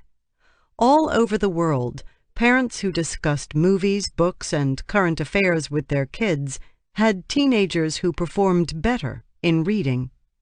Here again, parents who engaged their kids in conversation about things larger than themselves were essentially teaching their kids to become thinking adults. Unlike volunteering in schools, those kinds of parental efforts delivered clear and convincing results, even across different countries and different income levels. In fact, 15-year-olds whose parents talked about complicated social issues with them not only scored better on PISA, but reported enjoying reading more overall. In New Zealand and Germany, students whose parents had read to them regularly in their early elementary years performed almost a year and a half ahead of students whose parents had not. Research from within the United States echoed these findings. What parents did with children at home seemed to matter more than what parents did to help out at school. And yet this finding ran counter to the ideals of modern American parenting. Stereotypically speaking, American parenting in the early 21st century might have been called Parent-Teacher Association parenting. PTA parents cared deeply about their children and went out of their way to participate in school functions. They knew education was important, and in fact, American parents tended to be more highly educated than parents in most developed countries. At the same time, many American parents worried about robbing their children of the joys of childhood through structured learning. They suspected that children learned best through undirected free play, and that a child's psyche was sensitive and fragile. During the 1980s and 1990s, American parents and teachers had been bombarded by claims that children's self-esteem needed to be protected from competition and reality in order for them to succeed. Despite a lack of evidence, the self-esteem movement took hold in the United States in a way that it did not in most of the world. So it was understandable that PTA parents focused their energies on the non-academic side of their children's school. They dutifully sold cupcakes at the bake sales and helped coach the soccer teams. They doled out praise and trophies at a rate unmatched in other countries. They were their kids' boosters, their #1 fans. These were the parents that Kim's principal in Oklahoma praised as highly involved, and PTA parents certainly contributed to the school's culture, budget, and sense of community. However, there was not much evidence that PTA parents helped their children become critical thinkers. In most of the countries where parents took the PISA survey, parents who participated in a PTA had teenagers who performed worse in reading. Korean parents, by contrast, were coaches. Coach parents cared deeply about their children, too, yet they spent less time attending school events and more time training their children at home, reading to them, quizzing them on their multiplication tables while they were cooking dinner, and pushing them to try harder. They saw education as one of their jobs.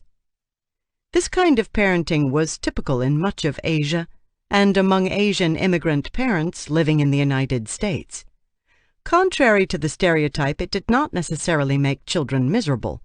In fact, children raised this way in the United States tended not only to do better in school, but to actually enjoy reading in school more than their Caucasian peers enrolled in the same schools. While American parents gave their kids placemats with numbers on them and called it a day, Asian parents taught their children to add before they could read. They did it systematically and directly, say from 6:30 to 7 each night, with a workbook, not organically, the way many American parents preferred their children to learn math. The coach parent did not necessarily have to earn a lot of money or be highly educated, nor did a coach parent have to be Asian, needless to say. The research showed that European American parents who acted more like coaches tended to raise smarter kids, too. Parents who read to their children weekly or daily when they were young raised children who scored 25 points higher on PISA by the time they were 15 years old. That was almost a full year of learning. More affluent parents were more likely to read to their children almost everywhere, but even among families within the same socioeconomic group, parents who read to their children tended to raise kids who scored 14 points higher on PISA. By contrast, parents who regularly played with alphabet toys with their young children saw no such benefit. And at least one high-impact form of parental involvement did not actually involve kids or schools at all. If parents simply read for pleasure at home on their own, their children were more likely to enjoy reading, too.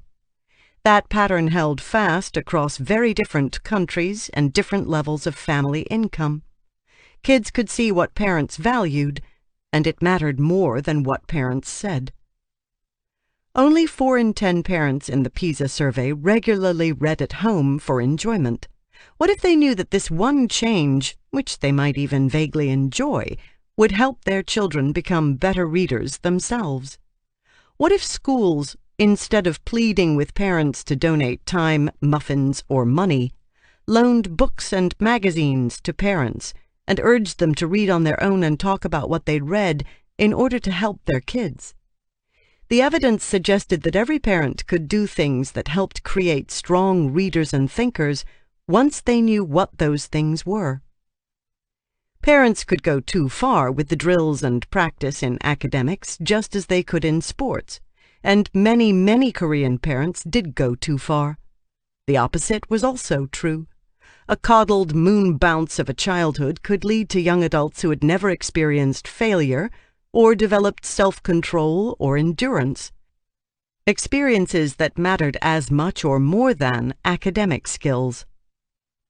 The evidence suggested that many American parents treated their children as if they were delicate flowers.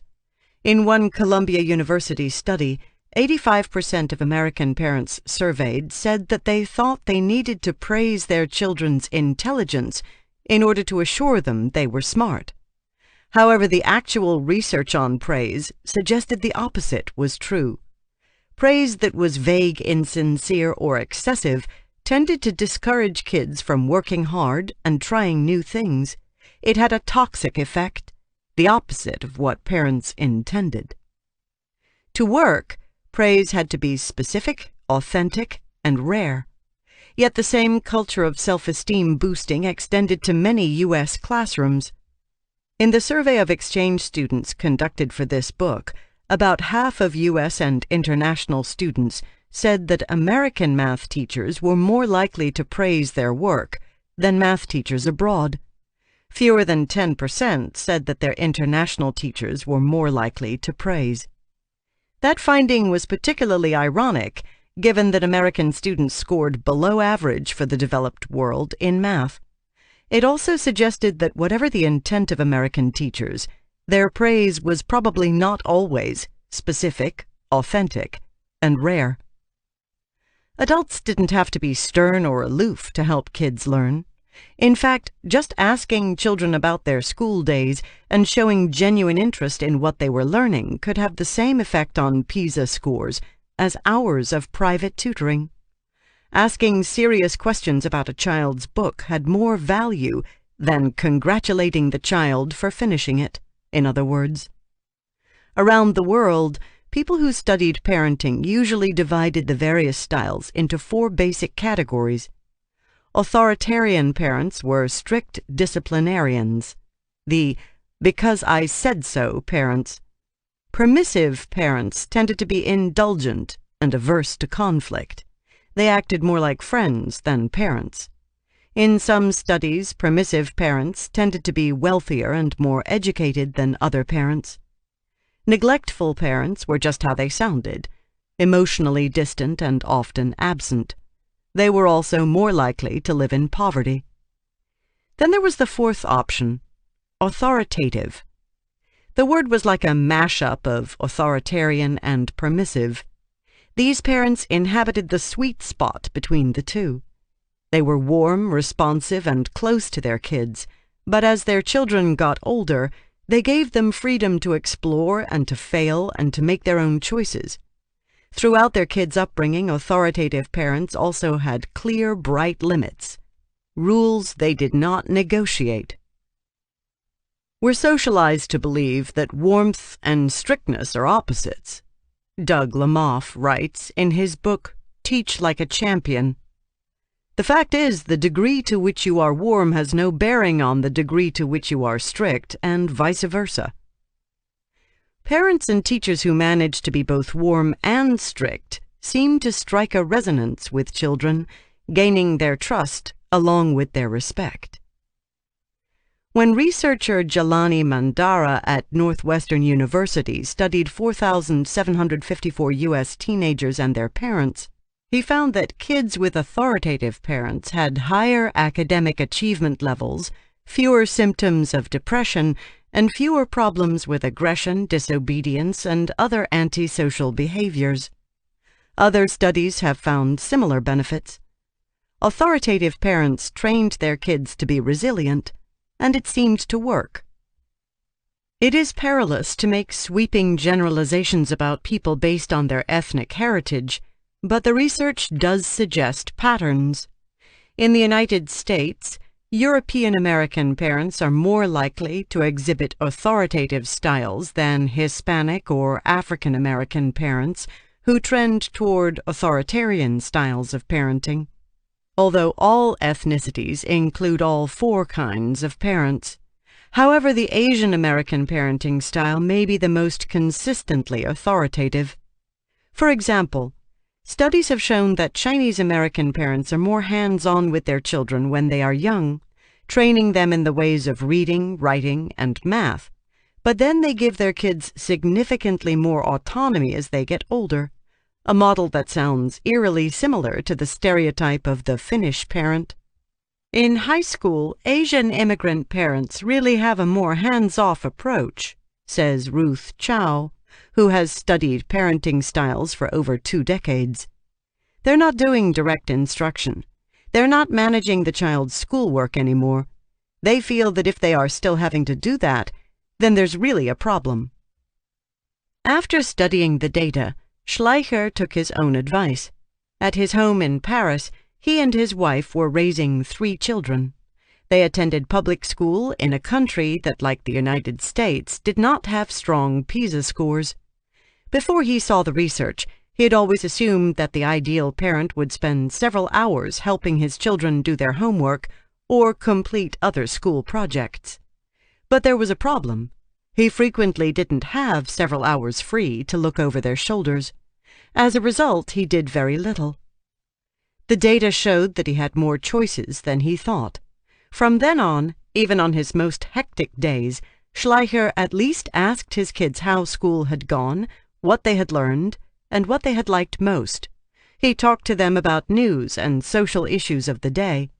He still didn't manage to read to his youngest daughter more often, but he at least knew what to feel guilty about and what not to. Like every parent, he wanted his children to grow up to be thoughtful, curious, and smart. It was a relief to have strategies to influence their learning, regardless of what became of the French school system. The Anxiety Olympics. On the eve of the big test, Eric's classmates performed elaborate rituals. The younger students cleaned the classrooms for the seniors. They purged the walls of posters and even covered the flag so that test takers would be able to focus on the college entrance exam without any distractions.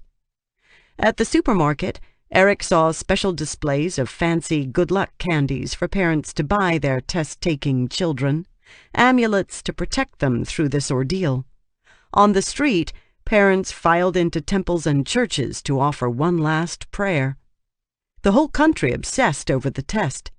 Korea Electric Power Corps sent out crew members to check the power lines serving each of the 1,000 test locations.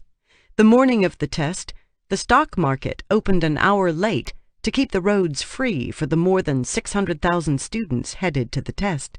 Taxis gave students free rides. That day, Eric took the bus to school as he normally did, but nothing was normal. As he got closer, he heard cheering. Some of his classmates had lined up outside the entrance to hand out tea to the test takers and wave signs reading, "Hit the jackpot!" The seniors trudged past them, heads down, like boxers entering a ring for a fight that would last 9 hours. Police officers patrolled the school perimeter to discourage cars from honking their horns and distracting the students. Eric ran into a boy he knew who explained that there was no school for the younger students that day. Then he and Eric left to go play video games. Later that morning, Eric went to Busan's Shinsegae Centum City, the largest department store in the world, to do some shopping. During the English-language listening portion of the test, when airplanes were grounded to reduce unnecessary noise, Eric was in a movie theater. By then, Eric had made a decision. He was going to drop out of Korean high school. He couldn't wait out the rest of the year this way. It felt like he spent every day in a huge cage, watching other kids run on a hamster wheel. The wheel never stopped. It thrummed day and night, and he was tired of sitting quietly in the wheel's shadow, waiting for his life in Korea to begin. He needed to talk to kids if he was going to learn Korean and stay sane. He knew it was the right thing to do, but he was unsure how to do it. He hoped that leaving high school didn't mean he would have to leave Korea. That evening, as Eric meandered through the city on his way back to the apartment, trucks delivered late-edition newspapers with the exam questions and answers for families to pore over at dinner. The entire spectacle felt melodramatic to Eric, like some kind of Hunger Games of the mind. Why did the whole country have to take the test on the same day? Kids in Minnesota took the SAT multiple times a year without any disruption to normal life. Still, a child growing up in Korea could not help but get the message. Education was a national treasure. Getting a good one mattered more than stock market trades or airplane departures, and everyone, from parents to teachers to police officers, had a role to play. The Mystery Equation. Listening to the stories of Kim and Eric, I started to notice one fundamental theme. In Korea and Finland, despite all their differences, everyone, kids, parents, and teachers, saw getting an education as a serious quest, more important than sports or self-esteem. This consensus about the importance of a rigorous education led to all kinds of natural consequences, not just a more sophisticated and focused curriculum, but more serious teacher training colleges, more challenging tests, even more rigorous conversations at home around the dining room table. Everything was more demanding through and through. In these countries, people thought learning was so important that only the most educated, high-achieving citizens could be allowed to do the teaching. These governments spent tax money training and retaining teacher talent, rather than buying iPads for first graders or mandating small class sizes. It wasn't that public respect for teachers led to learning, as some American educators claimed after visiting Finland. It was that public respect for learning led to great teaching. Of course, people respected teachers.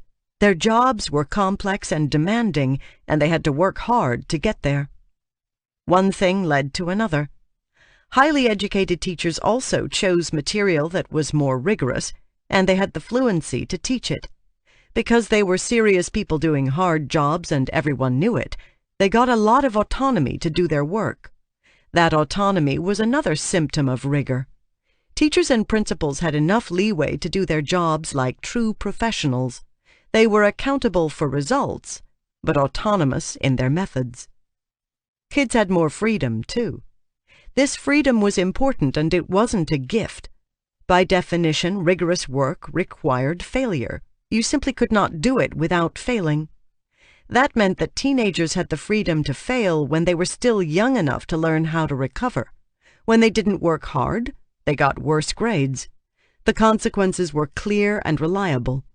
They didn't take a lot of standardized tests, but they had to take a very serious one at the end of high school, which had real implications for their futures. As Kim had noticed, teenagers were expected to manage their own time, and they usually did. Interestingly, this was another difference that exchange students noticed. 6 out of 10 of those surveyed said that U.S. parents gave children less freedom than parents abroad. Only 1 in 10 said that U.S. parents allowed more freedom. One Finnish student who had spent a year in the United States explained this difference this way. In the U.S., everything was very controlled and supervised. You couldn't even go to the bathroom without a pass. You had to turn all your homework in, but yet you didn't really have to think with your own brain or make any decisions of your own. I'd been looking around the world for clues as to what other countries were doing right, but the important distinctions were not about spending or local control or curriculum. None of that mattered very much. Policies mostly worked in the margins. The fundamental difference was a psychological one. The education superpowers believed in rigor. People in these countries agreed on the purpose of school. School existed to help students master complex academic material. Other things mattered too, but nothing mattered as much. That clarity of purpose meant everyone took school more seriously, especially kids. The most important difference I'd seen so far was the drive of students and their families. It was viral, and it mattered more than I'd expected. Eric and his friend Jenny had reminded me what I'd forgotten in adulthood. Kids feed off each other. This feedback loop started in kindergarten and just grew more powerful each year, for better and for worse. Schools and parents could amp up student drive through smarter, more meaningful testing that came with real consequences for teenagers' lives, through generous grants of autonomy, the kind that involved some risk and some reward, and through higher quality, more challenging work, directed by the best educated teachers in the world. But those policies were born out of a pervasive belief in rigor. Without it, those things just didn't happen. The question then was not what other countries were doing, but why. Why did these countries have this consensus around rigor? In the education superpowers, every child knew the importance of an education. These countries had experienced national failure in recent memory. They knew what an existential crisis felt like. In many U.S. schools, however, the priorities were muddled beyond recognition. Sports were central to American students' lives and school cultures in a way in which they were not in most education superpowers. Exchange students agreed almost universally on this point. 9 out of 10 international students I surveyed said that U.S. kids placed a higher priority on sports, and 6 out of 10 American exchange students agreed with them. Even in middle school, other researchers had found, American students spent double the amount of time playing sports as Koreans. Without a doubt, sports brought many benefits, including lessons in leadership and persistence, not to mention exercise. In most U.S. high schools, however, only a minority of students actually played sports, so they weren't getting the exercise, and the U.S. obesity rates reflected as much. And those valuable life lessons, the ones about leadership and persistence, could be taught through rigorous academic work, too, in ways that were more applicable to the real world. In many U.S. schools, sports instilled leadership and persistence in one group of kids, while draining focus and resources from academics for everyone. The lesson wasn't that sports couldn't coexist with education. It was that sports had nothing to do with education. In countries like Finland, sports teams existed, of course. They were run by parents or outside clubs.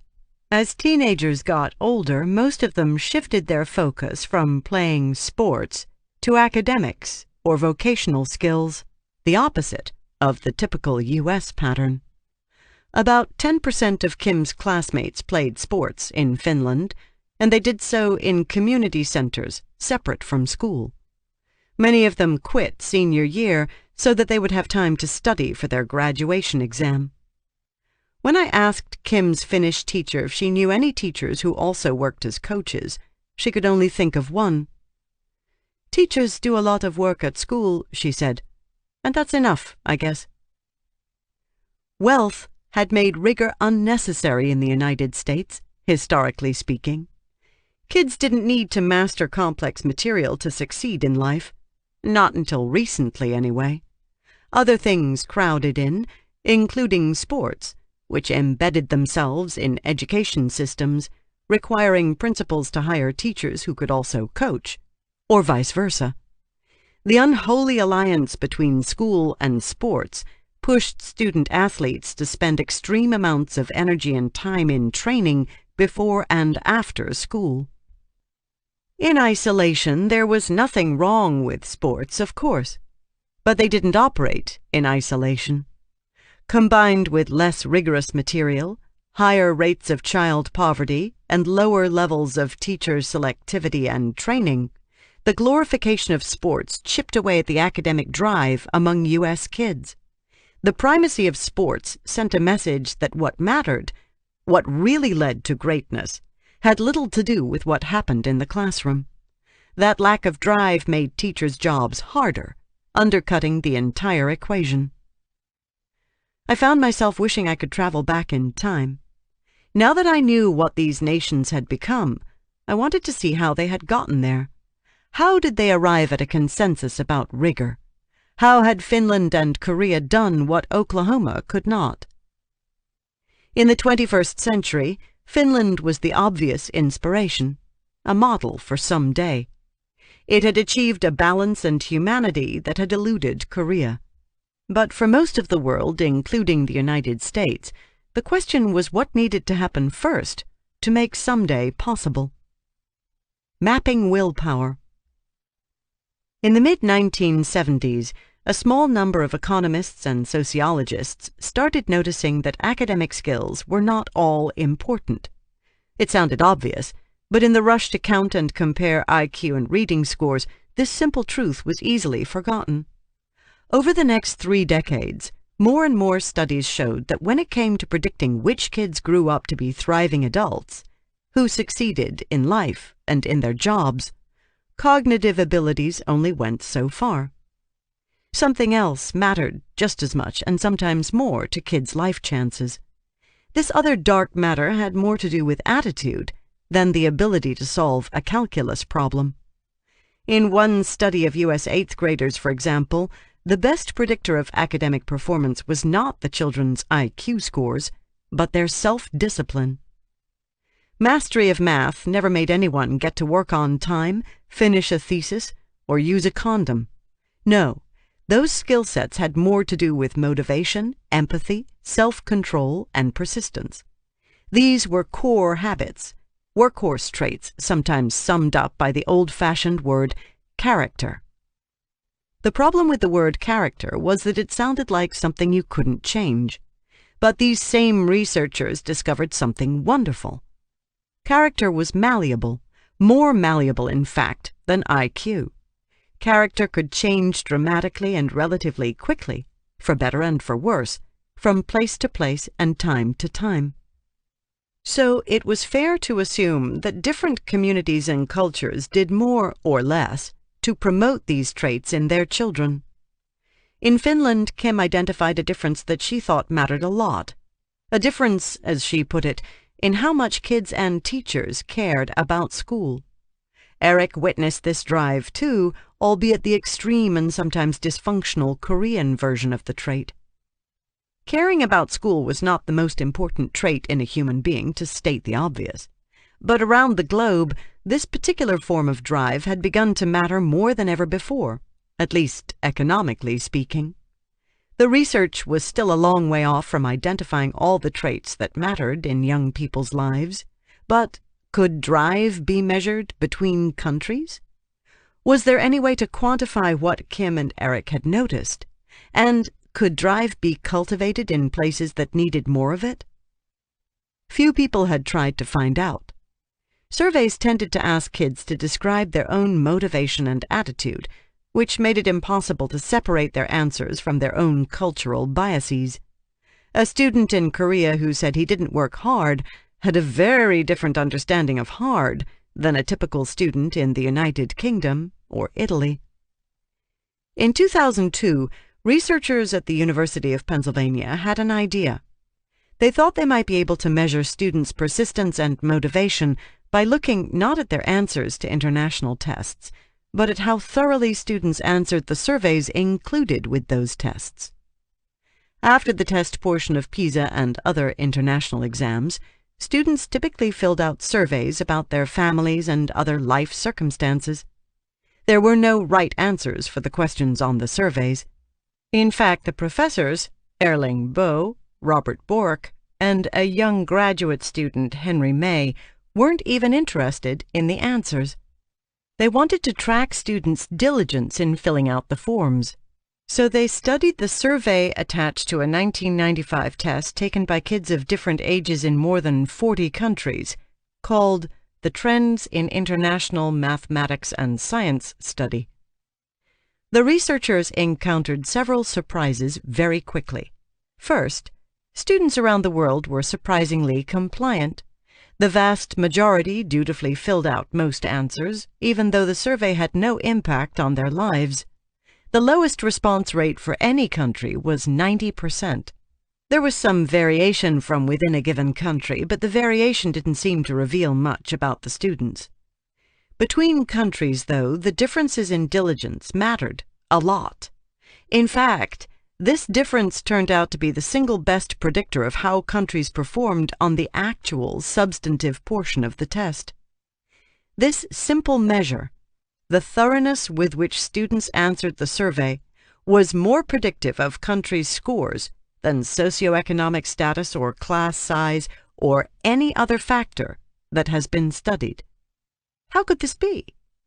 When May repeated the analysis with the 2009 PISA data, he found the same dynamic.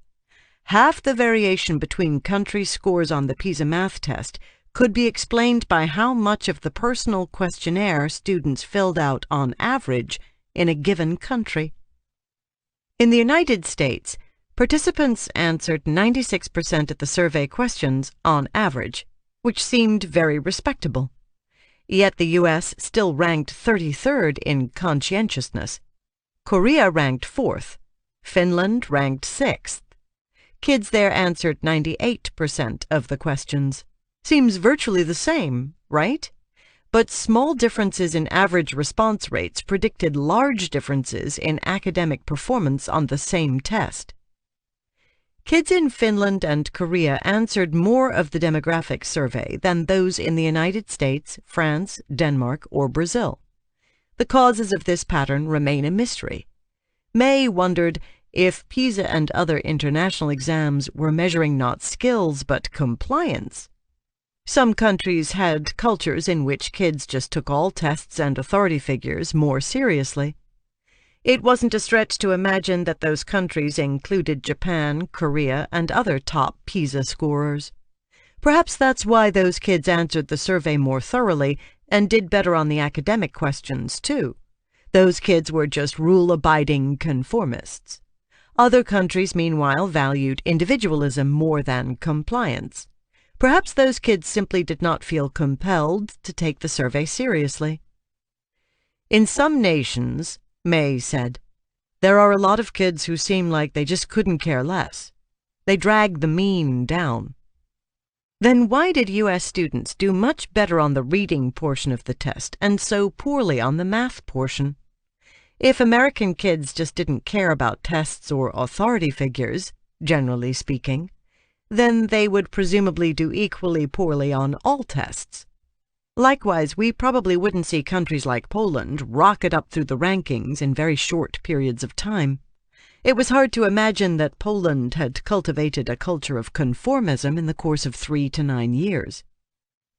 No one knows the answer for sure, but it's possible that the diligence kids showed in answering the survey reflected their diligence in general. In other words, maybe some kids had learned to finish what they started in school, to persist even when something held no particular gratification. The opposite was also true. Some kids had not learned to persist, and persistence was not valued as much in their school or in their societies at large. Conscientiousness on a survey seemed like a trifling matter. In life, it was a big deal. Conscientiousness, a tendency to be responsible, hard-working, and organized, mattered at every point in the human life cycle. It even predicted how long people lived, with more accuracy than intelligence or background. What would a map of conscientiousness look like? Maybe it was less important to find the smart kids, and more important to find the ones who got the job done, whatever the job was. Were there certain cultures that cultivated conscientiousness the way that other cultures cultivated gymnasts or soccer players? The survey results provided some clues, not all of them obvious. The countries with kids who took the survey most seriously were not necessarily places with the richest kids. Affluence does not necessarily lead to persistence, as we all know. In fact, the country with the highest response rate on the survey had nearly the same level of child poverty as that of the United States. That country was Poland. Chapter 7. The Metamorphosis. The children of Breslau, dragging suitcases behind their mothers, watched the slips of paper float toward Earth. They squinted up into the bright sky, where they could just make out the silhouette of a Soviet warplane. All around them, the leaflets landed softly on the ground like snow. Germans, surrender. Nothing will happen to you. On January 22, 1945, Breslau was an important industrial center in what was then Eastern Germany. The city had been largely spared by World War II. The city's 800,000 people, along with its medieval square and its weapons factories, lay just out of reach of Allied bombers. For most of Breslau's citizens, it had been possible to believe that life might one day return to normal. Now, though, the Red Army was pushing west along the Oder River, closing in on the city. Intelligence reports estimated that the approaching Soviet soldiers outnumbered the German soldiers by 5 to 1. By the time Nazi officials finally allowed Breslau's women and children to leave, it was too late. Families rushed to the train stations and borders, clogging streets already filled with refugees from other German cities. Women pushed strollers full of pots and pans, as men, ordered to fight to the death, climbed into church steeples with machine guns. It was 3 degrees, and many of the fleeing children froze to death before they made it to the next town. Nature finished what man started. Before a single bomb fell, some 90,000 evacuees died trying to escape Breslau. On the night of February 13, Soviet tanks encircled the city, churning slowly through the suburbs. The distant artillery fire grew louder each day until it exploded into a street fight in the heart of the city. The Soviets blasted their way through Breslau's historic row houses, wall by wall, occupying the city as they destroyed it. Retreating Germans threw grenades through windows and set fire to entire neighborhoods as they left, determined to slow the Soviet advance by leveling their own city. The aerial bombardment reached its crescendo just after Easter. By April 30, even Hitler had given up, killing himself in his bunker in Berlin. But in Breslau the siege continued, grinding on, defying logic. Finally, on May 6, Breslau capitulated. 3/4 of the city had been razed in 2.5 months. A mere 3 days later, Europe's long, wicked war came to an end. What was left of Breslau was plundered or burned by Soviet soldiers. Within months, the Allies redrew the map of Europe. Joseph Stalin, Winston Churchill, and Franklin Roosevelt plucked up Breslau like a chess piece. They flicked it over to Poland's side, under the new name Wrocław. Most of the remaining Germans were run out of town, and hundreds of thousands of traumatized Polish refugees flooded in to take their places, literally moving into the formerly German houses, sometimes before they'd been abandoned by their owners. This was the city in which Tom lived. To understand it was to understand this dislocated history, warped by blank spots and confused identities. Over the centuries, the city had been called by more than 50 different names. People that lived there, as in much of Poland, never resided entirely in the present. The place had too many ghosts, too many parallel histories. The pioneer Poles, as they were called, gamely tried to reinvent their adopted city.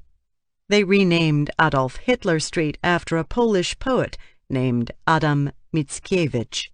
Hermann Goering Stadium became Olympic Stadium. But they were living in a haunted place. Everywhere, in the vandalized statues and the faded outlines left by stripped-away swastikas, they saw reminders of their Nazi persecutors. The newcomers had precious little time to reflect on those ironies. Soon after the end of World War II, Poland fell under communist rule for 40 years. Tens of thousands of Poles, including hundreds of priests and political activists, were imprisoned. Secret police infiltrated every neighborhood. In Wrocław, street names changed once again. One brand of oppression replaced another. The Polish Miracle. The defenders of America's mediocre education system, the ones who blamed poverty and dysfunction for our problems, talked as if America had a monopoly on trouble. Perhaps they had never been to Poland. It is difficult to summarize the tumult that occurred in Poland in the space of a half-century. After the fall of communism in 1989, hyperinflation took hold. Grocery store shelves were empty, and mothers could not find milk for their children. The country seemed on the verge of chaos, if not civil war. Yet Poland tumbled through yet another transformation, throwing open its institutions to emerge as a free-market democracy.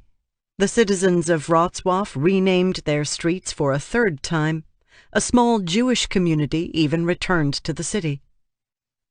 By 2010, when Tom arrived from Gettysburg, Pennsylvania, Poland had joined the European Union. The country still struggled with deprivation, crime, and pathology of all kinds, however. While Tom was there, the local soccer teams started playing in empty stadiums, silent, but for the sounds of their feet kicking the ball. There'd been so much violence among the fans that they'd been banned from their own team's games. Nearly 1 in 6 Polish children lived in poverty, a rate approaching that of the United States, where 1 in 5 kids are poor. It is hard to compare relative levels of sadness, but the data suggested that poor children in Poland led jagged lives. In a United Nations comparison of children's material well-being, Poland ranked dead last in the developed world. Like the United States, Poland was a big country where people distrusted the centralized government. Yet something remarkable had happened in Poland. It had managed to do what other countries could not. From 2000 to 2006, the average reading score of Polish 15-year-olds shot up 29 points on the PISA exam. It was as if Polish kids had somehow packed almost 3/4 of a school year of extra learning into their brains. In less than a decade, they had gone from below average for the developed world to above. Over the same period, U.S. scores had remained flat. Tom was living in the transition that Finland and Korea had finished decades earlier. To see this change up close was the next best thing to time travel.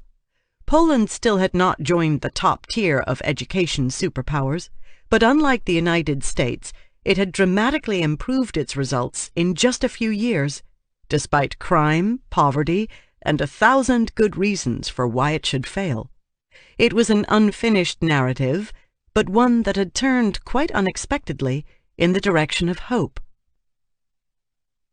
From Pennsylvania to Poland. I met Tom in the center of Wrocław at a grand old hotel where Adolf Hitler, Pablo Picasso, and Marlene Dietrich had all stayed. He wore jeans and a rumpled, button-down shirt, untucked, with the sleeves pushed up above his elbows. He was 18, a senior in high school. Since he'd arrived from Gettysburg, his Polish host mothers had been trying without success to fatten his skinny frame. We walked through the old city, and it looked exactly the way Tom had described it to me months before, an eclectic collage of Baroque cathedrals, cobblestone streets, and large, brutalist Soviet-style apartments. In the medieval square known as the Rynek, tourists drank Piast beer at outdoor cafes underneath a 16th-century clock that tracked the phases of the moon. Babcias, Polish grandmothers, shuffled by, scarves tied under their chins, packages tucked under their arms. The Rynek had been rebuilt and restored many times. This version was slightly too resplendent, the paint a shade more vibrant than it should have been, but still magnificent in its scale and sweep.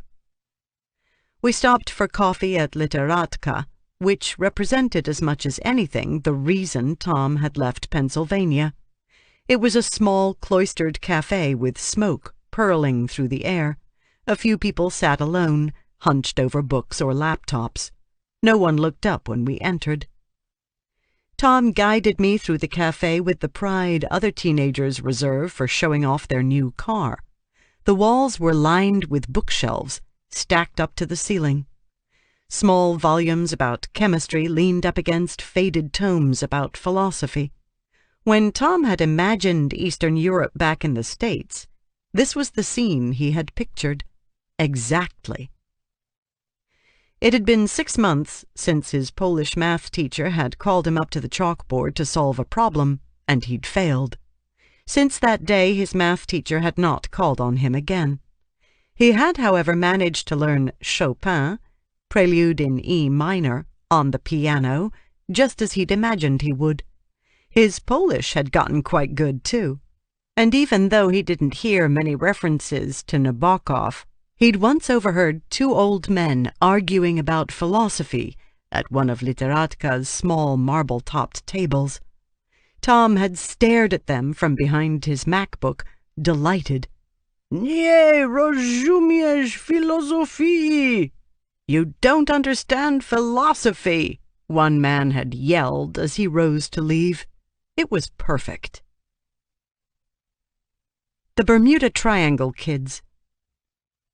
We left Literatka and walked toward Tom's school, Loxii, known as Number 13. The ambiance changed abruptly as we walked.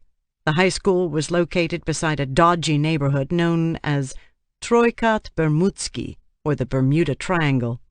It had earned the nickname years ago when outsiders who'd wandered into the neighborhood seemed to vanish, never to be heard from again.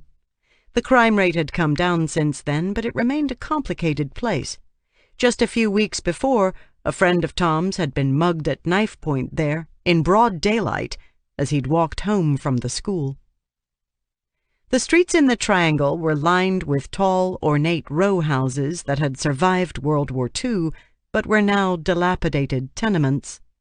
Blackened statues stared down from the battered facades. The entryways stank of urine, and graffiti was scrawled across the pink, faded frescoes on the walls. Finland felt very far away. As we walked, a child ran past us, on his way to a small playground tucked behind a stretch of row houses. Until 2007, the spot had been a dirt field, and the children of the Triangle had played there then, too, lacking other options. When an excavator had arrived one day to turn the field into a parking lot, the children had protested, refusing to surrender their square patch of dirt. They'd made signs out of wooden planks. "We demand a playground! Excavator, go away!" The leader among them, a 16-year-old named Kristek, who would likely go far in life, had called the newspapers. The developers had backed down, agreeing to build a few parking spaces and a modest playground. The Triangle kids did not have easy lives. Some had fathers in prison. Others had mothers who drank too much vodka. On some days, kids came to school tired and hungry. To an outsider, it didn't look all that different from an American ghetto. Yet something had changed for the Triangle kids rather dramatically in the past decade, something that was hard to see on the street. These kids spent their days in an education system that had reimagined what was possible. The changes had not been in the margins where most reforms happened everywhere else on the planet. They had broken through to the core, fundamentally altering the structure and substance of an education in Poland, giving these kids better odds than they would have encountered in many school districts within the United States, a much richer country. These kids still lived in the Triangle, but they were less likely, statistically speaking, to be lost forever. The Alchemist. In 1997, when Mirosław Handke became Poland's Minister of Education, he was an outsider. A chemist with a white mustache and dramatic black/eyebrows, he looked like an Eastern Bloc version of Sean Connery. Handke was accomplished in his own world at AGH University of Science and Technology in Kraków. He'd published more than 80 papers on the obscure properties of minerals and become the head of the university, one of Poland's best. However, he knew next to nothing about education policy or politics. His cluelessness would serve him well, at least for a little while. By then, Poland's 38 million citizens had undergone years of economic shock therapy designed to catapult the country into the West after the fall of communism. So far, deregulation and privatization had worked, making Poland one of the fastest-growing economies in the world. Unemployment had been steadily falling, along with inflation. Now the country was on the precipice yet again.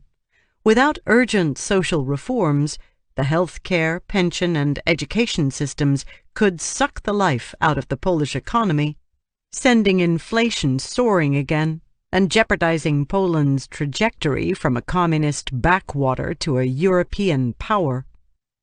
Most damning of all, Polish adults did not have the skills to compete in the modern world. Only half of rural adults had finished primary school. The Poles would be relegated to doing the low-skilled, low-wage jobs that other Europeans did not want. Faced with this existential crisis, Handke studied the education systems of other countries, including the United States, where he had lived for 2 years. He traveled around Poland, meeting with teachers, researchers, and politicians. In the spring of 1998, he and his boss, the new Prime Minister, Jerzy Buzek, another chemistry professor, announced a series of reforms, the likes of which they might never have contemplated if they'd had more experience with the political sensitivities of education. "We have to move the entire system, push it out of its equilibrium, so that it will achieve a new equilibrium," Handke said. He was still teaching chemistry, this time to 38 million people. To get to the new equilibrium, the country would enter what scientists called a transition phase. This phase would, as Handke put it, give students a chance.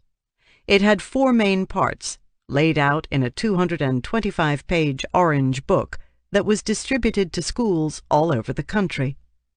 First, the reforms would inject rigor into the system. A new core curriculum would replace the old dumbed-down mandates that had forced teachers to cover too many topics too briefly. The new program would lay out fundamental goals but leave the details to the schools. At the same time, the government would require a quarter of teachers to go back to school to improve their own education. Along with rigor came accountability. To make sure students were learning, they would start taking standardized tests at regular intervals throughout their schooling, not as often as American kids, but at the end of elementary, junior high, and high school.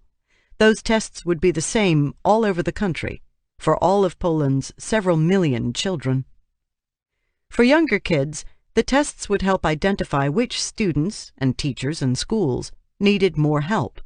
For older students, the tests would also have consequences, determining which high schools and then universities they could attend. For the first time, all students would take the university entrance exam at the end of high school, and the exams would no longer be graded by local teachers. That way, universities and employers would be able to trust that the results meant the same thing from place to place. The Poles couldn't know it yet, but this kind of targeted standardized testing would prove to be critical in any country with significant poverty, according to a PISA analysis that would come out years later. Around the world, school systems that used regular standardized tests tended to be fairer places, with smaller gaps between what rich and poor kids knew. Even in the United States, where tests have historically lacked rigor and purpose, African American and Hispanic students' reading and math scores have gone up during the era of widespread standardized testing. Why did tests make schools fairer, generally speaking? Tests helped schools to see what they were doing right and wrong, and who needed more help. That insight was a prerequisite, not a solution. Rendering problems visible did not guarantee they would be fixed, as thousands of U.S. school districts had proven under the testing mandates of No Child Left Behind. But identifying problems seemed to be a necessary first step in places with wild variation in what kids knew. The third reform was the most important one: to literally, not just rhetorically, raise the expectations for what kids could accomplish. To do this, the reforms would force all kids to stay together in the same academic environment for an extra full year, through the equivalent of freshman year in high school. Instead of getting streamed into either vocational or academic programs around age 15, a practice known as tracking, students would go to the same junior high schools together until age 16. The difference was only 12 months, but it would have surprising consequences. In Poland, delaying tracking meant creating 4,000 new junior high schools, virtually overnight. There was no other way to accommodate all the students who would normally have gone off to vocational school at 15. Handke might have stopped there. A new core curriculum, a stricter testing regimen, and thousands of new schools would represent a massive disruption, the likes of which no American state had ever seen in such a short time. But there was an obvious problem. The Poles had recent traumatic memories of communism. It was politically impossible to impose changes like this from the central government without granting other freedoms in exchange. To extract more accountability, Handke decided to reward schools with more control. That autonomy was the fourth reform. Teachers would be free to choose their own textbooks and their own specific curriculum from over 100 approved options, along with their own professional development. They would start earning bonuses based in part on how much professional development they did. In a booming country where people were judged by how much money they made, the cash infusion would telegraph to everyone that teachers were no longer menial laborers. The principal, meanwhile, would have full responsibility for hiring teachers. Local authorities would have full control over budgeting decisions, including where and how to open the new junior high schools. In other words, the new system would demand more accountability for results, while granting more autonomy for methods. That dynamic could be found in all countries that had dramatically improved their results, including Finland, and, for that matter, in every high-performing organization, from the U.S. Coast Guard to Apple Inc. All this change would happen, Handke declared, in 1 year. Shock therapy. The Orange Book provoked extreme reactions. Some Poles applauded the audacity of Handke's plan. "This is our ticket to Europe and the modern world," proclaimed a journalist at Gazeta Wyborcza, one of Poland's biggest newspapers. However, the Union of Polish Teachers came out against the reforms, accusing Handke of trying to change too much too quickly with too little funding. In another article in the same newspaper, one principal prophesied disaster. "We can look forward to a deterioration in the standard of education for most young people, a deepening of illiteracy, and a widespread reluctance to pursue further education." The timing, however, was exceptional. Poland had a new government full of so-called reformers. They couldn't easily call themselves reformers and then obstruct reform. More important, there were a lot of distractions. The government was reforming healthcare and pensions at the same time. The dizzying pace of change gave Handke cover. On September 1, 1999, 4,000 new junior high schools opened their doors across Poland. The metamorphosis had begun. Handke wisely started the day by praying for the best. In the ancient Polish city of Gniezno, he attended a special mass at the Gothic cathedral. Then he went to the city's new junior high school, a 3-story concrete and glass structure known as No. 3, for an inauguration of Poland's new educational era. He vowed that the new system would be more creative and safe, not hammering redundant information into the head. Designed for the present world instead of the past, the new system would teach children how to think. In reality, it was a chaotic day. Many teachers and principals were not ready. Buses failed to show up in many rural towns where students lived far from the new schools. Parents, teachers, and principals complained bitterly about the changes. The Orange Books were a nice idea, but they had not convinced the public and teachers that the changes were wise. At the end of the school year, 60% of Poles surveyed said they did not think the reforms guaranteed equal access to an education. No one, including Handke, knew whether the gamble would pay off. We don't want to be left behind. While Handke the chemist was disrupting the equilibrium in Poland, Schleicher the physicist was trying to persuade countries to participate in the first-ever PISA test. Many countries had signed on, but Poland was not among them. Poland had little experience with international exams, and many felt that the money could be better spent elsewhere. However, a few officials, like Jerzy Winiewski, an advisor in the Education Ministry and a former high school math teacher, lobbied for Poland to join the experiment. To them, PISA represented modernity, a rational, sophisticated tool for the First World. The only other developed country still opposed is Turkey, Winiewski pointed out. We don't want to be left behind. The peer pressure worked, and in 2000, Polish 15-year-olds took the PISA. No one realized it then, but the timing was perfect. Pisa captured entirely by coincidence a snapshot of Poland before and after the reforms. The Polish kids who took the first Pisa in 2000 had grown up under the old system. Half had already been tracked to vocational schools, half to academic schools. They were the control group, so to speak. No one in Poland had expected to lead the world, but the results were disheartening all the same.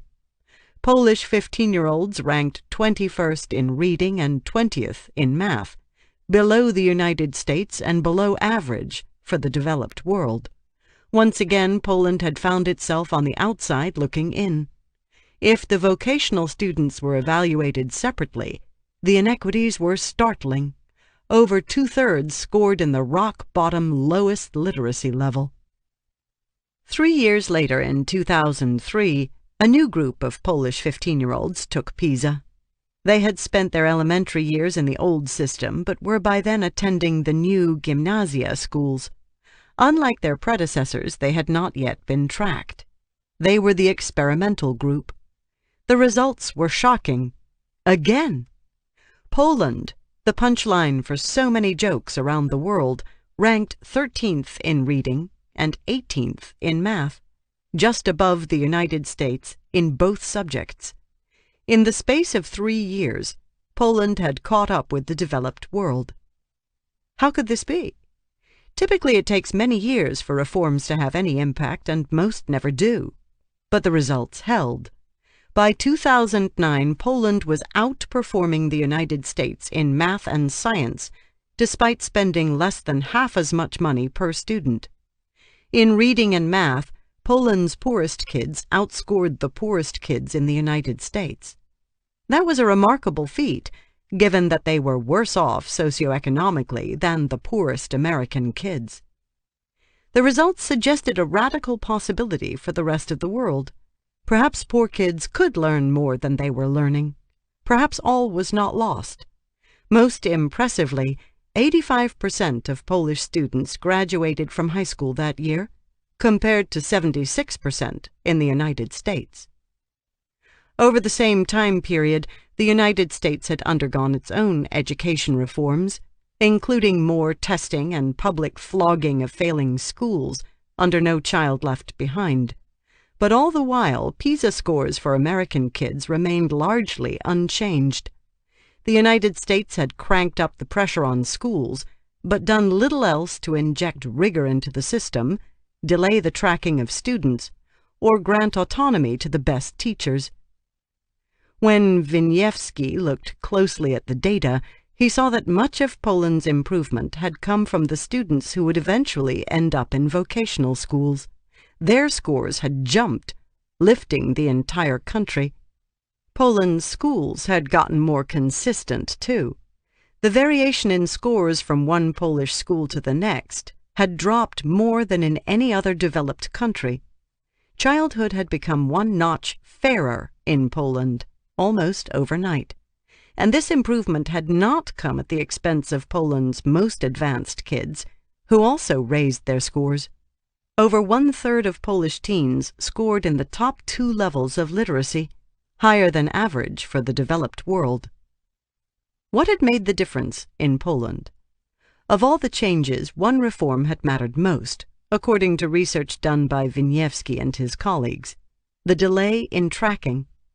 Kids who would have otherwise been transferred to vocational schools scored about 100 points higher than their counterparts in 2000, those who had already been tracked at that point. The expectations had gone up, and these kids had met them. The 4,000 newly inclusive schools had, it appeared, jump-started the education system in ways no one had expected. The principals who had volunteered to run the new schools tended to be the more ambitious school leaders, and they were allowed to hand-pick the teachers who came with them. Quite by accident, the new system self-selected for talent, and the new schools had built-in prestige. To the rest of the education establishment, the new schools sent a message that these reforms were real, not just another political spasm that could be ignored. Handke was delighted, seeing the PISA scores as vindication for his reforms. Our youth have begun to think. But the data also revealed a troubling flip side. Expectations could fall as quickly as they rose. In 2006 and 2009, Poland gave the PISA test to a sample of 16 and 17-year-olds to see what happened once they went off to vocational schools. Incredibly, the gains disappeared. The achievement gap from the first PISA returned 1 year later. By age 16, vocational students were performing dramatically worse than academic students. The reforms had postponed the gap, not eliminated it. Wieniawski was mystified. How could the improvements vanish so fast? It might be motivation, he said. It needs more research. But the peer effects are somehow very influential. Something happened to kids once they got into the vocational schools with all the other vocational students and teachers. They seemed to lose their abilities, or maybe their drive, almost overnight. Gifted and talented in America. Intuitively, tracking made sense. A classroom should function more efficiently if all the kids were at the same level. In reality, though, second tracks almost always came with second-rate expectations. Statistically speaking, tracking tended to diminish learning and boost inequality wherever it was tried. In general, the younger the tracking happened, the worse the entire country did on PISA. There seemed to be some kind of ghetto effect. Once kids were labeled and segregated into the lower track, their learning slowed down. In Pennsylvania, Tom was tracked starting in 3rd grade. A teacher recommended him for testing, and he did well. So at the age of 8, he was placed in the Gifted and Talented program in Gettysburg. At first, this distinction had little practical effect. Once a week, he and the other designated kids went to a special class where they got to sample Latin and learn long division early. As he got older, he was gradually eased onto a more explicit track. By age 15, his core classes were all considered advanced in some way. He took English, social studies, and science classes on what was called the accelerated track with other higher-achieving students. He only saw the non-accelerated kids his age in gym, art, or the other non-essential classes. It was hard to know what effect this sorting had, but it was safe to say that kids who were told they were gifted at age 8 probably tended to see themselves that way, and kids who were not probably did not. The word gifted alone implied an innate talent that no amount of hard work could change. In a sense, it was the opposite of Confucianism, which holds that the only path to true understanding comes from long, careful study. When Tom was a freshman, Gettysburg High School had 3 main tracks. The most rigorous was the accelerated route, which became the advanced placement track in junior and senior year. The second level was for all the regular kids. Then there was yet another track, euphemistically called the applied track. This was for the 10 to 15% of Tom's classmates who, for whatever reason, just aimed low. Instead of English, these kids took something called English in the workplace. Everyone had his or her track, regardless of where it was headed. When most people thought of tracking, they thought of places like Germany or Austria, where students were siphoned off to separate schools depending on their aspirations. Tracking took different forms in places like the United States, the United Kingdom, Canada, Japan, Norway, and Sweden. But that didn't mean it was less powerful. Tracking in elementary school was a uniquely American policy. The sorting began at a very young age, and it came in the form of magnet schools, honors classes, advanced placement courses, or international baccalaureate programs. In fact, the United States was one of the few countries where schools not only divided younger children by ability, but actually taught different content to the more advanced track. In other countries, including Germany and Singapore, all kids were meant to learn the same challenging core content. The most advanced kids just went deeper into the material. Meanwhile, the enduring segregation of U.S. schools by race and income created another de facto tracking system, in which minority and low-income kids were far more likely to attend inferior schools with fewer advanced placement classes and less experienced teachers. By the early 21st century, many countries were slowly, haltingly delaying tracking. When they did so, all kids tended to do better. In most Polish schools, tracking occurred at age 16. At Tom's school in Wrocław, the sorting had already happened. Only a third to half of the students who applied were accepted. Tom only saw the vocational kids when he came to gym class. They left as his class arrived. Finland tracked kids too. As in Poland, the division happened later, at age 16, the consequence of 40 years of reforms, each round of which had delayed tracking a little longer. Until students reached age 16, though, Finnish schools followed a strict ethic of equity. Teachers could not, as a rule, hold kids back or promote them when they weren't ready. That left only one option. All kids had to learn. To make this possible, Finland's education system funneled money towards kids who needed help.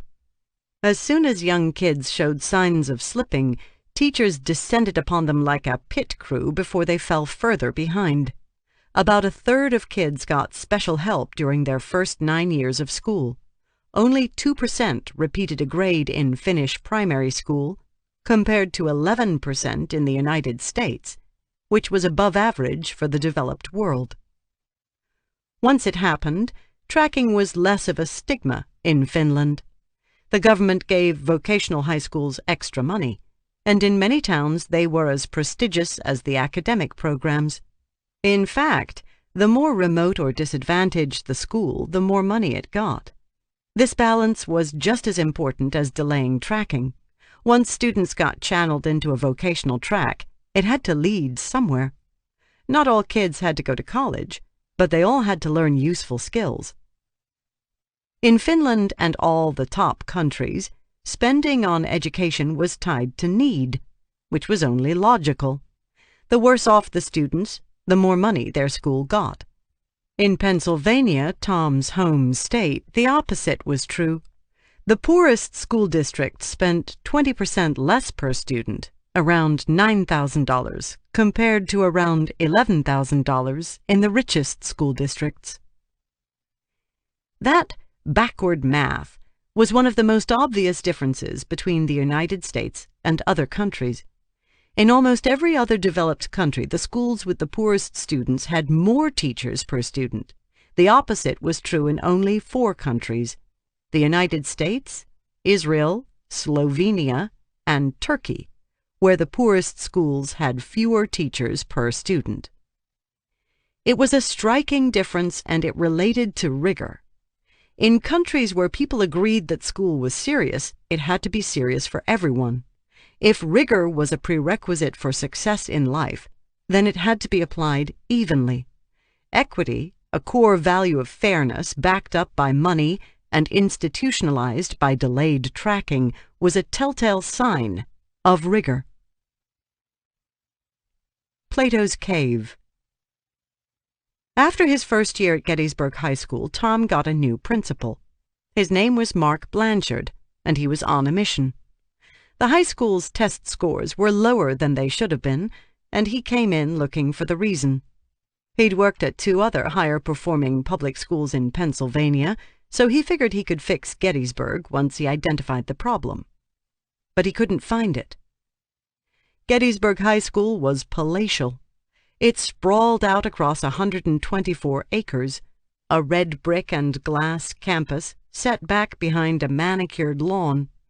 The $40 million facility, built in 1998, included an engineering lab, a greenhouse, 3 basketball courts, and a sleek 1,600-seat auditorium. The school spent almost twice as much per student as Kim's school spent in Oklahoma, even after adjusting for cost of living and differences in students' needs. Whatever the school needed, it wasn't money. Blanchard worried the problem might be the teachers. That would be hard to fix. Yet he was surprised to discover many talented, experienced teachers. He also met hundreds of hard-working, creative kids, including Tom. 1 in 5 Gettysburg children came from families living in poverty, a relatively manageable level, and most of Tom's classmates lived in middle or upper-income homes. In time, Blanchard realized the problem was more insidious. The challenge was not a lack of potential, but a failure of imagination. Some parents, including the ones who worked as professors at nearby Gettysburg College, assumed their children would go to college.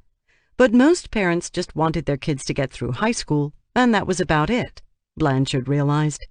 Many of these parents worked in agriculture and had never needed more education than that. Their goals were modest to a fault. In certain other countries, that 20th century mindset had been disrupted, often by economic crises. Families in Finland, Korea, and Poland had started to assume that their kids would go to college or get technical training after high school, and most of them did. Yet in Gettysburg and many schools around the world, the status quo had calcified, and it wasn't just the parents and students who settled for less. That same mindset pervaded many of the classrooms. In his conversations with teachers in the hallways, Blanchard noticed a certain resignation. Why should they stand up in front of kids and talk about politics, literature, or advanced math if all their students wanted was to get through high school? Blanchard started to think of the problem like Plato's cave. People assumed the familiar shadows they'd seen on the wall in front of them were real, even if they were just reflections of their own imaginations. He needed to make them turn around and discover that the world was different. Things had changed, and they could dream bigger. First, Blanchard tried to boost the rhetoric. He started talking about Gettysburg becoming the best. He announced a plan to double the size of the AP program. He told the orchestra teacher he wanted to have the strongest music program in the county. "I want to be great at everything, so nobody can say this is the football high school." Then he tried to lift the academic expectations just slightly. When he heard about the applied classes, he started asking questions. Neither of his previous schools had needed applied courses. Why should Gettysburg? He started referring to them as bonehead classes, and he proposed doing away with them. "Kids meet the expectations you set for them," he told his staff. Some teachers and guidance counselors objected. "The students won't pass," they warned him. "They won't graduate." Blanchard told them it was their job to teach all the kids, not just the ambitious ones. So Tom's sophomore year, the school offered no bonehead courses. Just like that, Gettysburg deleted its lowest track. Interestingly, nothing happened. No one dropped out because bonehead English went away. Soon teachers stopped talking about it, and it was as if the applied track had never existed. Gettysburg and other local school districts also got together to build a new technical school, so that kids who wanted vocational training could spend half their days in the program for diesel mechanics or pre-nursing, earning community college credit.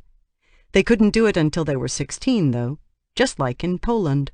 Until then, they had to keep taking English, science, and math.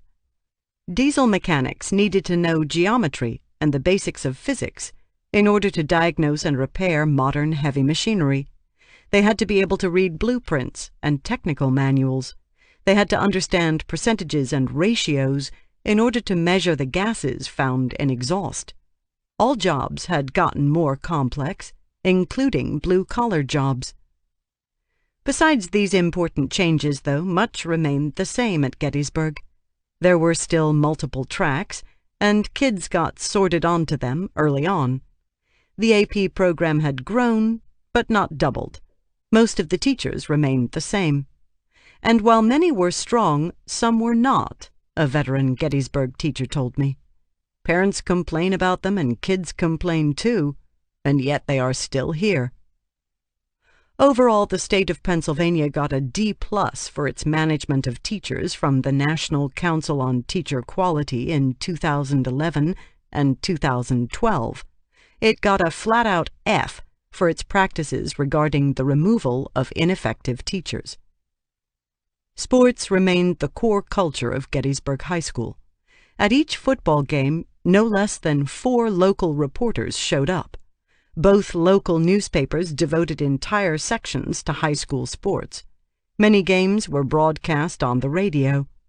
Student athletes had grueling schedules that left little time or energy for studying. They had to lift weights all summer, but they didn't have to do much math. Blanchard had worked hard to increase the drive and equity quotient at his school, but the rest of the equation remained mostly the same. In 2011, 4 out of 10 Gettysburg High School juniors still weren't doing math at grade level, according to the state's own test, which wasn't very hard. When Tom's classmates took the SAT, they scored a bit better than the national mean in reading and a little worse in math. Their AP scores were high, but only 1/3 of the students took AP classes. It was almost as if Gettysburg were 2 different schools, with one set of ideals for the top students and another for the rest. The metamorphosis had stalled. The fundamentals. Tom liked Principal Blanchard, though he didn't know him well, and he was reluctant to say anything critical about his hometown. But as we walked through Wrocław talking about the differences, he described the problem with Gettysburg this way. The school is not that concerned with sending people off to do big things. It was one reason he'd wanted to spend his senior year somewhere else. He'd wanted to do big things. We got to number 13 just before first period, arriving with a throng of other students. The building was made of deep red and black bricks, with bars covering the windows. Like the rest of the city, number 13 was a contrast of old and new.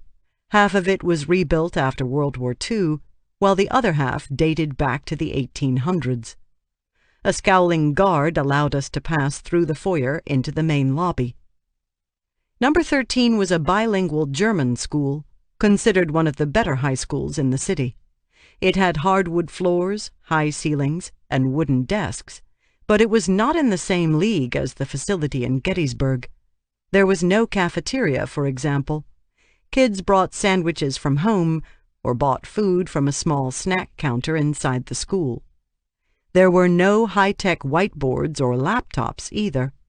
Back at Gettysburg, half the classrooms had laptops for all students, and the other half used one of 5 computer labs as needed. As we made our way downstairs, I asked Tom what kinds of things he did with those laptops. "We played flash games," he said, smiling, "or tried to find a way to get on Facebook." Polish kids wasted time on Facebook too, of course. They procrastinated by playing World of Warcraft, just like kids back home. However, they also spent a lot of time studying for their graduation exam, far more than most of Tom's classmates had spent studying for the SAT. When Polish kids took that graduation test, they got dressed up in their nicest clothes, the way high school football players did on game day in America. And one other thing, there were no sports at Tom's school in Poland. Sports simply did not figure into the school day. Why would they? Plenty of kids played pickup soccer or basketball games on their own after school, but there was no confusion about what school was for, or what mattered to kids' life chances. Unlike Principal Blanchard back in Pennsylvania, Tom's Polish principal did not have to spend any time worrying about whether her new math teacher could also coach baseball. When the bell rang at the end of class, I followed Tom outside for one of several daily smoke breaks. We stood beside the school along with dozens of other students as a streetcar churned by, shaking the ground around us. He'd picked up the habit soon after he'd arrived. Back in Gettysburg, he would have been suspended for smoking outside school. Like many American exchange students, Tom relished the freedom he had in his time abroad. After school, he liked to go to one of the 12 islands located on the Odra River that ran through the city. There, with throngs of other Polish teenagers, he and his friends drank beer and smoked. He felt more like an adult who could decide what to do, even if it was bad for him. That autonomy was not always fun, however. If teenagers were capable of taking care of themselves after school, they were also expected to face facts during school. They were not protected from hard truths. In one class, Tom remembered, the teacher announced the exam scores aloud. He was stunned when he heard the results. 22 out of 26 kids had failed, an unimaginable ratio in most U.S. high schools.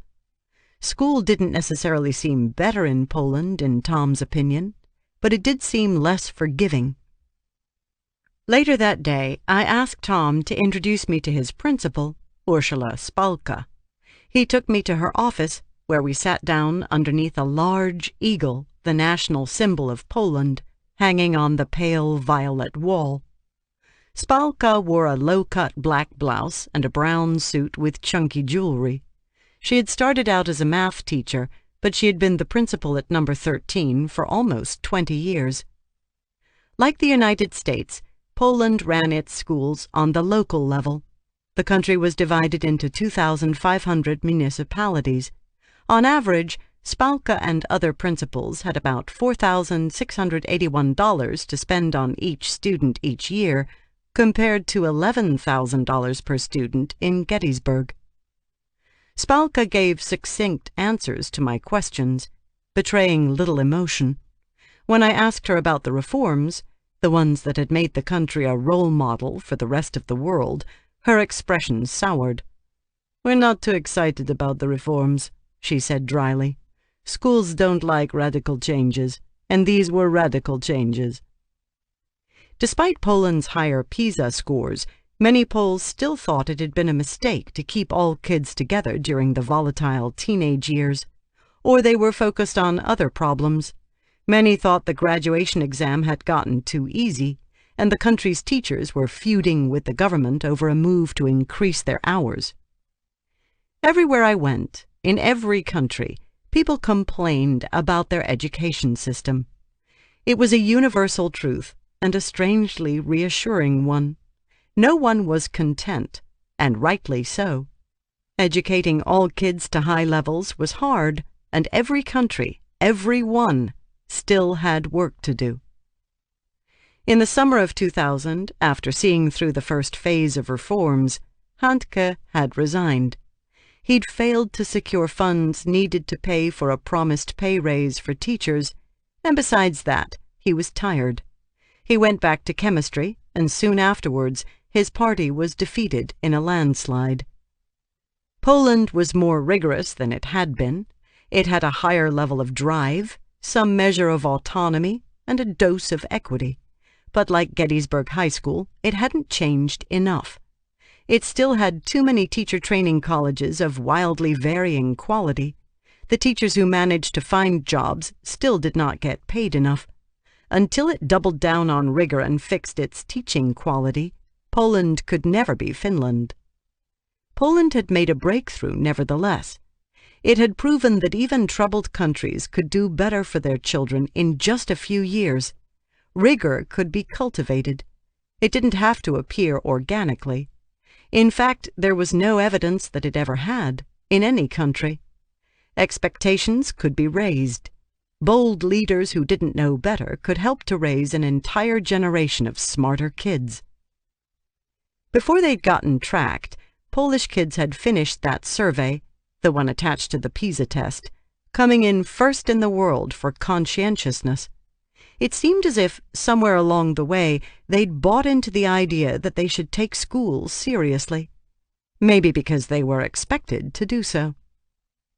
When I talked to Handke in 2012, he was convalescing from a heart condition, which he blamed semi-seriously on the 3 years he'd spent trying to reform his country's education system.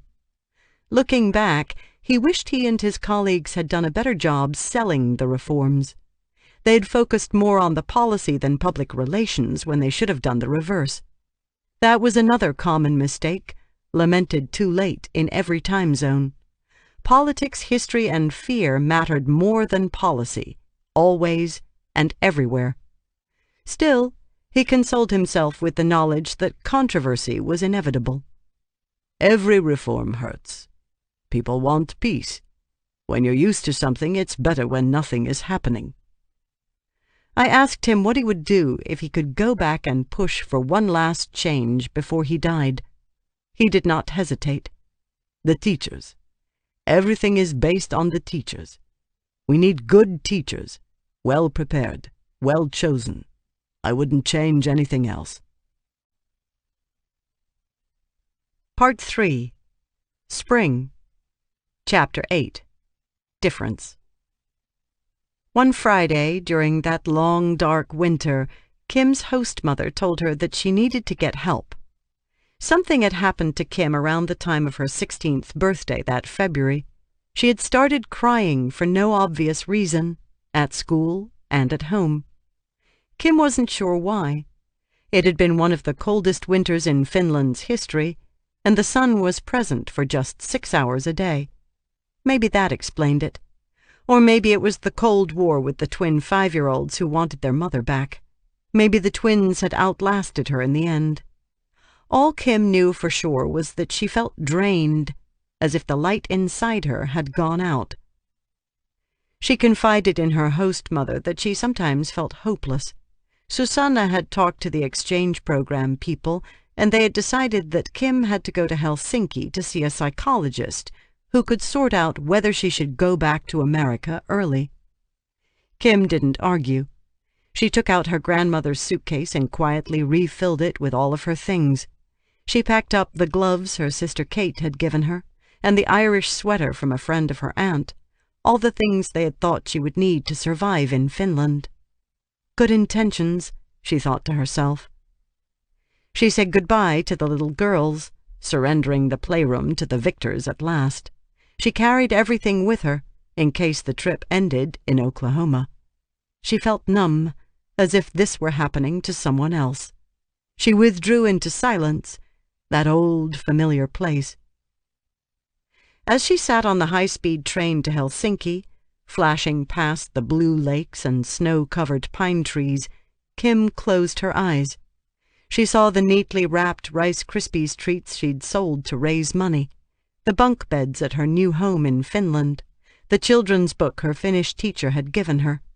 She thought about the prospect of leaving Finland several months early, having failed at the only impressive thing she had ever done. Kim had been warned that this might happen in mass emails from AFS, her exchange program. Teenagers living abroad tended to go through predictable phases, and the one that came in the middle of the year was a dark one. Many felt depressed and isolated.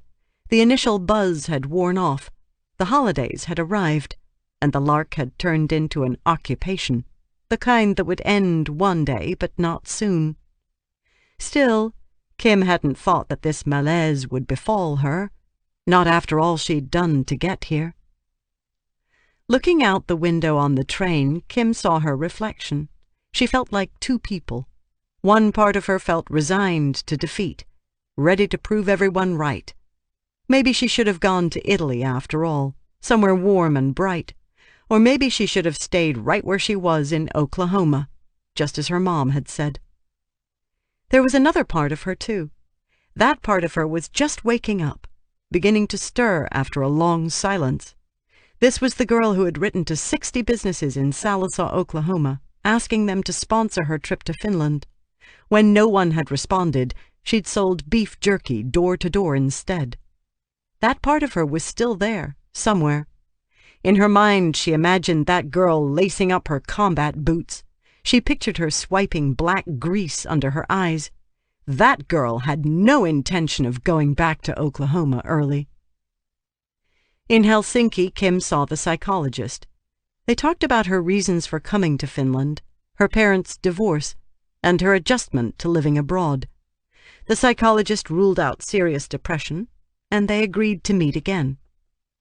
Between sessions, Kim roamed through Helsinki, visiting museums, riding buses, and watching all the people.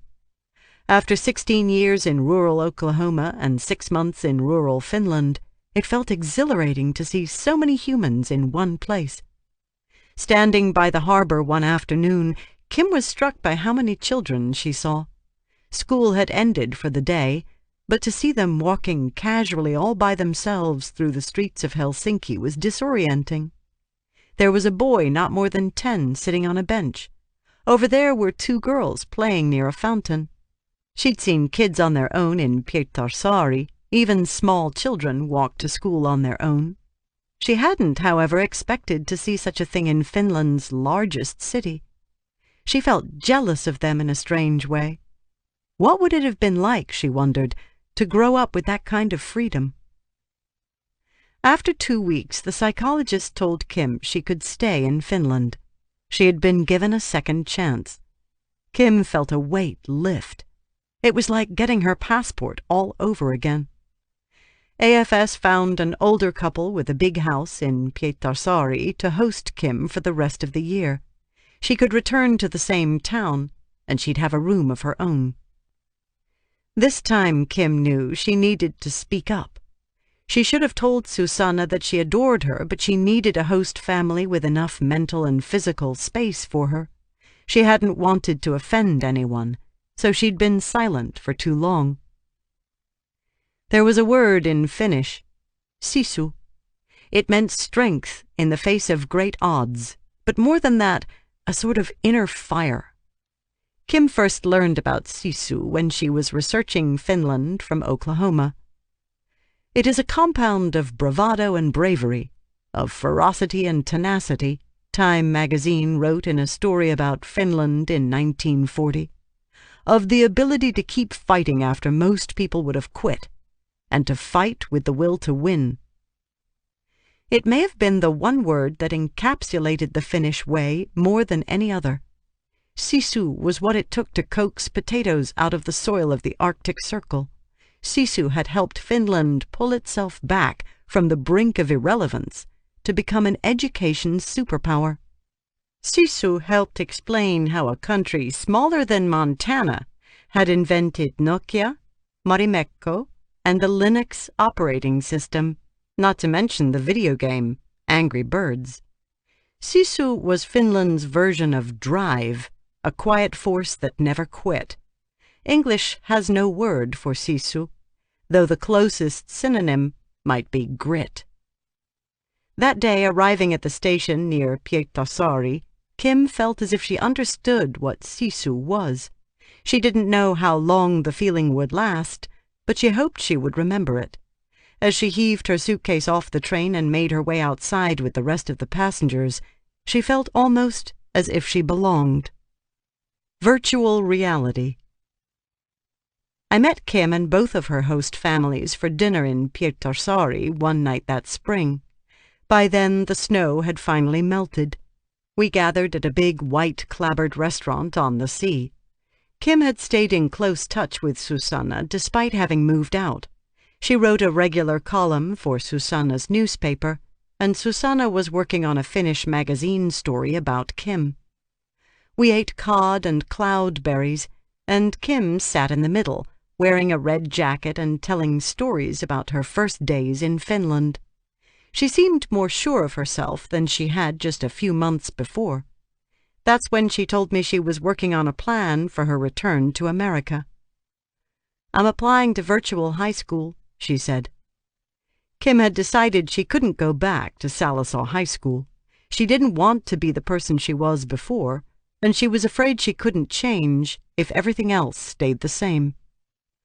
"I worry that the indifference will start to affect me again, that I'll just slip back into the views of all my peers."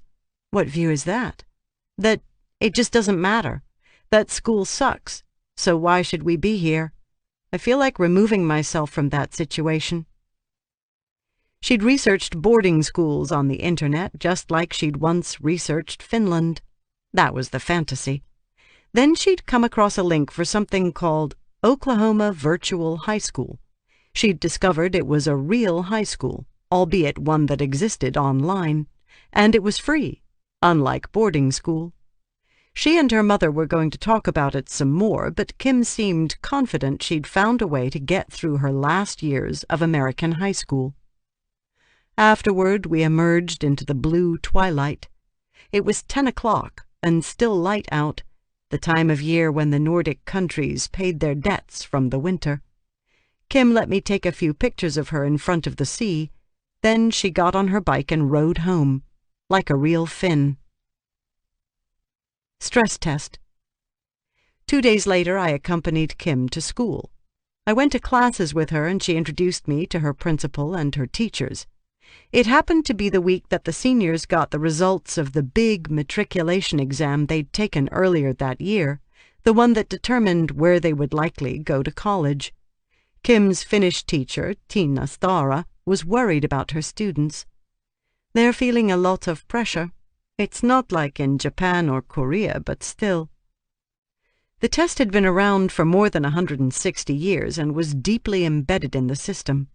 The countries with the best education outcomes all had these tests at the end of high school.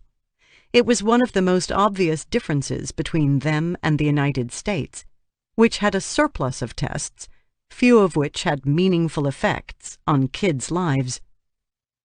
Matriculation exams like Finland's helped inject drive into education systems, creating a bright finish line for kids and schools to work toward. Teenagers from countries with these kinds of tests performed over 16 points higher on PISA than those in countries without them. Still, Stara worried that this test stressed out her students and drove too much of her lesson planning. "I sometimes want so badly to do something fun with them," she said, clenching her fist in her lap. "I think it's very important that they enjoy studying."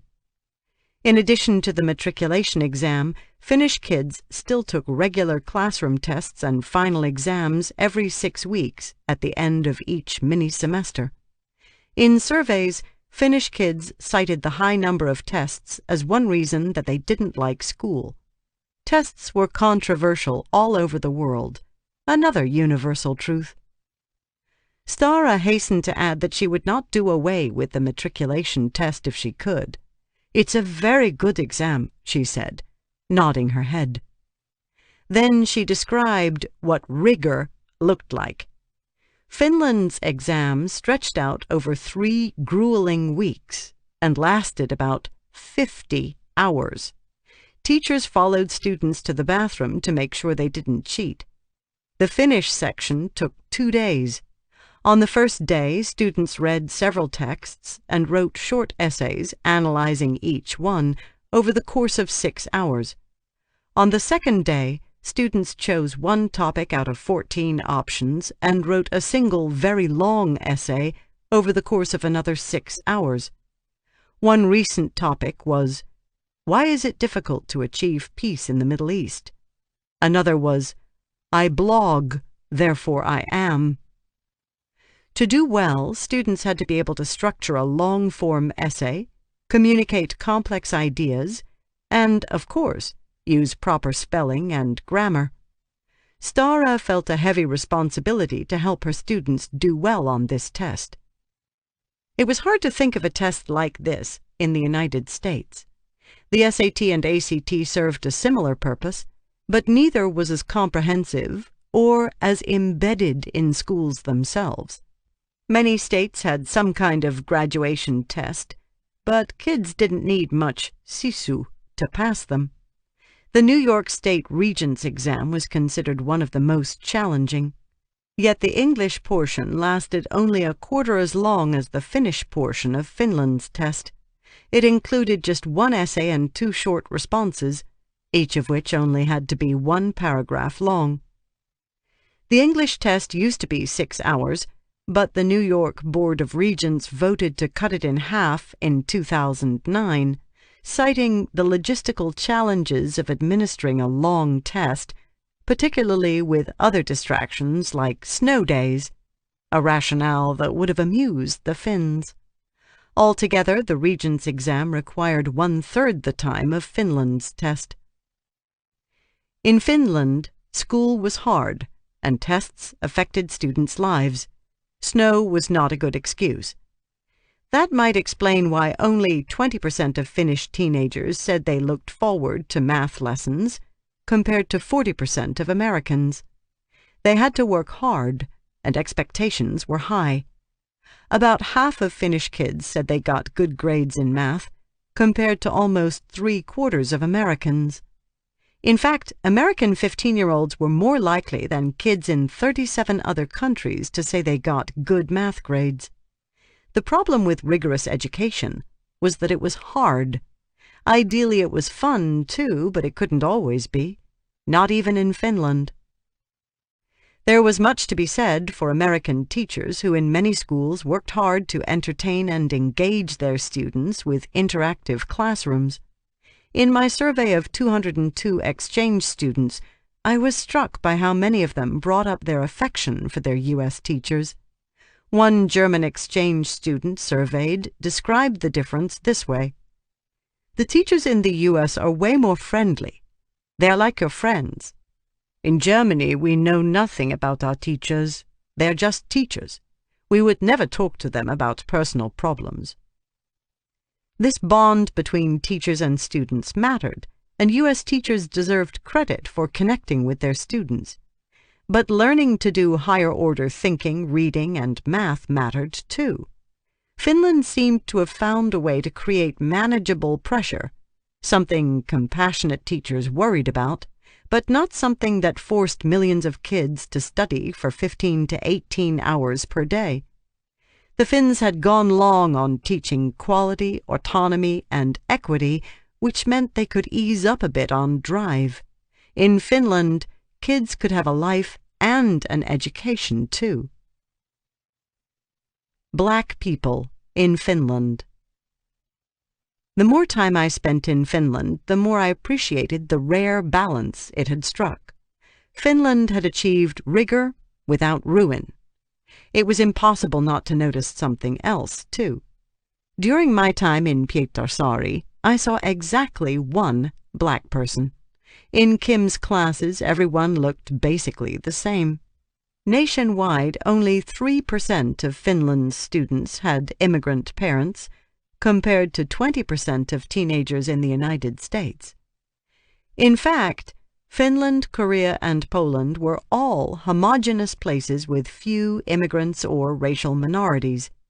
Japan and Shanghai, China, two other education superpowers, were similarly bland. Maybe homogeneity was a prerequisite for rigor at scale. Did sameness beget harmony, which somehow boosted learning? If so, was Finland irrelevant to a big jangling place like the United States? Diversity was one of those words that got hijacked so often it had lost most of its meaning. Part of the problem was that there were thousands of ways to be diverse. In the United States, conversations about diversity were usually about race. The United States closely tracked the race of students because of its history of institutionalized racism. Other countries did not, which made comparisons difficult. But within the United States, African American students did poorly on PISA, heartbreakingly so. On average, they scored 84 points below white students in reading in 2009.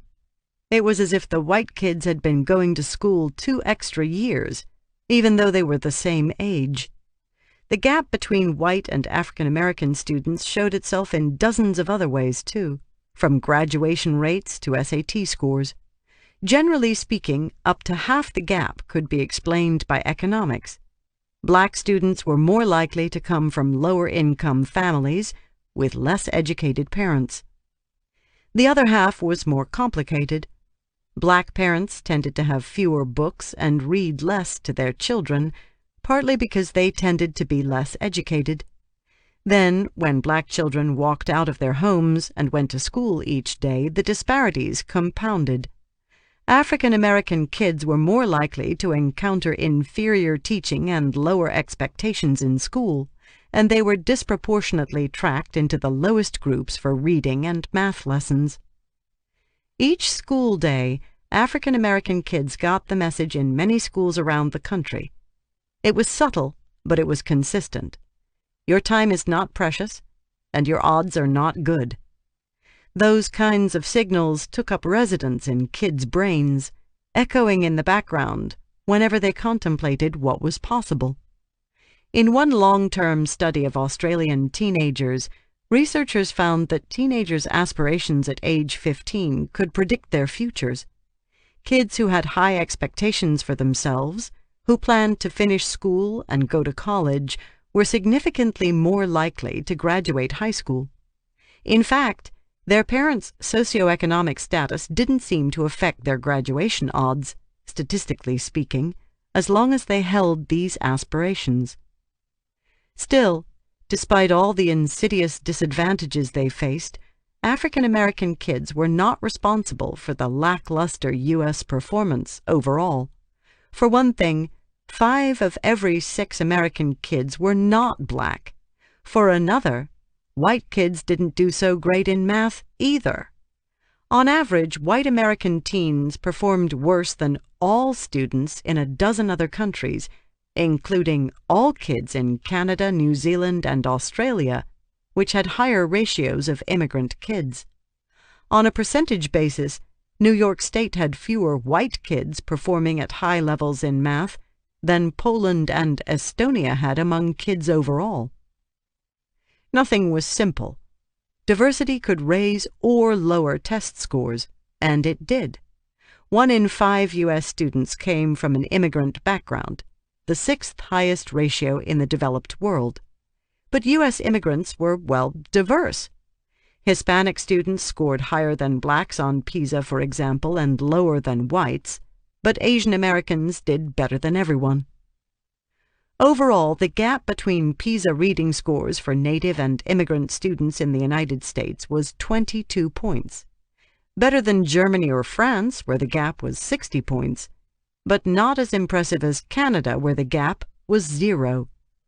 Much depended on the education and income of the immigrant parents, which had a lot to do with the history and immigration policies of a given country. The rest depended on what countries did with the children they had. In the United States, the practice of funding schools based on local property taxes motivated families to move into the most affluent neighborhoods they could afford, in effect, buying their way into good schools. The system encouraged segregation. Since Black, Hispanic, and immigrant kids tended to come from less affluent families, they usually ended up in under-resourced schools with more kids like them. Between 1998 and 2010, poor American students had become more concentrated in schools with other poor students. The biggest problem with this kind of diversity is that it wasn't actually diverse. Most white kids had majority white classmates. Black and Hispanic students, meanwhile, were more likely to attend majority Black or Hispanic schools in 2005 than they were in 1980. Populating schools with mostly low-income Hispanic or African American students usually meant compounding low scores, unstable home lives, and low expectations. Kids fed off each other, a dynamic that could work for good and for ill. In Poland, kids lost their edge as soon as they were tracked into vocational schools. Likewise, there seemed to be a tipping point for expectations in the United States. On average, schools with mostly low-income kids systematically lacked the symptoms of rigor. They had inconsistent teaching quality, little autonomy for teachers or teenagers, low levels of academic drive, and less equity. By warehousing disadvantaged kids in the same schools, the United States took hard problems and made them harder. In Singapore, the opposite happened. There, the population was also diverse, about 77% Chinese, 14% Malay, 8% Indian, and 1.5% other. People spoke Chinese, English, Malay, and Tamil, and followed 5 different faiths: Buddhism, Christianity, Islam, Taoism, and Hinduism. Yet Singaporeans scored at the top of the world on PISA, right beside Finland and Korea. There was virtually no gap in scores between immigrant and native-born students. Of course, Singapore was essentially another planet compared to most countries. It was ruled by an authoritarian regime with an unusually high-performing bureaucracy. The government controlled most of the rigor variables, from the caliber of teacher recruits to the mix of ethnicities in housing developments. Singapore did not have the kind of extreme segregation that existed in the United States, because policymakers had forbidden it. In most freewheeling democracies, governments did not have that kind of power. Left to their own devices, parents tended to self-segregate. If the class distinctions were less obvious and the quality of the schools more consistent, this tendency was manageable. Watching the kids sitting in Kim's classes, some animated, some aloof, but all of them white, I wondered what would happen if Finland's population suddenly changed. Would the Finns still have a shared belief in rigor if students came in all different colors? Or would everything come undone? I want to think about them as all the same. Finland was a homogeneous place, but getting less so. The number of foreigners had increased over 600% since 1990, and most of the newcomers had ended up in Helsinki. To find out how diversity changed the culture of rigor, I went to the Tistila school, just outside Helsinki, where a third of the kids were immigrants, many of them refugees. The school enrolled children aged 6 to 13. It was surrounded by concrete block apartment buildings that looked more communist than Nordic. In a second-floor classroom, Heikki Vuorinen stood before his 6th graders. 4 were African, 2 wore headscarves. An Albanian boy from Kosovo sat near a Chinese boy. There was a smattering of white kids born in Finland. Vuorinen gave the class an assignment and stepped out to talk to me. Wearing a purple t-shirt, jeans, and small rectangular glasses, Vuorinen proudly reported that he had kids from 9 different countries that year, including China, Somalia, Russia, and Kosovo. Most had single parents. Beyond that, he was reluctant to speculate. "I don't want to think about their backgrounds too much," he said, running his hand through his thinning blonde hair.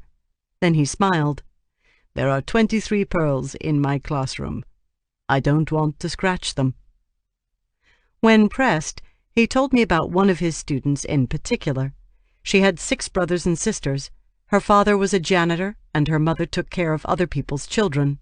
Money was very tight, but she was, he said, the top student in his class. Vuorinen was visibly uncomfortable labeling his students.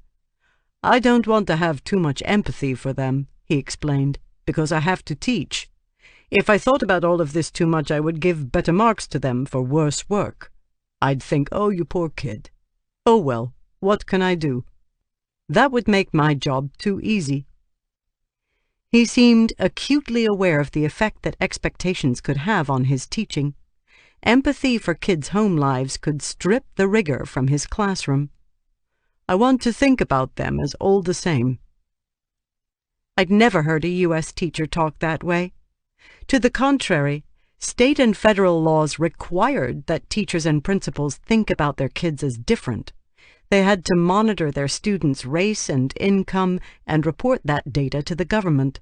Schools were judged by the test scores of kids in each category. Most principals knew their ratios of low-income and minority kids by heart, like baseball players knew batting averages. There were important reasons for all this labeling. The U.S. government was trying to highlight injustice in order to fix it.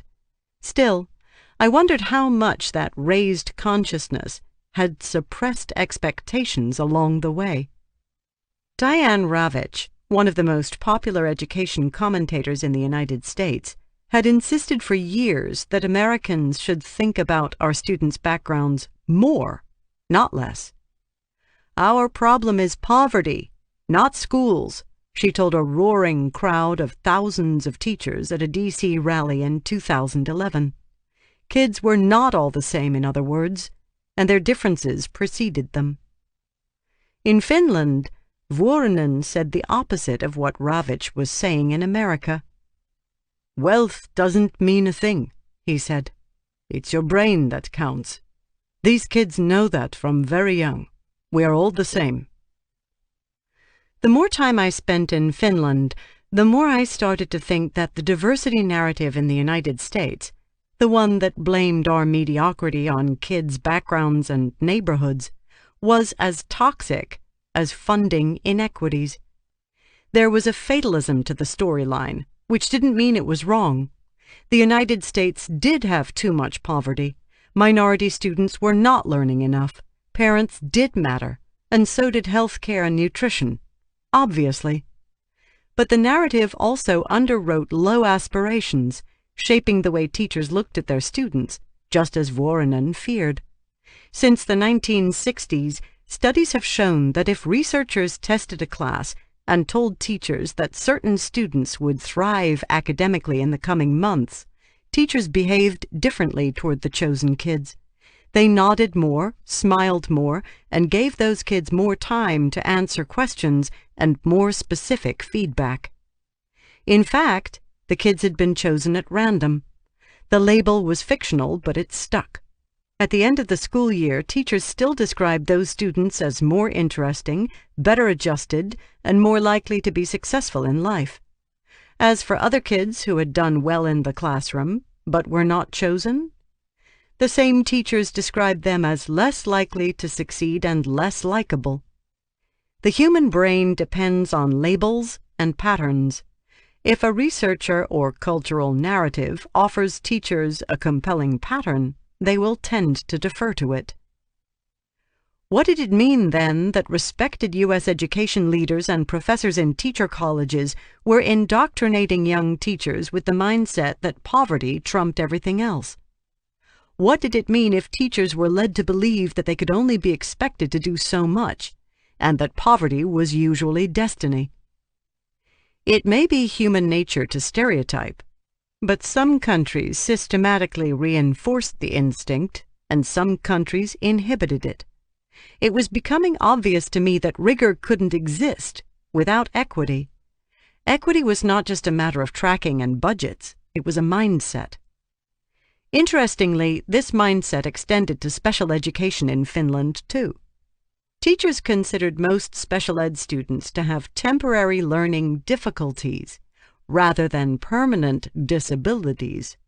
That mindset helped explain why Finland had one of the highest proportions of special education kids in the world.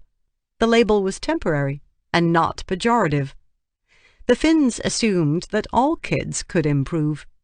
In fact, by their 17th birthday, about half of Finnish kids had received some kind of special education services at some point, usually in elementary school, so that they did not fall farther behind. During the 2009 to 2010 school year, about 1 in 4 Finnish kids received some kind of special education services, almost always in a normal school for only part of the day. By comparison, about 1 in 8 American students received special education services that year. As I watched Vuorinen talk with his students, I thought back to a Washington, D.C. public school at which I'd spent time a few years before. The school was in a poor part of the city, and many of the families were struggling. One veteran teacher I met had a warm manner and a bright, tidy classroom. She'd paid for classroom supplies with her own money. However, when she'd talked about her 4th-grade students' backgrounds, she'd stressed their disadvantages above all else. She'd talked about her kids' families as if they were a lost cause. "Our parents on this side don't have the know-how to raise their children," she'd said. "They're not sure what it takes for their child to make it." She'd felt genuinely sorry for her students, but what good had come from her sympathy? After a year in her class, her students were farther below grade level in reading than they'd been when they'd first met her. They'd performed worse than other low-income kids who'd started the year at the same level in the very same city. Yet she'd seemed oddly sanguine about those results. The diversity narrative explained everything, even when it didn't. Fear and the Marketplace. At Vuorinen's school, all fifth graders had been tested in math 2 years earlier. It was one way that the Finnish government made sure that schools were working.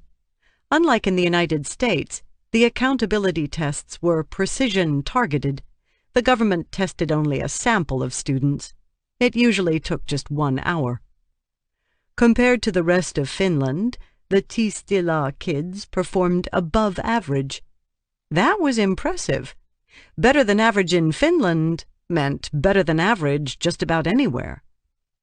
Tistila students were diverse and good at math. The school was inspiring. It was also different from most U.S. schools in almost every way. First, it was truly economically and ethnically diverse. The school's 300 children came from poor families who lived in tiny, crowded apartments, and from rich families who lived by the sea. Second, the Finnish government gave the school extra money for its immigrant students to help pay for intensive language instruction. The other difference was that Tistila had highly educated teachers. Vuorinen did not get into Education College on his first try, or his second. His test scores weren't high enough. Finally, after spending years gaining experience as a substitute teacher, Vuorinen was accepted on his third try.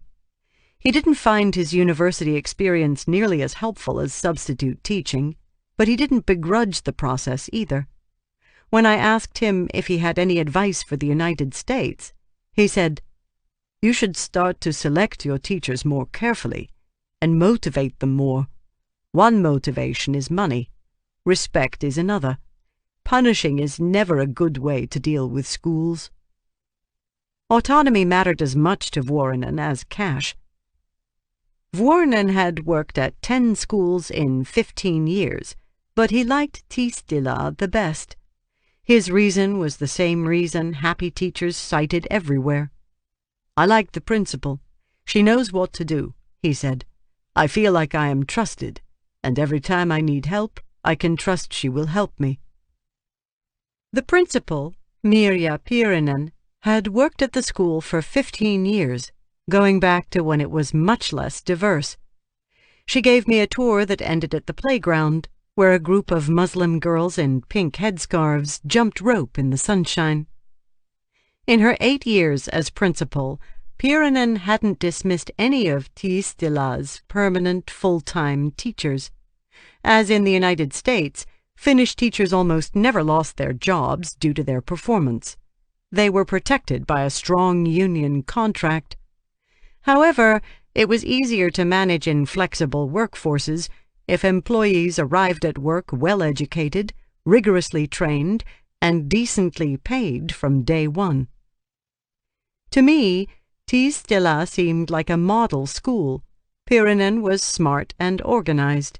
She was the only principal I met on any continent who could actually tell me how much money her government spent per student.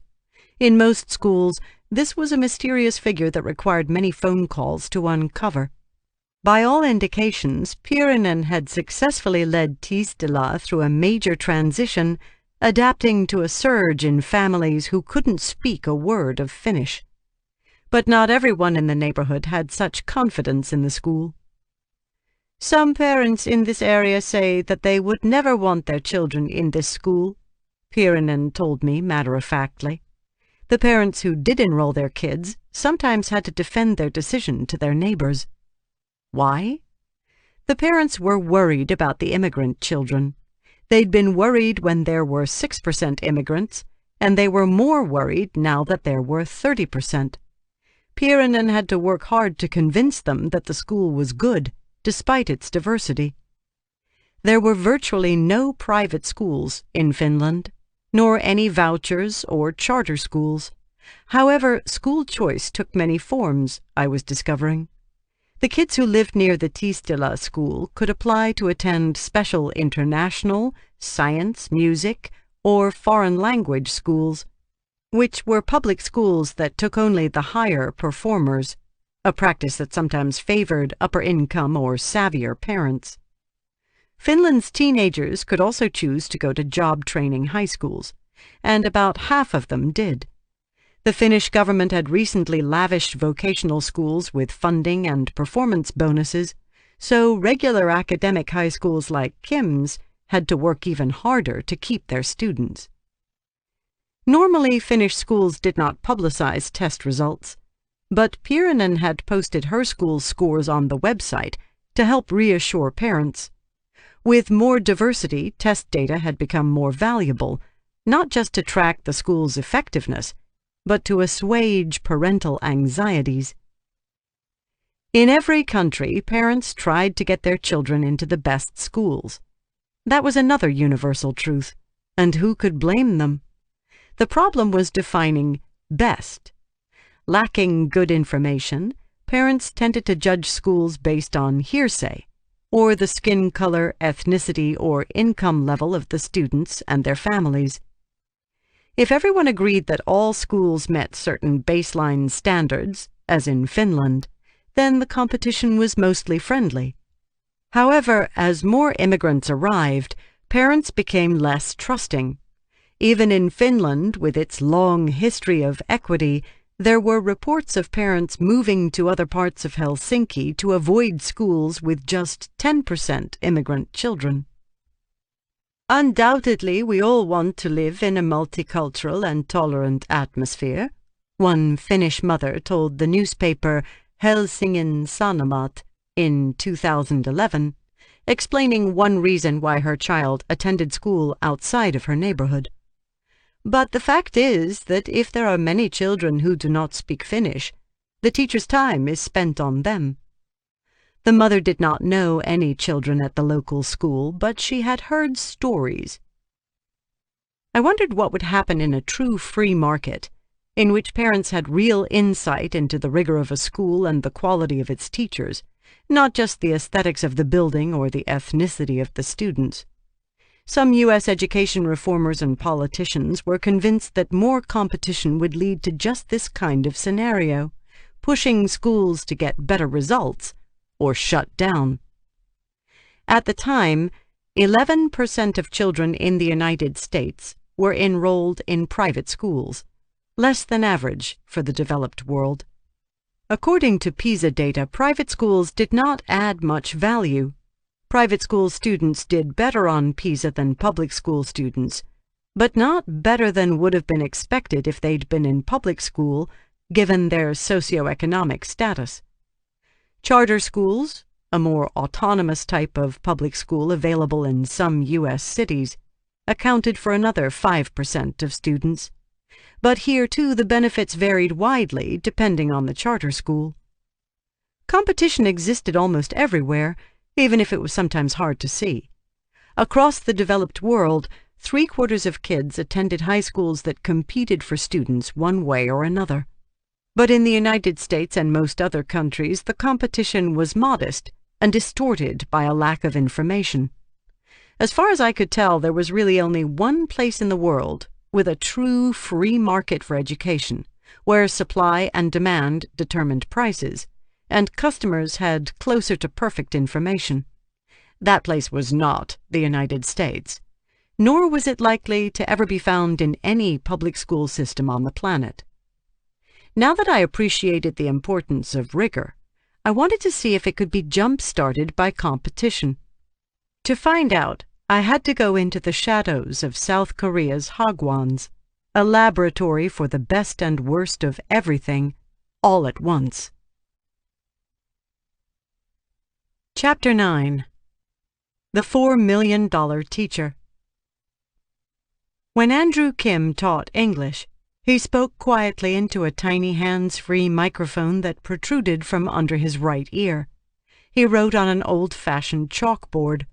He didn't seem to be doing anything remarkable, but in his class, unlike so many Korean classes, the students did not sleep.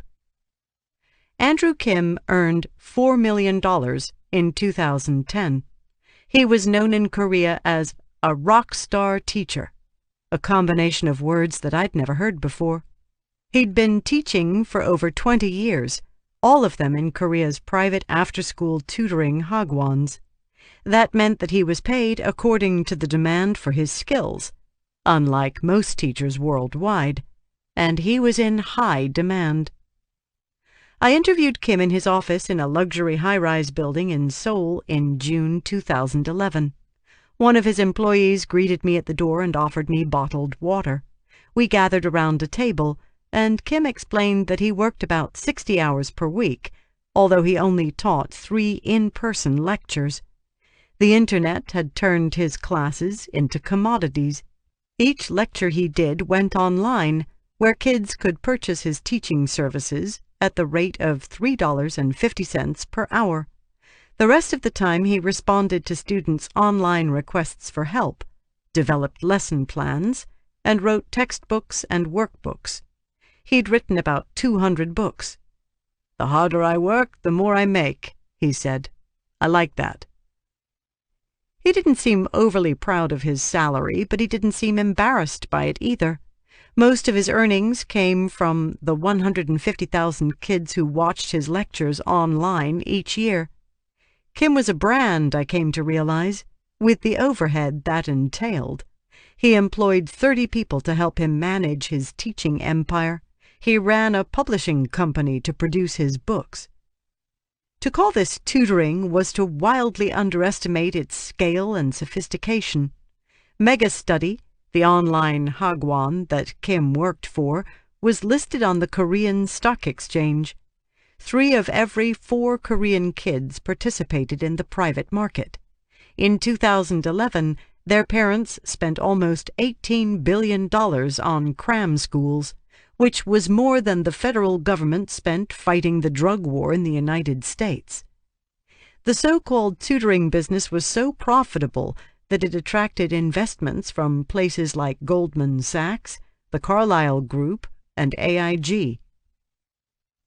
The involvement of multinational bankers in education was, generally speaking, ominous.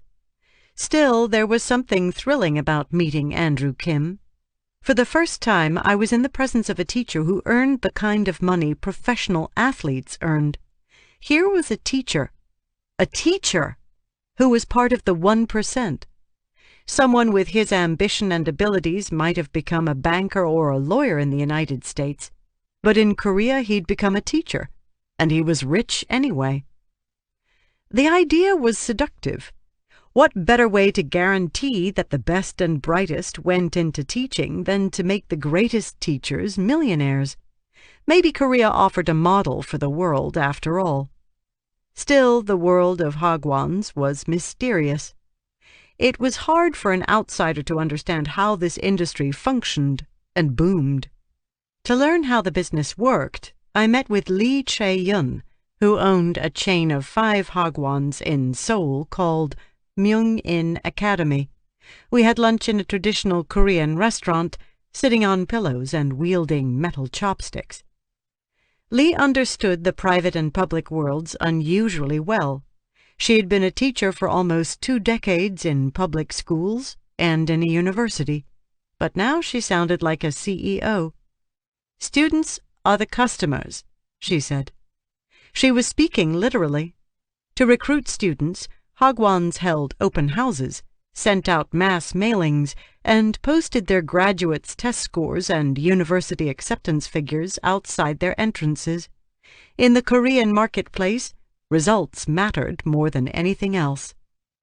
Once students enrolled, the hagwon employees did not wait for parents to get involved, then complain if they didn't. The hagwon embedded itself in their lives. Parents got text messages when their children arrived at the hagwon. Then they got another message relaying students' progress. 2 to 3 times a month, the teachers called home with feedback. If parents were not engaged, that was considered a failure of the hagwon, not the family. I had seen few U.S. schools go to such lengths to serve their so-called customers. The most radical difference was that students signed up for specific teachers, not just hagwons, so the most respected teachers got the most students. Andrew Kim had about 120 students per lecture, though the typical teacher's Hagwon classes were much smaller. The Korean private market had unbundled education down to the one in-school variable that mattered most: the teacher. It was about as close to a pure meritocracy as it could be, and just as ruthless. In Hagwons, teachers were free agents. They did not need to be certified. They didn't have benefits or even a guaranteed base salary. Their pay was determined by how many students signed up for their classes, by their students' test score growth, and in many Hagwons, by the results of satisfaction surveys given to students and parents. To find star teachers, Hagwon directors like Lee scoured the internet, reading parents' reviews and watching teachers' lectures. Competing Hagwons routinely tried to poach one another's star teachers, but like movie stars and first-round draft picks, the big-name teachers came with baggage. The really good teachers are hard to retain and hard to manage. You need to protect their egos, she said, smiling. Still, most Hagwon teachers were not rock stars. Foreigners who came to teach English in Korea told stories of working exorbitant hours in unreasonable conditions for low pay. Most Hagwon instructors earned much less than public school teachers, and since Korean education colleges produced far too many would-be teachers, the competition for jobs was intense. At Lee's Hagwons, about 1 in 5 applicants made it to the in-person interview. There she asked the candidates to teach 2 mock lessons while she watched, something U.S. teachers were rarely asked to do before being hired. That way she could get a sense of whether they would be able to teach. It was a radically logical hiring strategy. Once teachers got hired, Lee tracked their performance. If student test scores or enrollment figures dropped for a particular teacher, she put that teacher on probation. If the numbers remained low after 6 months, she let the teacher go. Each year she fired about 10% of her instructors. By comparison, U.S. schools dismissed about 2% of teachers annually for poor performance. In Lee's opinion, this flexibility made all the difference. She could undo hiring mistakes and motivate the rest of her teachers to work hard. Normal public school teachers, by contrast, lacked such incentives, she said, which made them less effective and drove parental demand for Hagwons. Without Hagwons, Korea would nosedive on Pisa. Highest, Inc. When Eric's friend Jenny had moved back to Korea from the United States, she'd enrolled in a Hagwon, like all her friends in 8th grade. There she'd repeated virtually everything she was supposedly learning in school during the day: Korean, math, science, and social studies. On most nights she'd stayed at the Hagwon until 10. Before tests, she'd stayed until midnight. Jenny said she'd learned more at her Hagwon than she did at school. When I asked her why, she had a simple explanation. I think they're better because they teach more effectively. Most Korean teenagers preferred their Hagwon instructors to their normal teachers. In a survey of 6,600 students at 116 high schools, Korean students gave their Hagwon teachers higher scores across the board. Hagwon teachers were better prepared, more devoted to teaching, and more respectful of students' opinions, they said. The Hagwon teachers did best of all, students said, when it came to treating all students fairly, regardless of their academic performance. The free market incentives seemed to be working, at least in the opinion of the students. Teachers treated students more like customers. Was Korea proof that the burgeoning American charter school market could work? Competition had clearly led to profits and customer-friendly practices. But did kids actually learn more in Hagwons? It was very hard to isolate what was causing Korea's PISA scores. Were the regular public schools helping kids do well, or the Hagwons? Statistically speaking, private tutoring did seem to lead to higher test scores, especially in math, but the benefit diminished for reading as students got older. PISA data for the entire world suggested that the quality of after-school lessons mattered more than the quantity. Outside North America and Europe, private tutoring was pervasive, and on every continent the quality varied a lot. As in many free markets, price was loosely related to quality, and that was the problem. There was a hierarchy in tutoring. Jenny's most affluent classmates went to expensive private tutors for one-on-one help. That was considered the premium service. Jenny went to a large Hagwon chain called Highest, along with some of her classmates. These outfits offered tutoring for the masses. They weren't cheap, but even many poor Korean parents scraped together the money for the fees. Then there were some kids whose parents could not afford either option. They studied on their own or in after-hours programs at their schools. 8 out of 10 Korean parents said they felt financial pressure from Hagwon tuition costs. Still, they kept paying the fees, convinced that the more they paid, the more their children learned. That inequity nagged at Andrew Kim. Even though this system had made him a millionaire, he didn't see it as a model for anyone.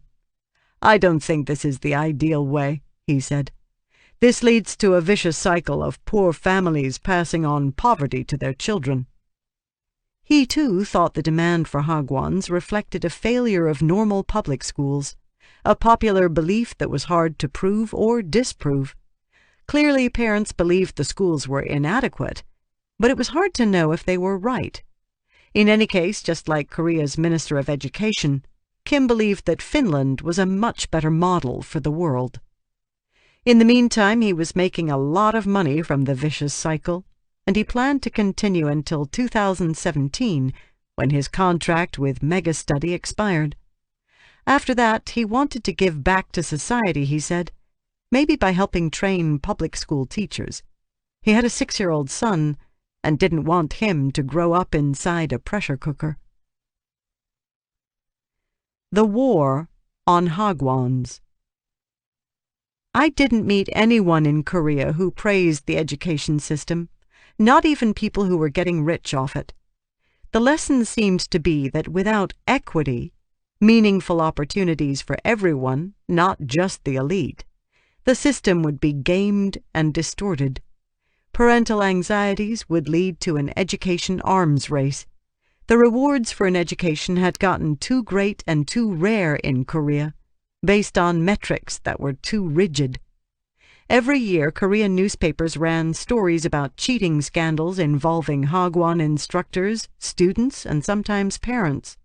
In 2007, some 900 Korean students had their SAT scores canceled because of leaked test questions. For decades, the Korean government had been trying to tame the country's culture of educational masochism.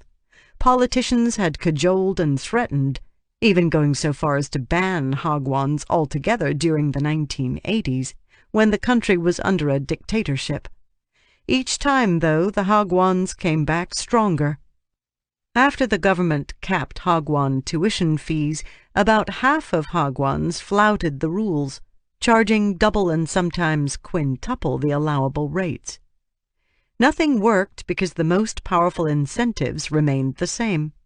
Korean kids gorged themselves on studying because they wanted to get into one of the country's top universities. And who could blame them? In 2007, 9 out of 10 Supreme Court and High Court justices were alumni of Seoul National University, one of the top 3. 4 out of 10 CEOs of major Korean companies came from the same place. To change those incentives, Korean employers needed to change, not just Korean schools. The raw meritocracy that ruled the lives of children did not, it seemed, extend to the lives of adults. It was impossible to say for sure, but that hierarchy may have helped explain the suicide rate in Korea, which followed an unexpected pattern. Despite all that studying, Korean teenagers did not have a high suicide rate.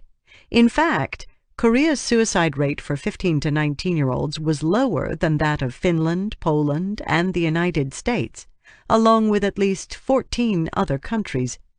However, Korean adults did commit suicide at a very high rate. Korea's overall suicide rate was one of the highest in the world. The reasons behind a country's suicide rate were mysterious and complex, but it did seem that the worst choke points in the Korean system were in the workplaces and universities of adults, not just the classrooms of children. Until the rest of society changed, Korean politicians would keep launching quixotic attacks against the 24-hour study culture. It was like an endless game of Red Rover, in which government bureaucrats repeatedly charged a wall of Korean mothers and fathers, 10 times as strong. When I arrived in Korea, the government's latest maneuver was to enforce a curfew on Hagwons, raiding the cram schools in the middle of the night and sending children home to bed. It was impossible to imagine government enforcers winning this round of Red Rover, but I wanted to see them come over. On patrol with the study police. On a rainy Wednesday evening in June, Seoul's late-night study squad gathered for a patrol. The preparations for the raid were subdued. We had tea and rice crackers in a fluorescent-lit conference room surrounded by government cubicles. The squad leader was Cha Byung-chul, a mid-level bureaucrat at Seoul's Gangnam District Office of Education. He had small oval glasses and wore a pinstriped blazer over a yellow and white shirt. At about 10:20, Cha smoked a cigarette in the parking lot. "We don't leave at 10 sharp," he explained, as thunder rolled across the sky. "We want to give them 20 minutes or so. That way there are no excuses." Hagwons caught operating after 10 got 3 warnings. Then they had to shut down for a week. If the violation happened after midnight, the Hagwon had to close immediately for 2 weeks. To find violators, the government had begun paying citizen tipsters. One Korean informer had reportedly earned $250,000 just by ratting out various Hagwons. Meanwhile, always quick to sense an opportunity, Hagwon entrepreneurs were offering new classes on how citizens could find and report Hagwon violations. On and on went the cycle of punishment and profit. So far, the government had paid out $3 million in bounties. Finally, we piled into a silver Kia Sorento and head into Daechi-dong, one of Seoul's busiest Hagwon districts. The streets were clogged with hundreds of parents picking up their children from all the Hagwons that had closed in time for the curfew. The 6 inspectors walked along the sidewalk, staring up at the floors where Hagwons were located, looking for telltale slivers of light behind drawn shades. Around 11, they headed toward an establishment they'd gotten calls about in the past. They climbed the dingy stairs, stepping over an empty chip bag. On the 2nd floor, the unit's only female member knocked on the door. "Hello, hello," she called. A muted voice called from within, "Just a minute." The inspectors glanced at each other. Cha signaled to one of his colleagues to go back downstairs and block the elevator.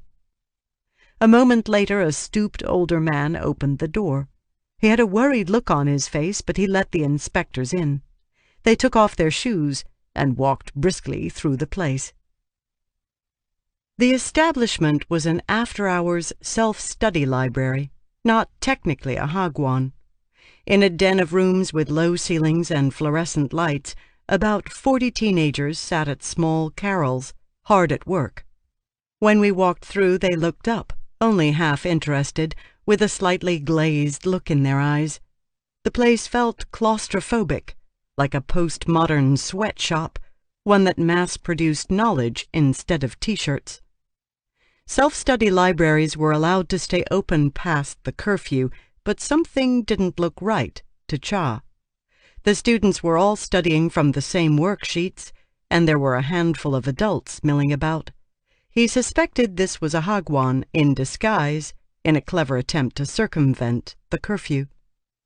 One of the adults, a middle-aged woman wearing a green T-shirt, began arguing with Cha. "We're just doing our own work here. We didn't teach," she said, frowning.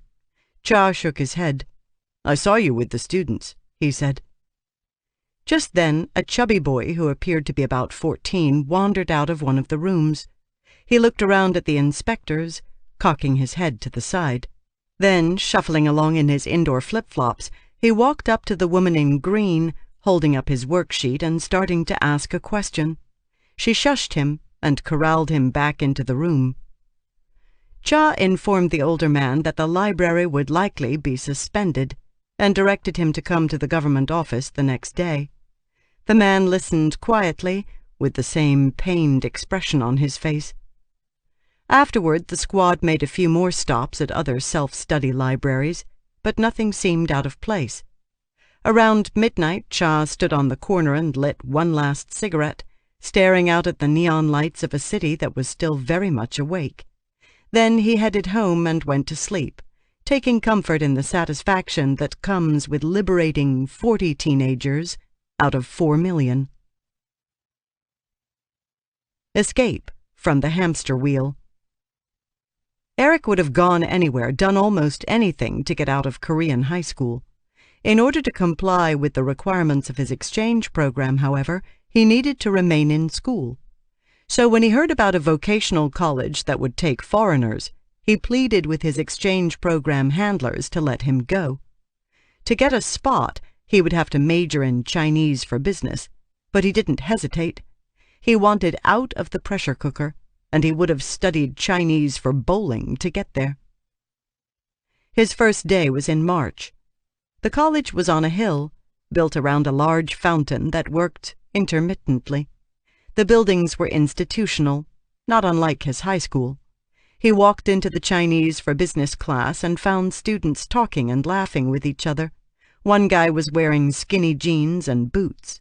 They sat around a table and waited for the professor. A young woman named Go-un introduced herself to Eric and asked him about what he'd been doing since he'd arrived in Korea. "I was in high school." She looked at him for a moment. "For how long?" 6 months. Her eyes widened. Then she tilted her head in sympathy. "Oh, I'm so sorry. No one should have to go to Korean high school." After class, the students lingered, chatting with each other. They asked for Eric's cell phone number and entered it into their phones. They walked leisurely to lunch. In college, Korean students had time to talk to the American kid. They thought about things other than their test scores. They had lives, and now Eric did too. Chapter 10. Coming Home. It was snowing when Tom got the email.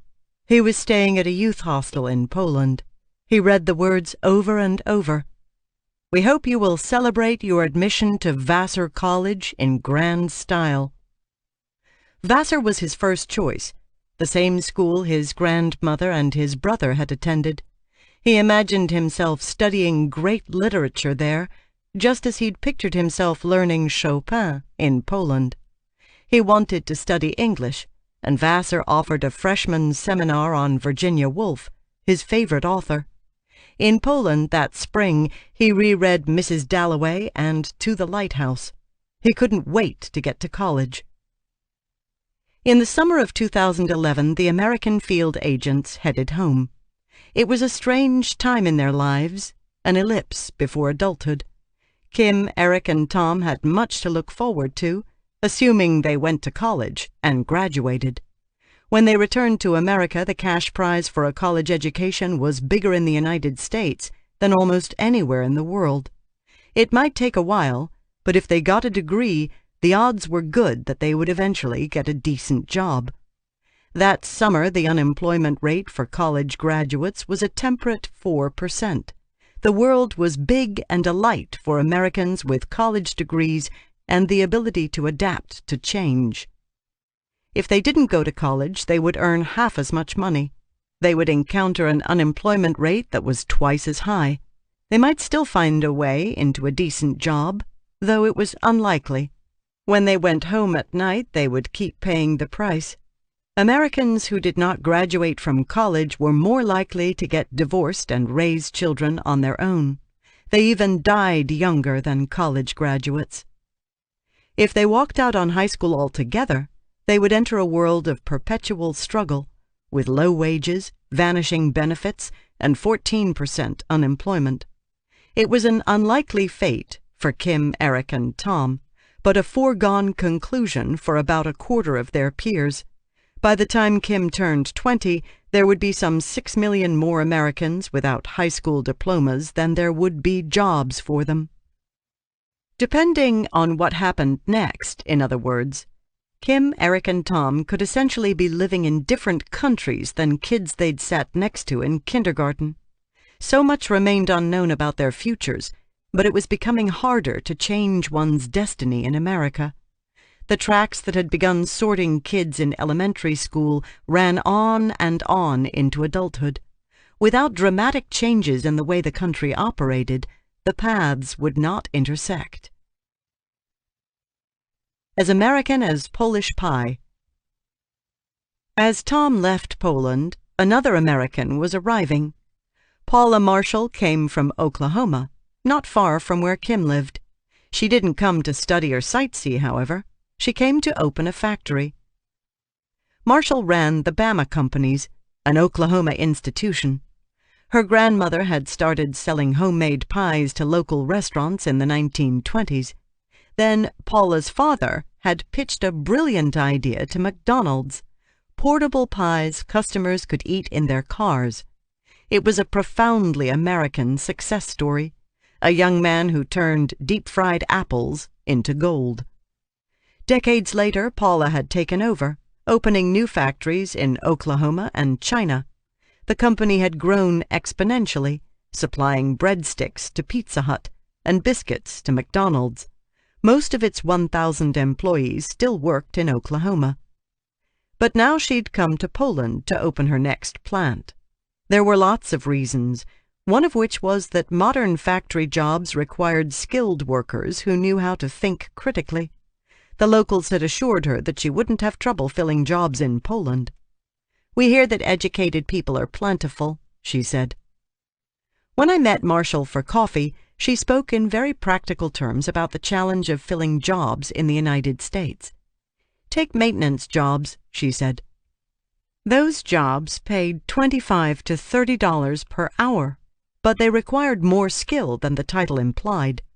Today, maintenance techs had to be able to understand technical blueprints, communicate in writing what had happened on their shifts, test possible solutions to complex dynamic problems, and, of course, troubleshoot and repair major mechanical systems.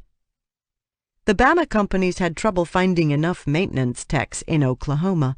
Some years they even had trouble filling their lowest skilled line jobs, because even those workers had to be able to think and communicate. Marshall was willing to pay for employees' technical training, but she discovered that many people came to her unable to read or do basic math. She found that she couldn't trust a high school diploma. Graduates from different high schools within the same Oklahoma school district knew wildly different things. The military had found the same thing, interestingly. A quarter of Oklahoma high school graduates who tried to enlist could not pass the military's own academic aptitude test.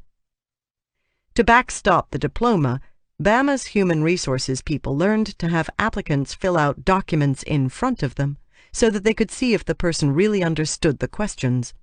Then they asked candidates to respond to hypothetical scenarios to see if they could articulate their thoughts and solve problems. Finally, they administered a drug test, a background check, and a physical test, and by the time that was over, not many people were left. In 2012, Marshall started hiring 200 people for a dough-making facility in Poland. She sounded optimistic. "Poland seems to me what it might have been like here in the 1800s, she said. "You get the same feeling in Shanghai. People are busy." Day 1.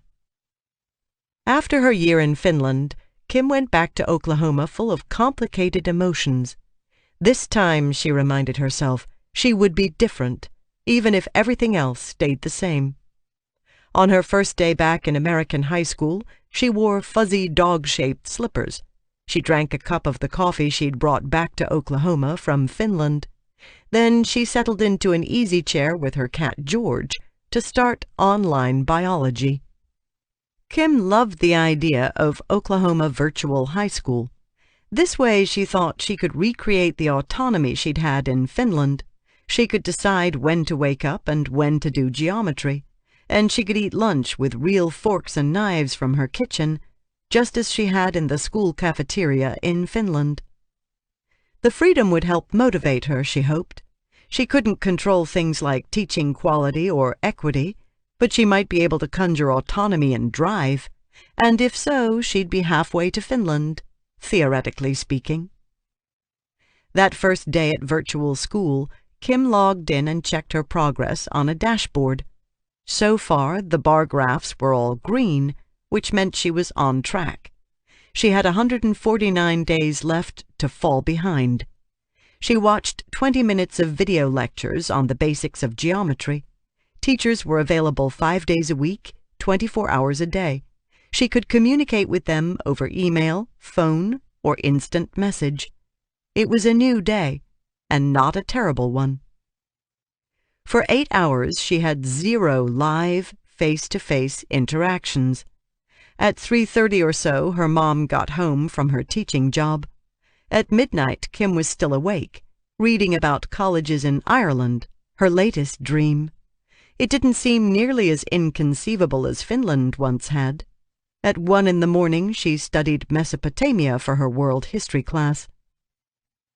"I really, really like it," she told me on the second day, shortly after writing a report on carrier pigeons.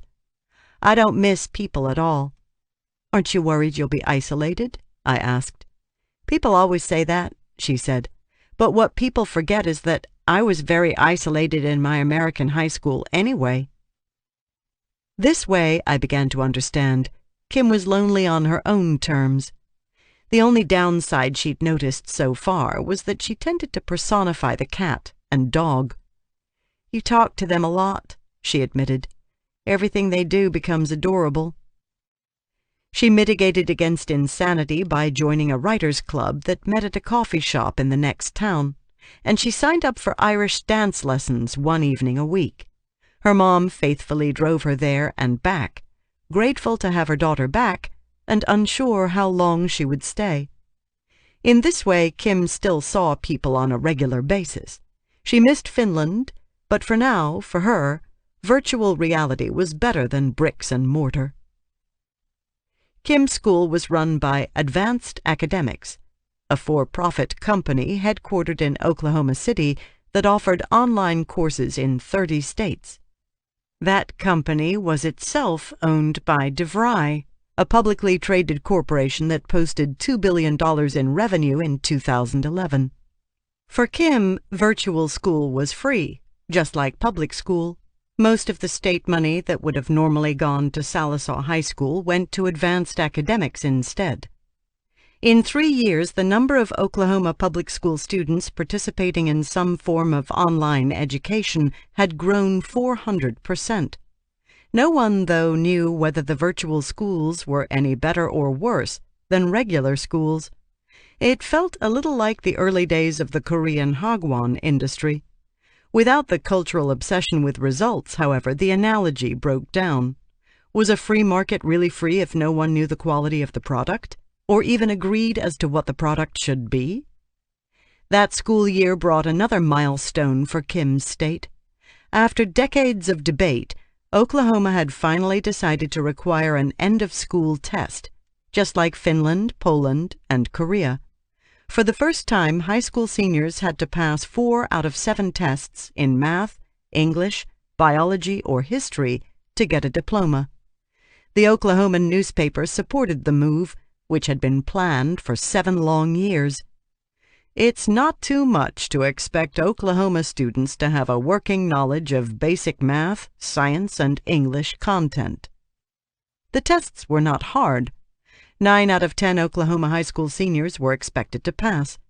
Those who failed could retake any of the tests at least 3 times per year, take an alternate test, or complete a project instead. Special education students did not have to score as high as other students. Nevertheless, Oklahoma lawmakers fought over the exam all year long. Some deemed even this baby step toward a more rigorous education system too harsh. Democratic legislator and teacher Jerry McPeak introduced a bill to repeal the mandate, likening the test to child abuse. We're going to brutalize and bully those children because they don't have the intellectual capacity of another child? Finland had required a matriculation test for 160 years. It was a way to motivate kids and teachers toward a clear, common goal, and it made a high school diploma mean something. Korea rerouted air traffic for their graduation test. Polish kids studied for their tests on nights and weekends, and they arrived for the exam wearing suits, ties, and dresses. In America, however, many people still believed in a different standard, one that explained a great deal about the country's enduring mediocrity in education. According to this logic, students who passed the required classes and came to school the required number of days should receive their diplomas, regardless of what they had learned or what would happen to them when they tried to get a job at the Bama companies. Those kids deserved a chance to fail later, not now. It was a perverse sort of compassion designed for a different century. This time, Oklahoma State Superintendent Janet Barisi held fast.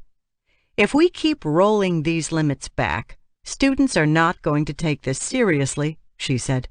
I'm more concerned with a student's ability to get a job than about their ability to walk across the stage with their buddies. That spring, fewer than 5% of Oklahoma's 39,000 high school seniors failed to meet the new graduation requirements, far fewer than many superintendents had predicted. Oklahoma's kids had been wildly underestimated. Interestingly, the failure rate resembled the roughly 6% of seniors who did not pass Finland's far more rigorous graduation exam. In Oklahoma, some students appealed their results, and their local school boards granted them diplomas, citing extenuating circumstances of one kind or another. Flexibility was built into the system. Still, school boards across Oklahoma protested the tests, passing resolutions and calling for mercy. There are some kids that just can't test well, and this is terribly unfair to them, the Owasso school board president told the Tulsa World. The fact that students had many different options, including completing a project instead of taking a test, did not assuage her concerns. When Kim finished her first school year back in America, the United States was ranked number 7 in the World Economic Forum's list of global competitiveness. That was a very high ranking indeed, though it had fallen for 4 consecutive years. The country that ranked number 3? A small, remote Nordic land with few resources, aside from something the locals called sisu. A freshman in America. When Tom returned to Gettysburg from Poland, he put himself on a strict regimen of reading 100 pages per day. That summer he pushed through Michel Foucault just to see if he could. He quit smoking. Still, he missed being able to wander the streets of a sprawling city and drink lukewarm Polish beer with his friends as the sun set over Wrocław. Back in Gettysburg, he wanted to have his friends over at midnight the first night he came home, and his parents wondered if he'd lost his mind. He wanted to linger at coffee shops. Gettysburg's cafes closed at dusk. He asked his mother, Gettysburg's chief public defender, to buy him beer. She said no. That fall, he packed up his books and his indie band T-shirts and moved to Poughkeepsie, New York. When he got to Vassar, he moved into an old red-brick dormitory with a peaked roof, located right on the grassy quad. It was quintessentially collegiate in all the right ways. His roommate decorated the walls with Christmas lights and Tibetan prayer flags. Tom signed up for the Virginia Woolf seminar, just as he'd planned, and started seeing a girl who lived 2 doors down from him. When classes started, however, he had an uncomfortable sensation.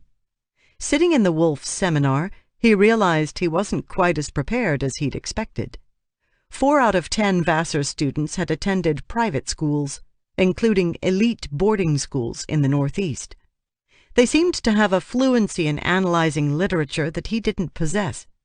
They made casual references to Greek mythology that Tom didn't catch. One student described Jacob's room as starting in medias res, as if everyone knew what that meant.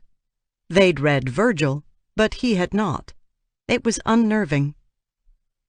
At the same time, 800 miles away, Eric was experiencing the opposite sensation. He'd moved to Chicago to attend DePaul University. He knew from his year in Korea that he felt most alive in the clamor of a big city, a place where he knew he could eat sushi at 4 in the morning, whether or not he ever chose to. He was looking forward to studying politics and philosophy. But that fall, when he sat down in the writing course required of all freshmen, he'd discovered something surprising. He was actually over-prepared. It was not like the Virginia Woolf seminar at Vassar. This class was taught by graduate students and designed to bring all students up to a baseline level of competence. Eric was bored. It was just like elementary school math class all over again, when he'd amused himself by answering addition problems in the shape of his initials. Eric had already learned how to formulate a thesis and conduct basic research in his high school back in Minnesota. He'd assumed everyone else had learned those things too.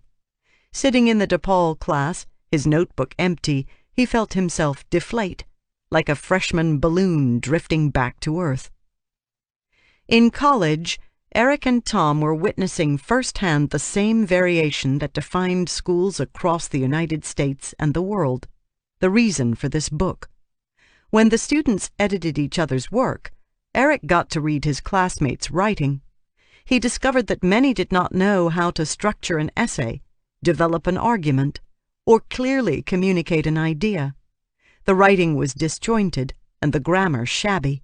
It wasn't that these students were unwilling or unable to do better. It was that they'd never learned how. Eric found other, smaller classes that he liked better. He explored Chicago, and he started thinking about transferring to a different college. It had worked in Korea, so maybe it would work in America too. In Tom's case, he adapted easily.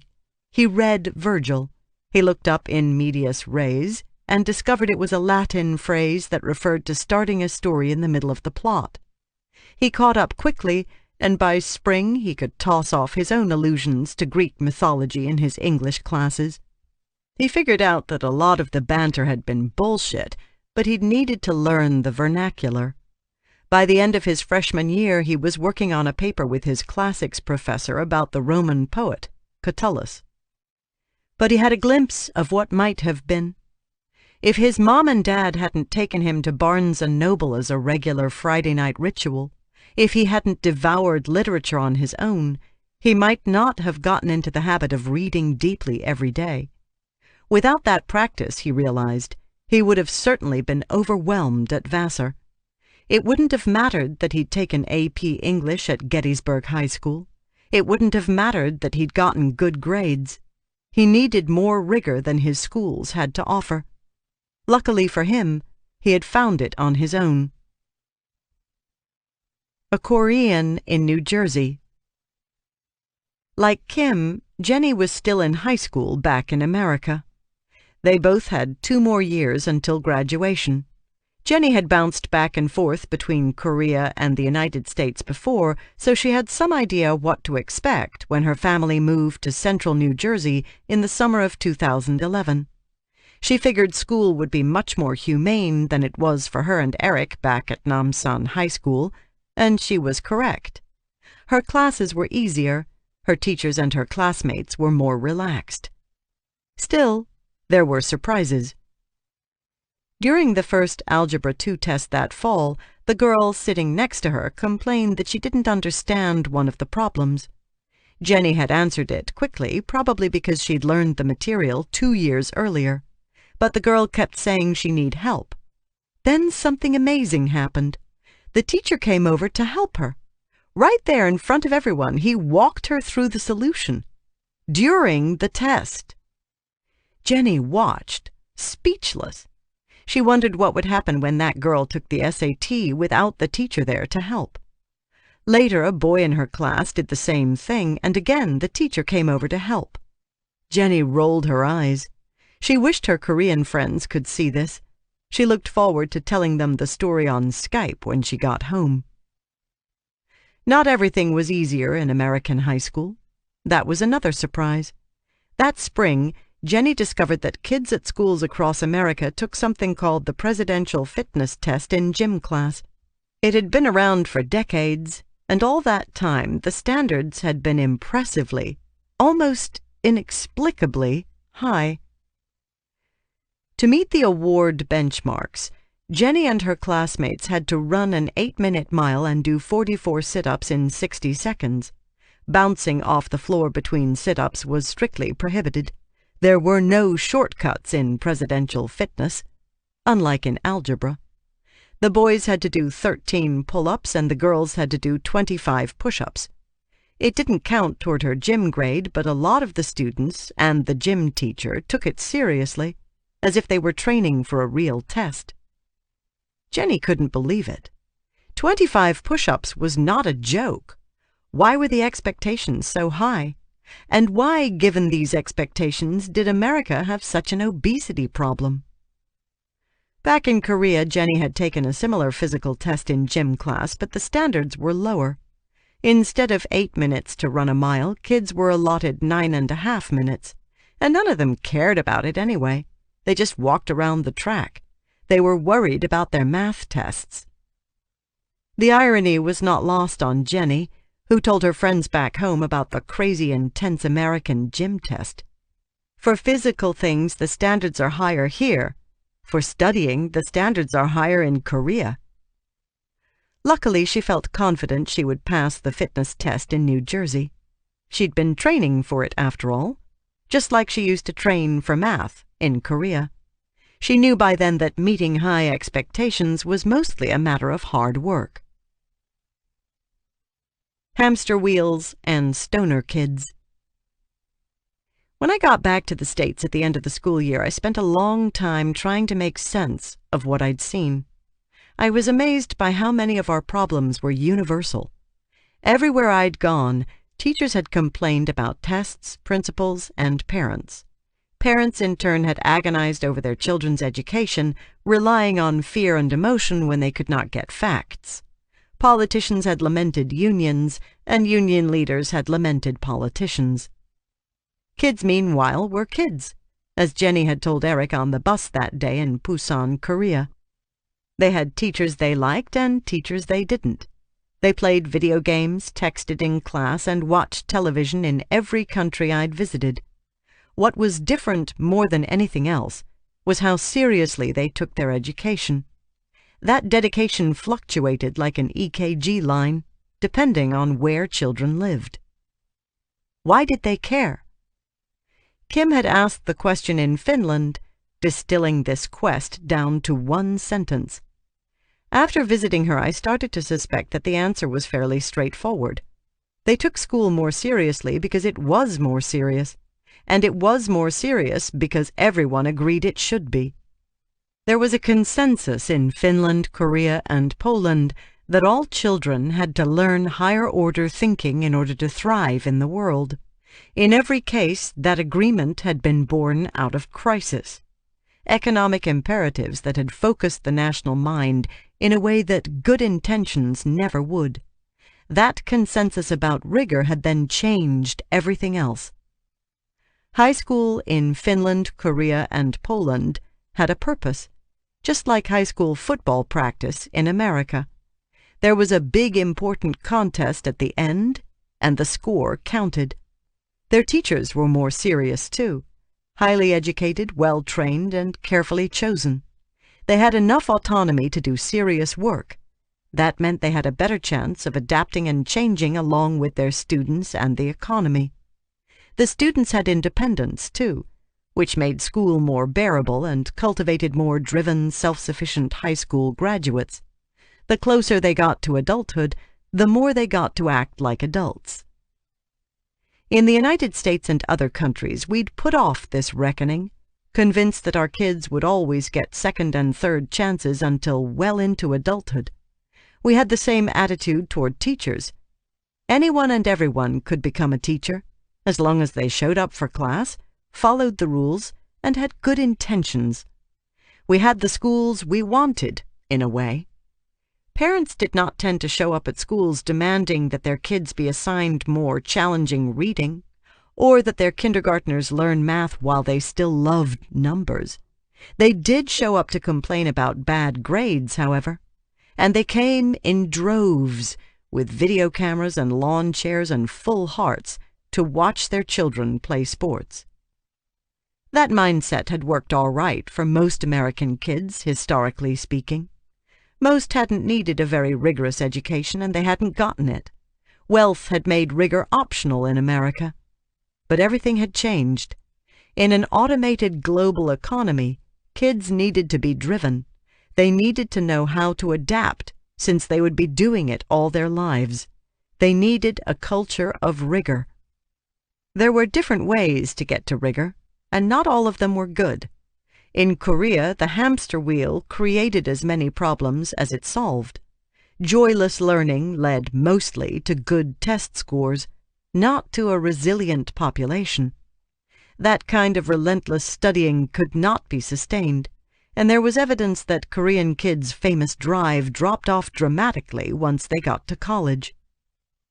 Still, if I had to choose between the hamster wheel and the moon bounce that characterized many schools in the United States and other countries, a false choice, needless to say, I think I'd reluctantly choose the hamster wheel. It was relentless and excessive, yes, but it also felt more honest. Kids in hamster wheel countries knew what it felt like to grapple with complex ideas and think outside their comfort zone. They understood the value of persistence. They knew what it felt like to fail, work harder, and do better. They were prepared for the modern world. In the moon bounce, kids were being misled. Too much of the time they were being fed a soft diet of pablum by middling professionals. If they failed, there were few obvious consequences. Only later, after high school, would they discover they'd been tricked. The real world did not always give second and third chances. The real world didn't give credit just for showing up. When things were hard, your math teacher didn't materialize to give you the answer. Learning had become a currency, the kind that bought freedom. It wasn't all that mattered in life, but it mattered more than ever. In that sense, countries like Finland and Canada and New Zealand had tapped into the ultimate natural resource. Their children were freer in some ways than kids in the hamster wheel countries because they'd gotten smarter without sacrificing the rest of their lives. When it came to happiness, Finland ranked second after Denmark in the 2012 World Happiness Report commissioned by the United Nations. The Finns had many reasons to be happy, including the fact that education increased income and income increased happiness.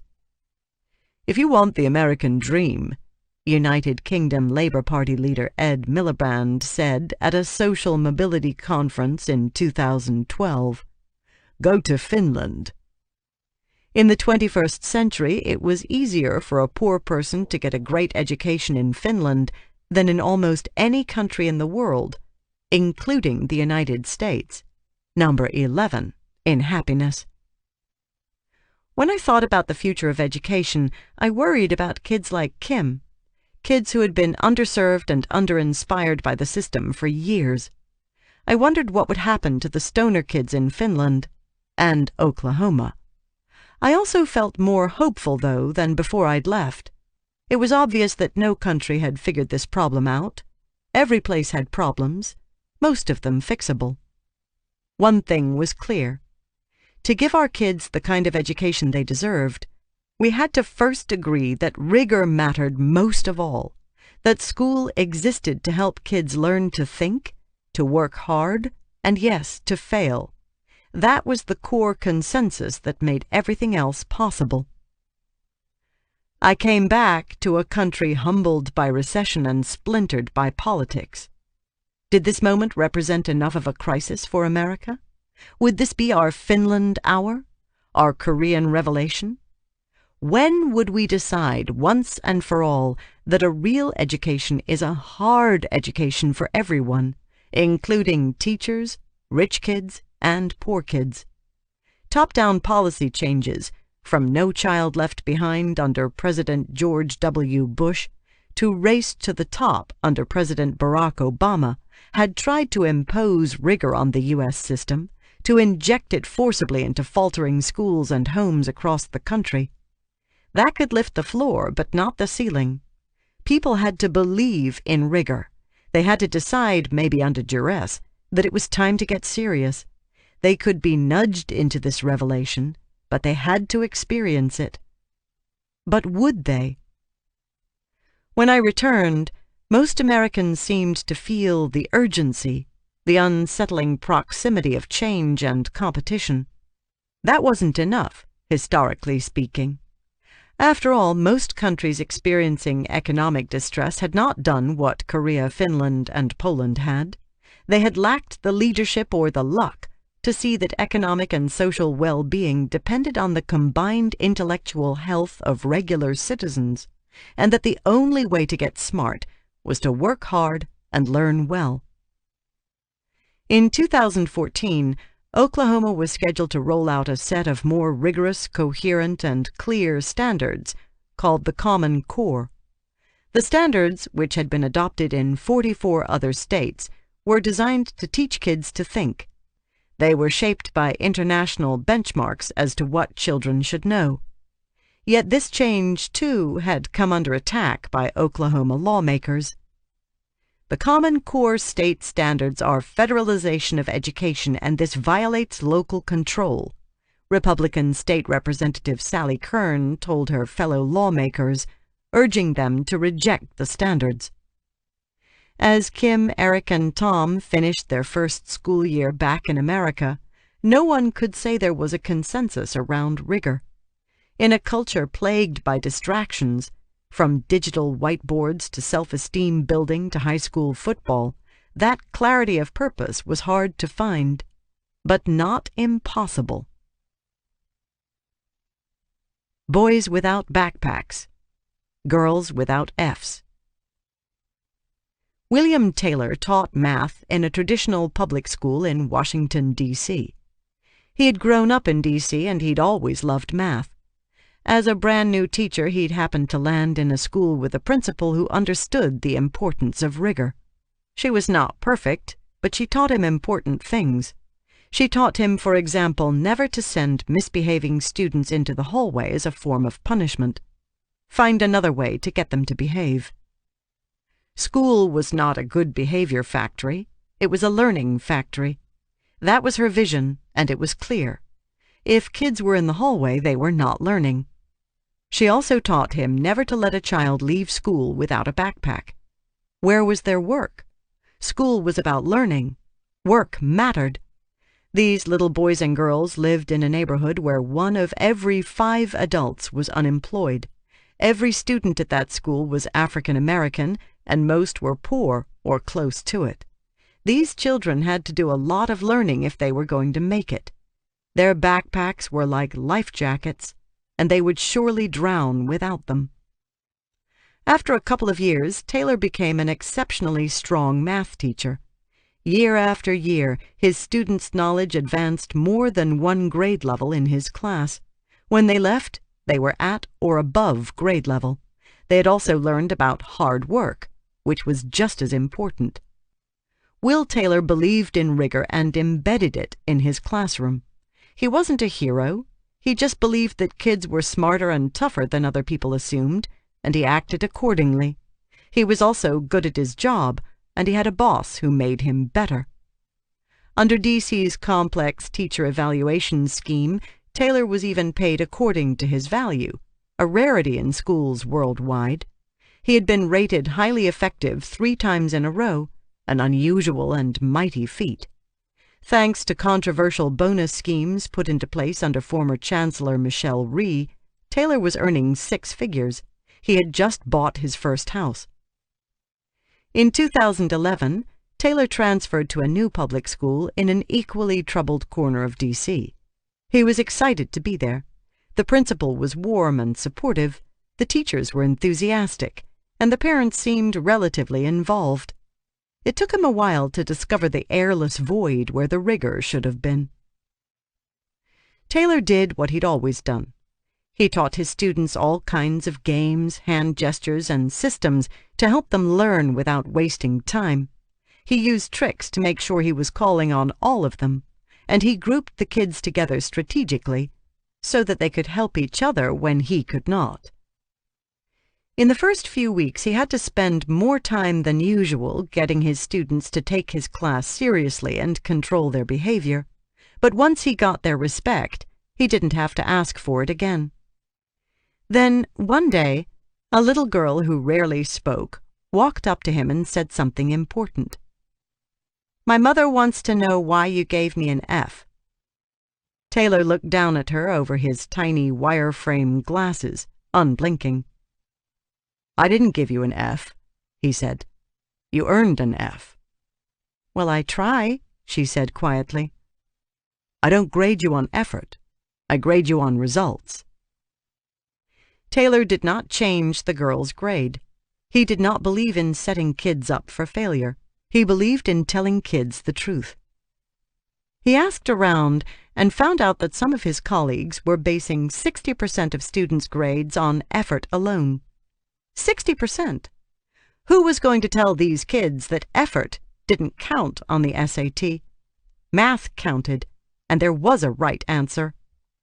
Soon he started hearing other complaints from parents. He was sending kids home with books and they didn't like it.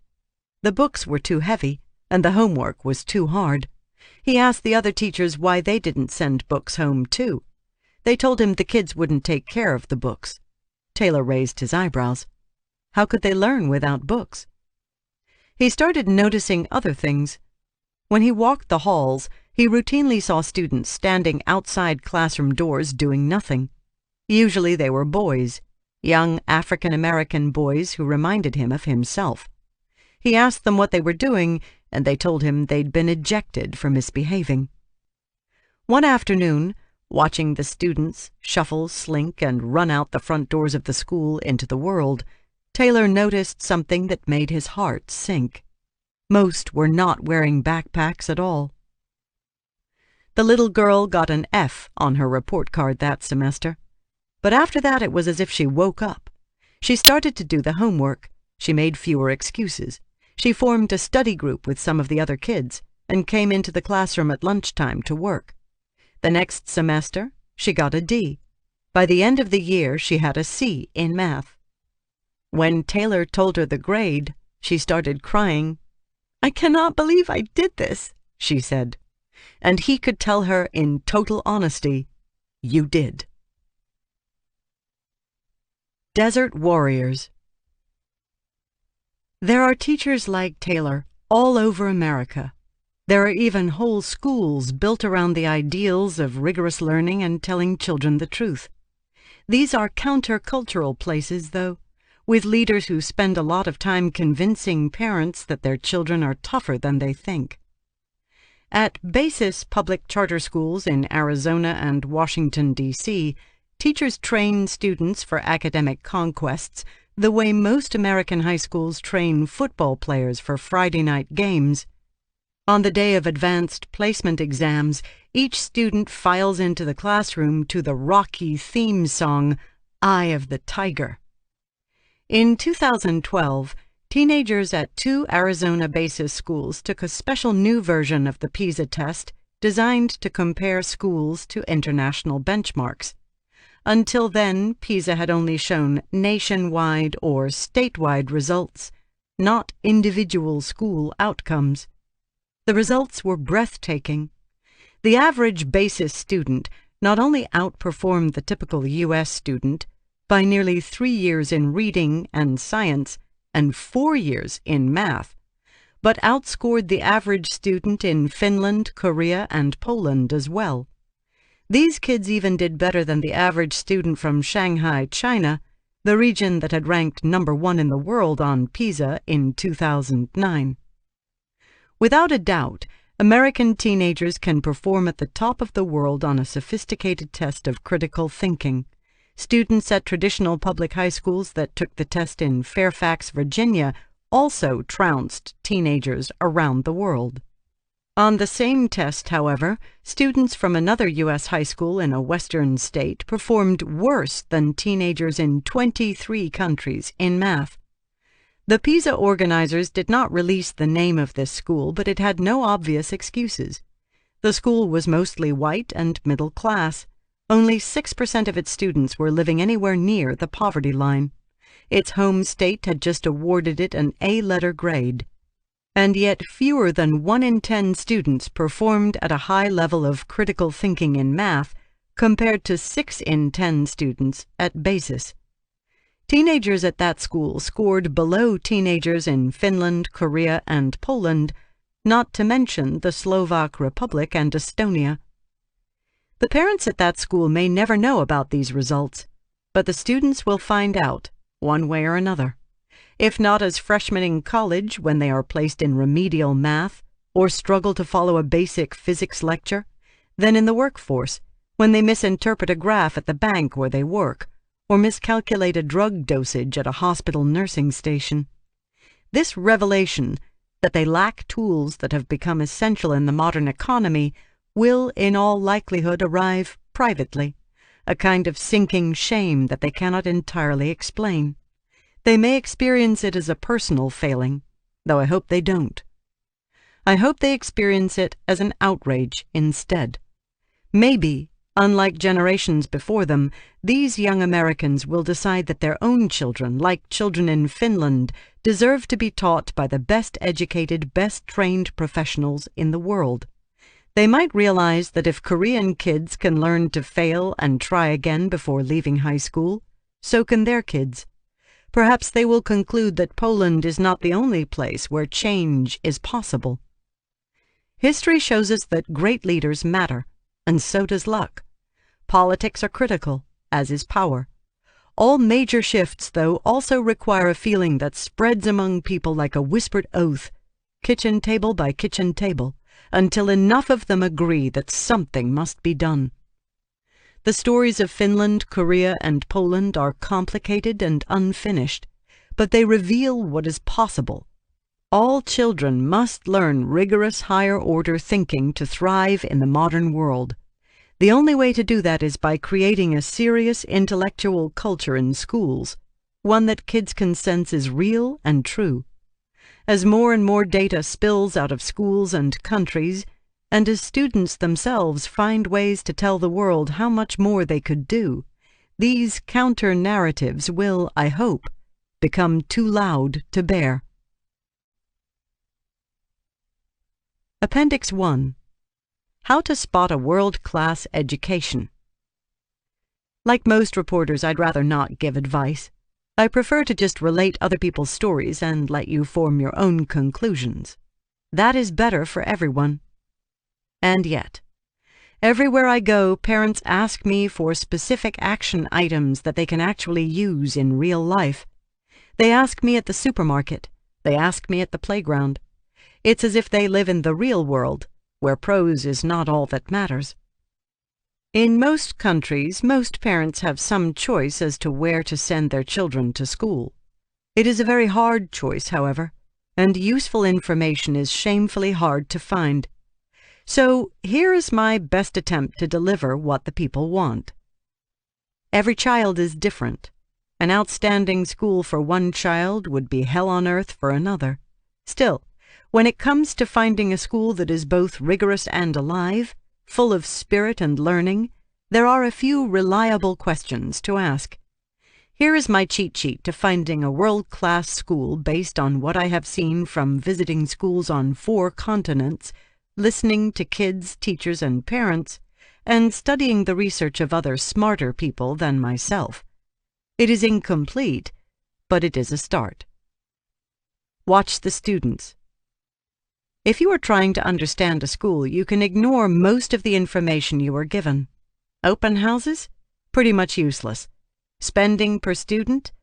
Beyond a certain baseline level, money does not translate into quality in education anywhere. The smartest countries in the world spend less per pupil than the United States. Average class size? Not as important as most people think, except in the earliest years of schooling.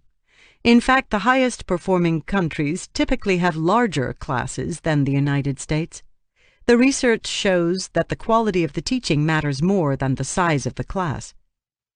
Test data? More helpful, but very hard to decipher in most places. How good is the test? How much value is the school adding beyond what kids are already learning at home? More and more U.S. school districts have this kind of information, but do not make it public. Instead, the best way to gauge the quality of a school is to spend time, even just 20 minutes, visiting classrooms while school is in session. When you get there, though, it's important to know where to look. Parents tend to spend a lot of time staring at the bulletin boards in classrooms. Here is a better idea. Watch the students instead. Watch for signs that all the kids are paying attention, interested in what they are doing, and working hard. Don't check for signs of order.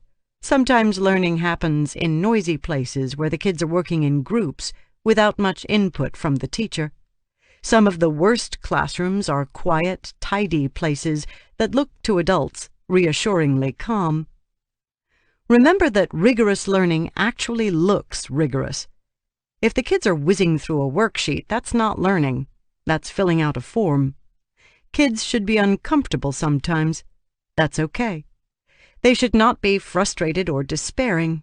Instead, they should be getting help when they need it, often from each other. They should not spend long, empty stretches of time getting in line for lunch, sitting down for circle time, or handing out papers. There should be a sense of urgency that you can feel. Resist the urge to focus on the teacher. In the best classrooms in the world, the teacher might be quiet, or charismatic, or even a tiny bit crazy, as most of us remember from our own school days. What you think of the teacher during a short visit is not as important as what the kids think after watching her all year. I did this in every nation I visited. How interested were the students in my arrival? Engaged kids didn't take much notice. They had more important things to do. Bored kids looked back and smiled, offered a shy wave, and handed me a tissue if I sneezed. Their time was being wasted, and they were desperate for a distraction. I saw bored kids in every country. Boredom is the specter that haunts children from kindergarten to graduation on every continent. In American classrooms, I watched a girl draw a beautiful rose tattoo on her arm with a ballpoint pen. She did it slowly, meticulously, as though she were serving a life sentence. I saw a young boy dance silently in his bright white high tops under his desk. His upper body never moved. In Finland, I saw a teenage boy take unusual interest in the cord of the window blinds next to him, as if it were a ripcord that might parachute him into another place. In Korea, I saw rows of students sleeping, flat-out REM sleeping, with their heads upon the desks. Some had pillows. Korea was where boredom went to sleep and got up later to study all night. Boredom varied wildly from one classroom to the next, usually within the same school. In the best schools, though, boredom was the exception rather than the norm. You could walk into 5 classrooms and see just 1 or 2 students who had drifted away, mentally or physically, rather than 8 or 10. That's how you know that you are in a place of learning. Talk to the students. People, including reporters, rarely ask students for their insight. Everyone focuses on the teacher, the principal, the building, or the bulletin boards. Young kids are thought to be too small to understand. Older kids are presumed to be too jaded. Neither is true in my experience. As long as you ask intelligent questions, students are the most candid and helpful sources in any school. Don't ask, "Do you like this teacher?" or "Do you like your school?"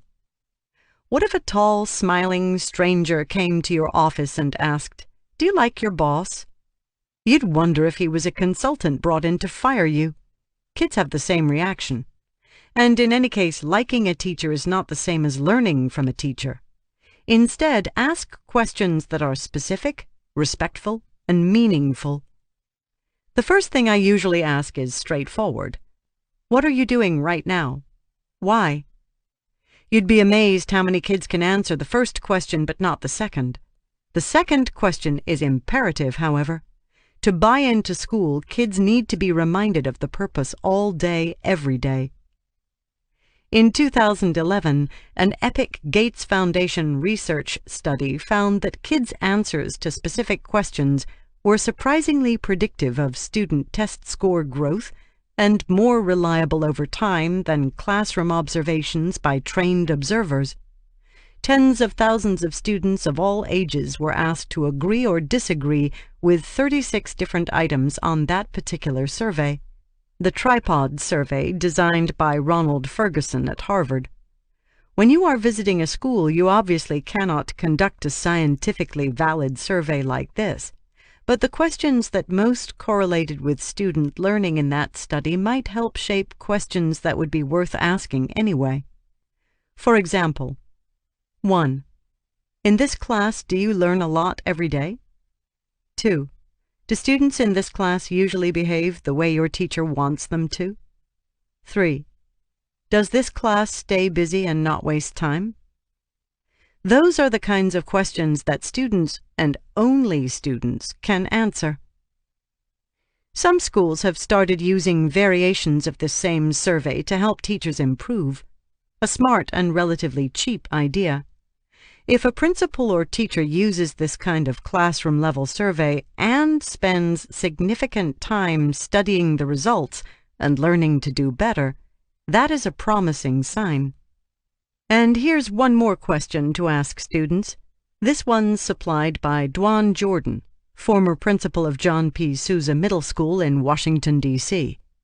If you don't understand something, what do? In rigorous classrooms, kids know the answer. Listen to the parents. In 2011, I took a tour of a Washington, D.C. private school that was hard to get into and cost about $30,000 a year.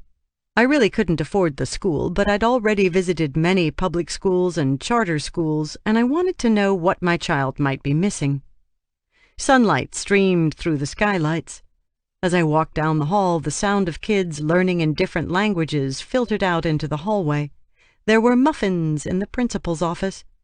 It felt like a learning spa, a parent's dream. But strange things happened on this visit.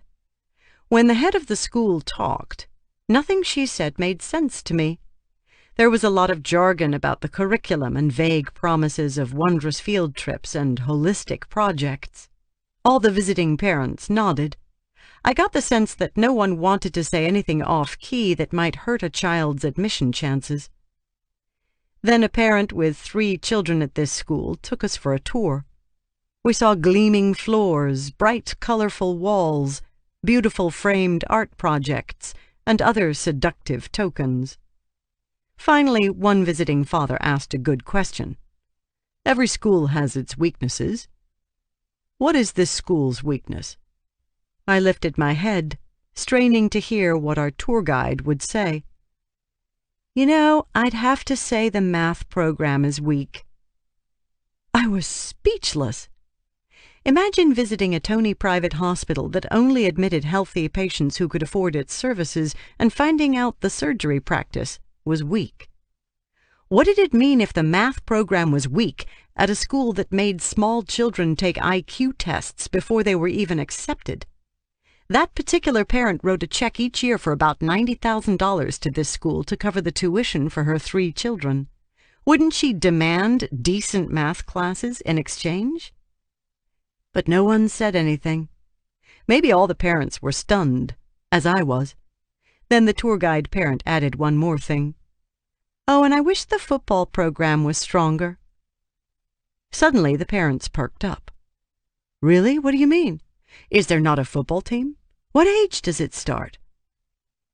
I wandered out into the parking lot, mystified. Perhaps this explained why our most affluent kids scored 18th in math compared to affluent kids worldwide. Even wealthy American parents didn't care about math as much as football.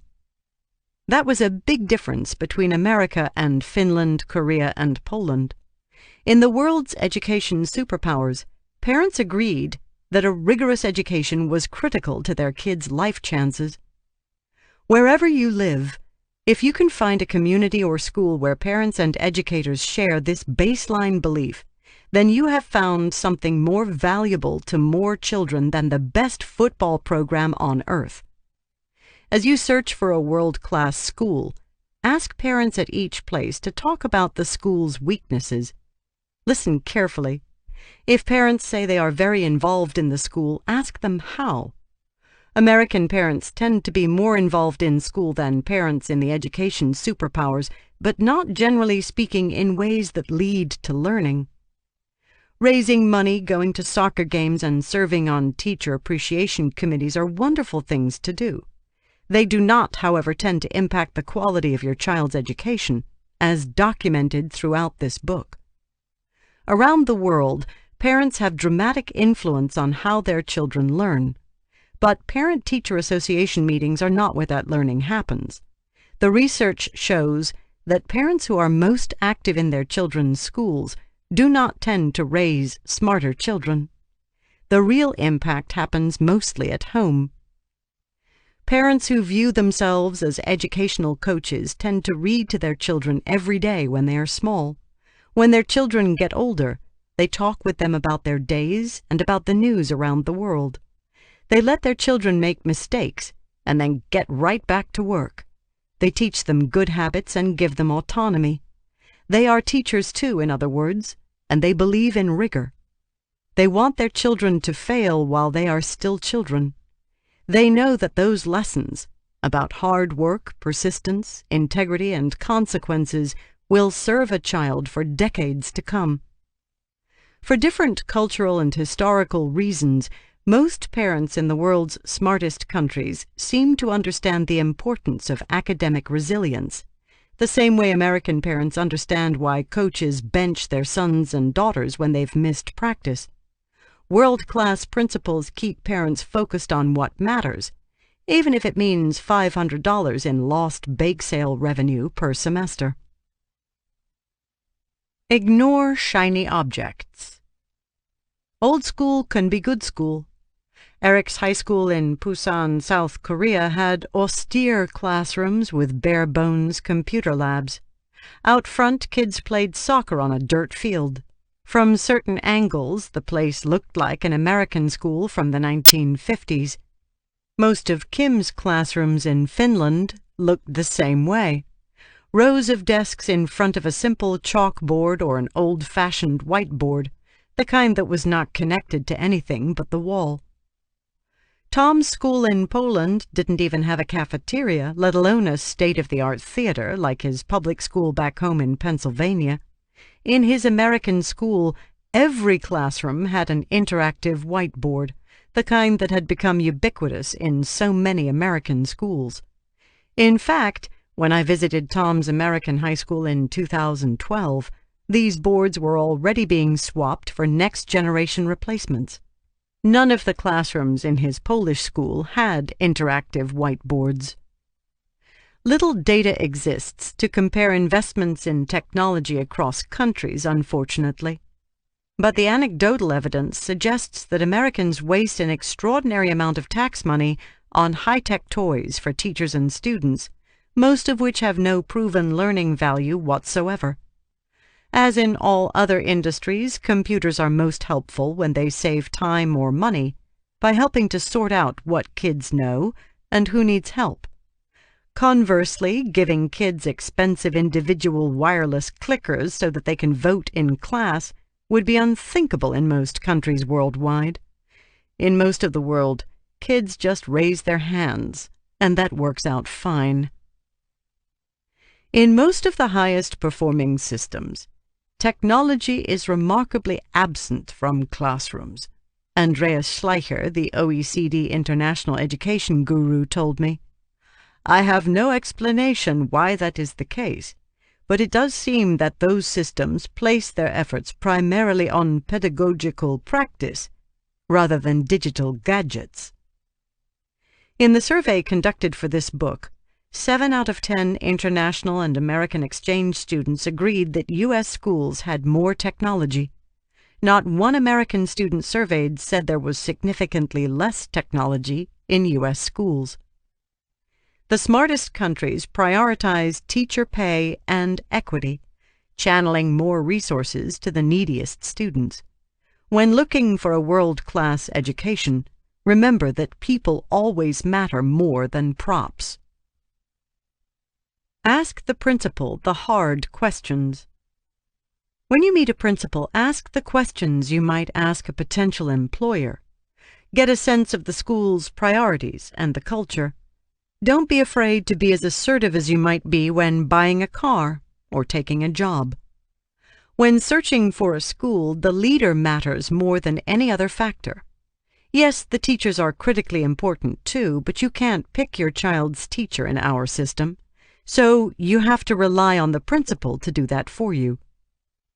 How do you choose your teachers? Finland, Korea, and all the education superpowers select their teachers relatively efficiently by requiring students accepted to teacher colleges to be in the top third of their graduating high school classes. This selectivity is not enough by itself, but it ensures a level of prestige and education that makes other world-beating policies possible. Since most countries do not take this logical step, the principal is even more important. That leader acts as the filter instead of the education college or the teacher certification system, which is not robust in most places. Nothing matters more than the decisions the principal makes about whom to hire, how to train, and whom to let go. Great vision without great people is irrelevant, as Jim Collins wrote in his classic book, Good to Great. Find out if the principal can choose which candidates to interview and hire. That kind of common-sense autonomy is rare in many schools. Then ask if the principal actually watches the job applicant teach. That too is almost unheard of in many countries, including the United States, even though it is an obvious way to see whether a person has the extraordinary leadership abilities required to be a great teacher, one of the most demanding and complex jobs in the modern age. Even if candidates pretend to teach to an adult audience as part of the hiring process, that is far better than nothing. How do you make your teachers better? The more specifics you hear in response to this question, the better. Most teachers operate without meaningful feedback, in isolation. That is indefensible today. Professional development, which is jargon for training in the education world, should be customized to the strengths and weaknesses of the individual teacher. It should not feature hundreds of teachers sitting through a lecture in an auditorium. No country has figured this out, but some countries do it better than others. In Finland, teachers are more likely to watch each other teach, in training and throughout their careers. Many countries give teachers more time to collaborate and plan together. The United States ranks poorly in this respect. American teachers work relatively short school years, but they have little time to share ideas and get feedback in most schools. Ask principals how they help teachers collaborate and what kind of leadership roles they give to their top teachers. How do you measure your success? Strong leaders can clearly explain their vision. If you hear a long, vague answer full of many disparate parts, you may have found yourself in a school without a mission, which is to say, an average school. In the United States, most principals will mention test score data as one measure of success, which is fair but insufficient. They might also mention graduation rates or parental satisfaction surveys. Fine. But how do they measure the intangible outcomes that matter just as much? How do they know if they are training students to do higher-order thinking and solve problems they had never seen before?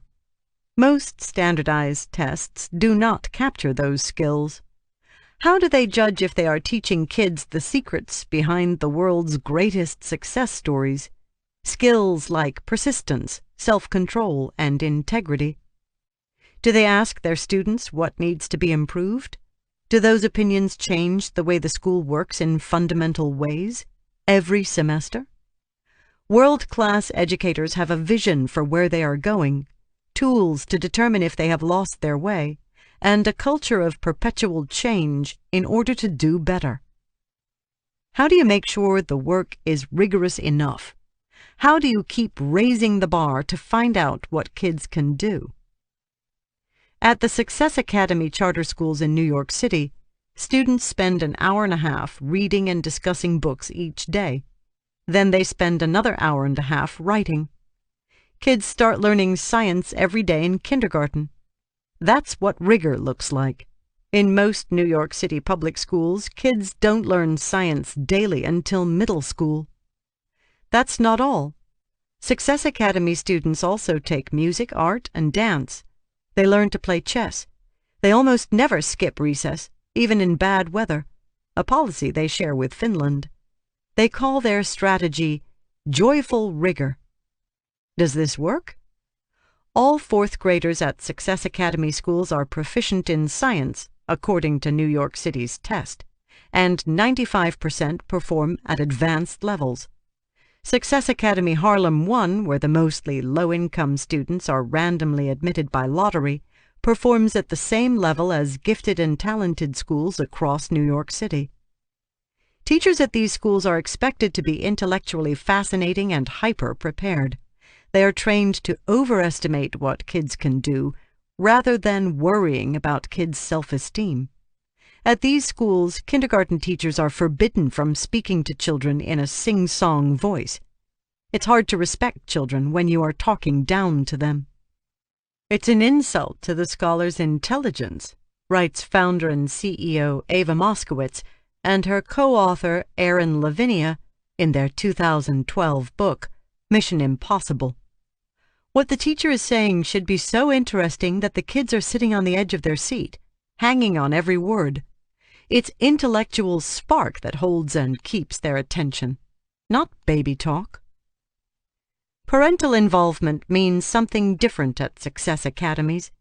Parents are not asked to bake cookies or sell gift wrap. Instead, they are asked to read to their kids 6 nights a week. They are expected to help speed the learning at home to get their students ready for college, just as Korean parents do. Parents have the cell phone numbers of their kids' teachers and principal. In 2011, Success Academy opened a new school on the Upper West Side of Manhattan, a far richer neighborhood than its previous locations. Unlike most schools in America, including the best public charter schools, these new schools were actually diverse, in the literal sense. Moskowitz wanted a true mix of white, Asian, African American, and Hispanic students at a range of income levels, and she got it. That is how kids learn best, together, with a mix of expectations, advantages, and complications, according to the hard-earned lessons of countries around the world. There are stories like this all over the country. Success Academy charter schools in New York City, the closest thing to Finland in the United States. William Taylor, a public school teacher who has almost Korean expectations for his low-income students in Washington, D.C. And Deborah Gist, in Rhode Island, a leader who has dared to raise the bar for what teachers must know, just like reformers in Finland and Korea. These world-class educators exist, but they are fighting against the grain of culture and institutions. That fight drains them of energy and time. If they ever win, it will be because parents and students rose up around them, convinced that our children cannot only handle a rigorous education, but that they crave it as never before. This concludes The Smartest Kids in the World, and How They Got That Way by Amanda Ripley. Narrated by Kate Redding. Copyright 2013 by Amanda Ripley. This unabridged audiobook is published by arrangement with Simon & Schuster, Inc., and was produced in the year 2013 by Tantor Media, Incorporated, which holds the copyright thereto. Please visit our website, www.tantor.com, for more information on our growing library of unabridged audiobooks and to take advantage of special offers, or call toll-free 877-7-TAN-TOR to request a catalog. Audible hopes you have enjoyed this program.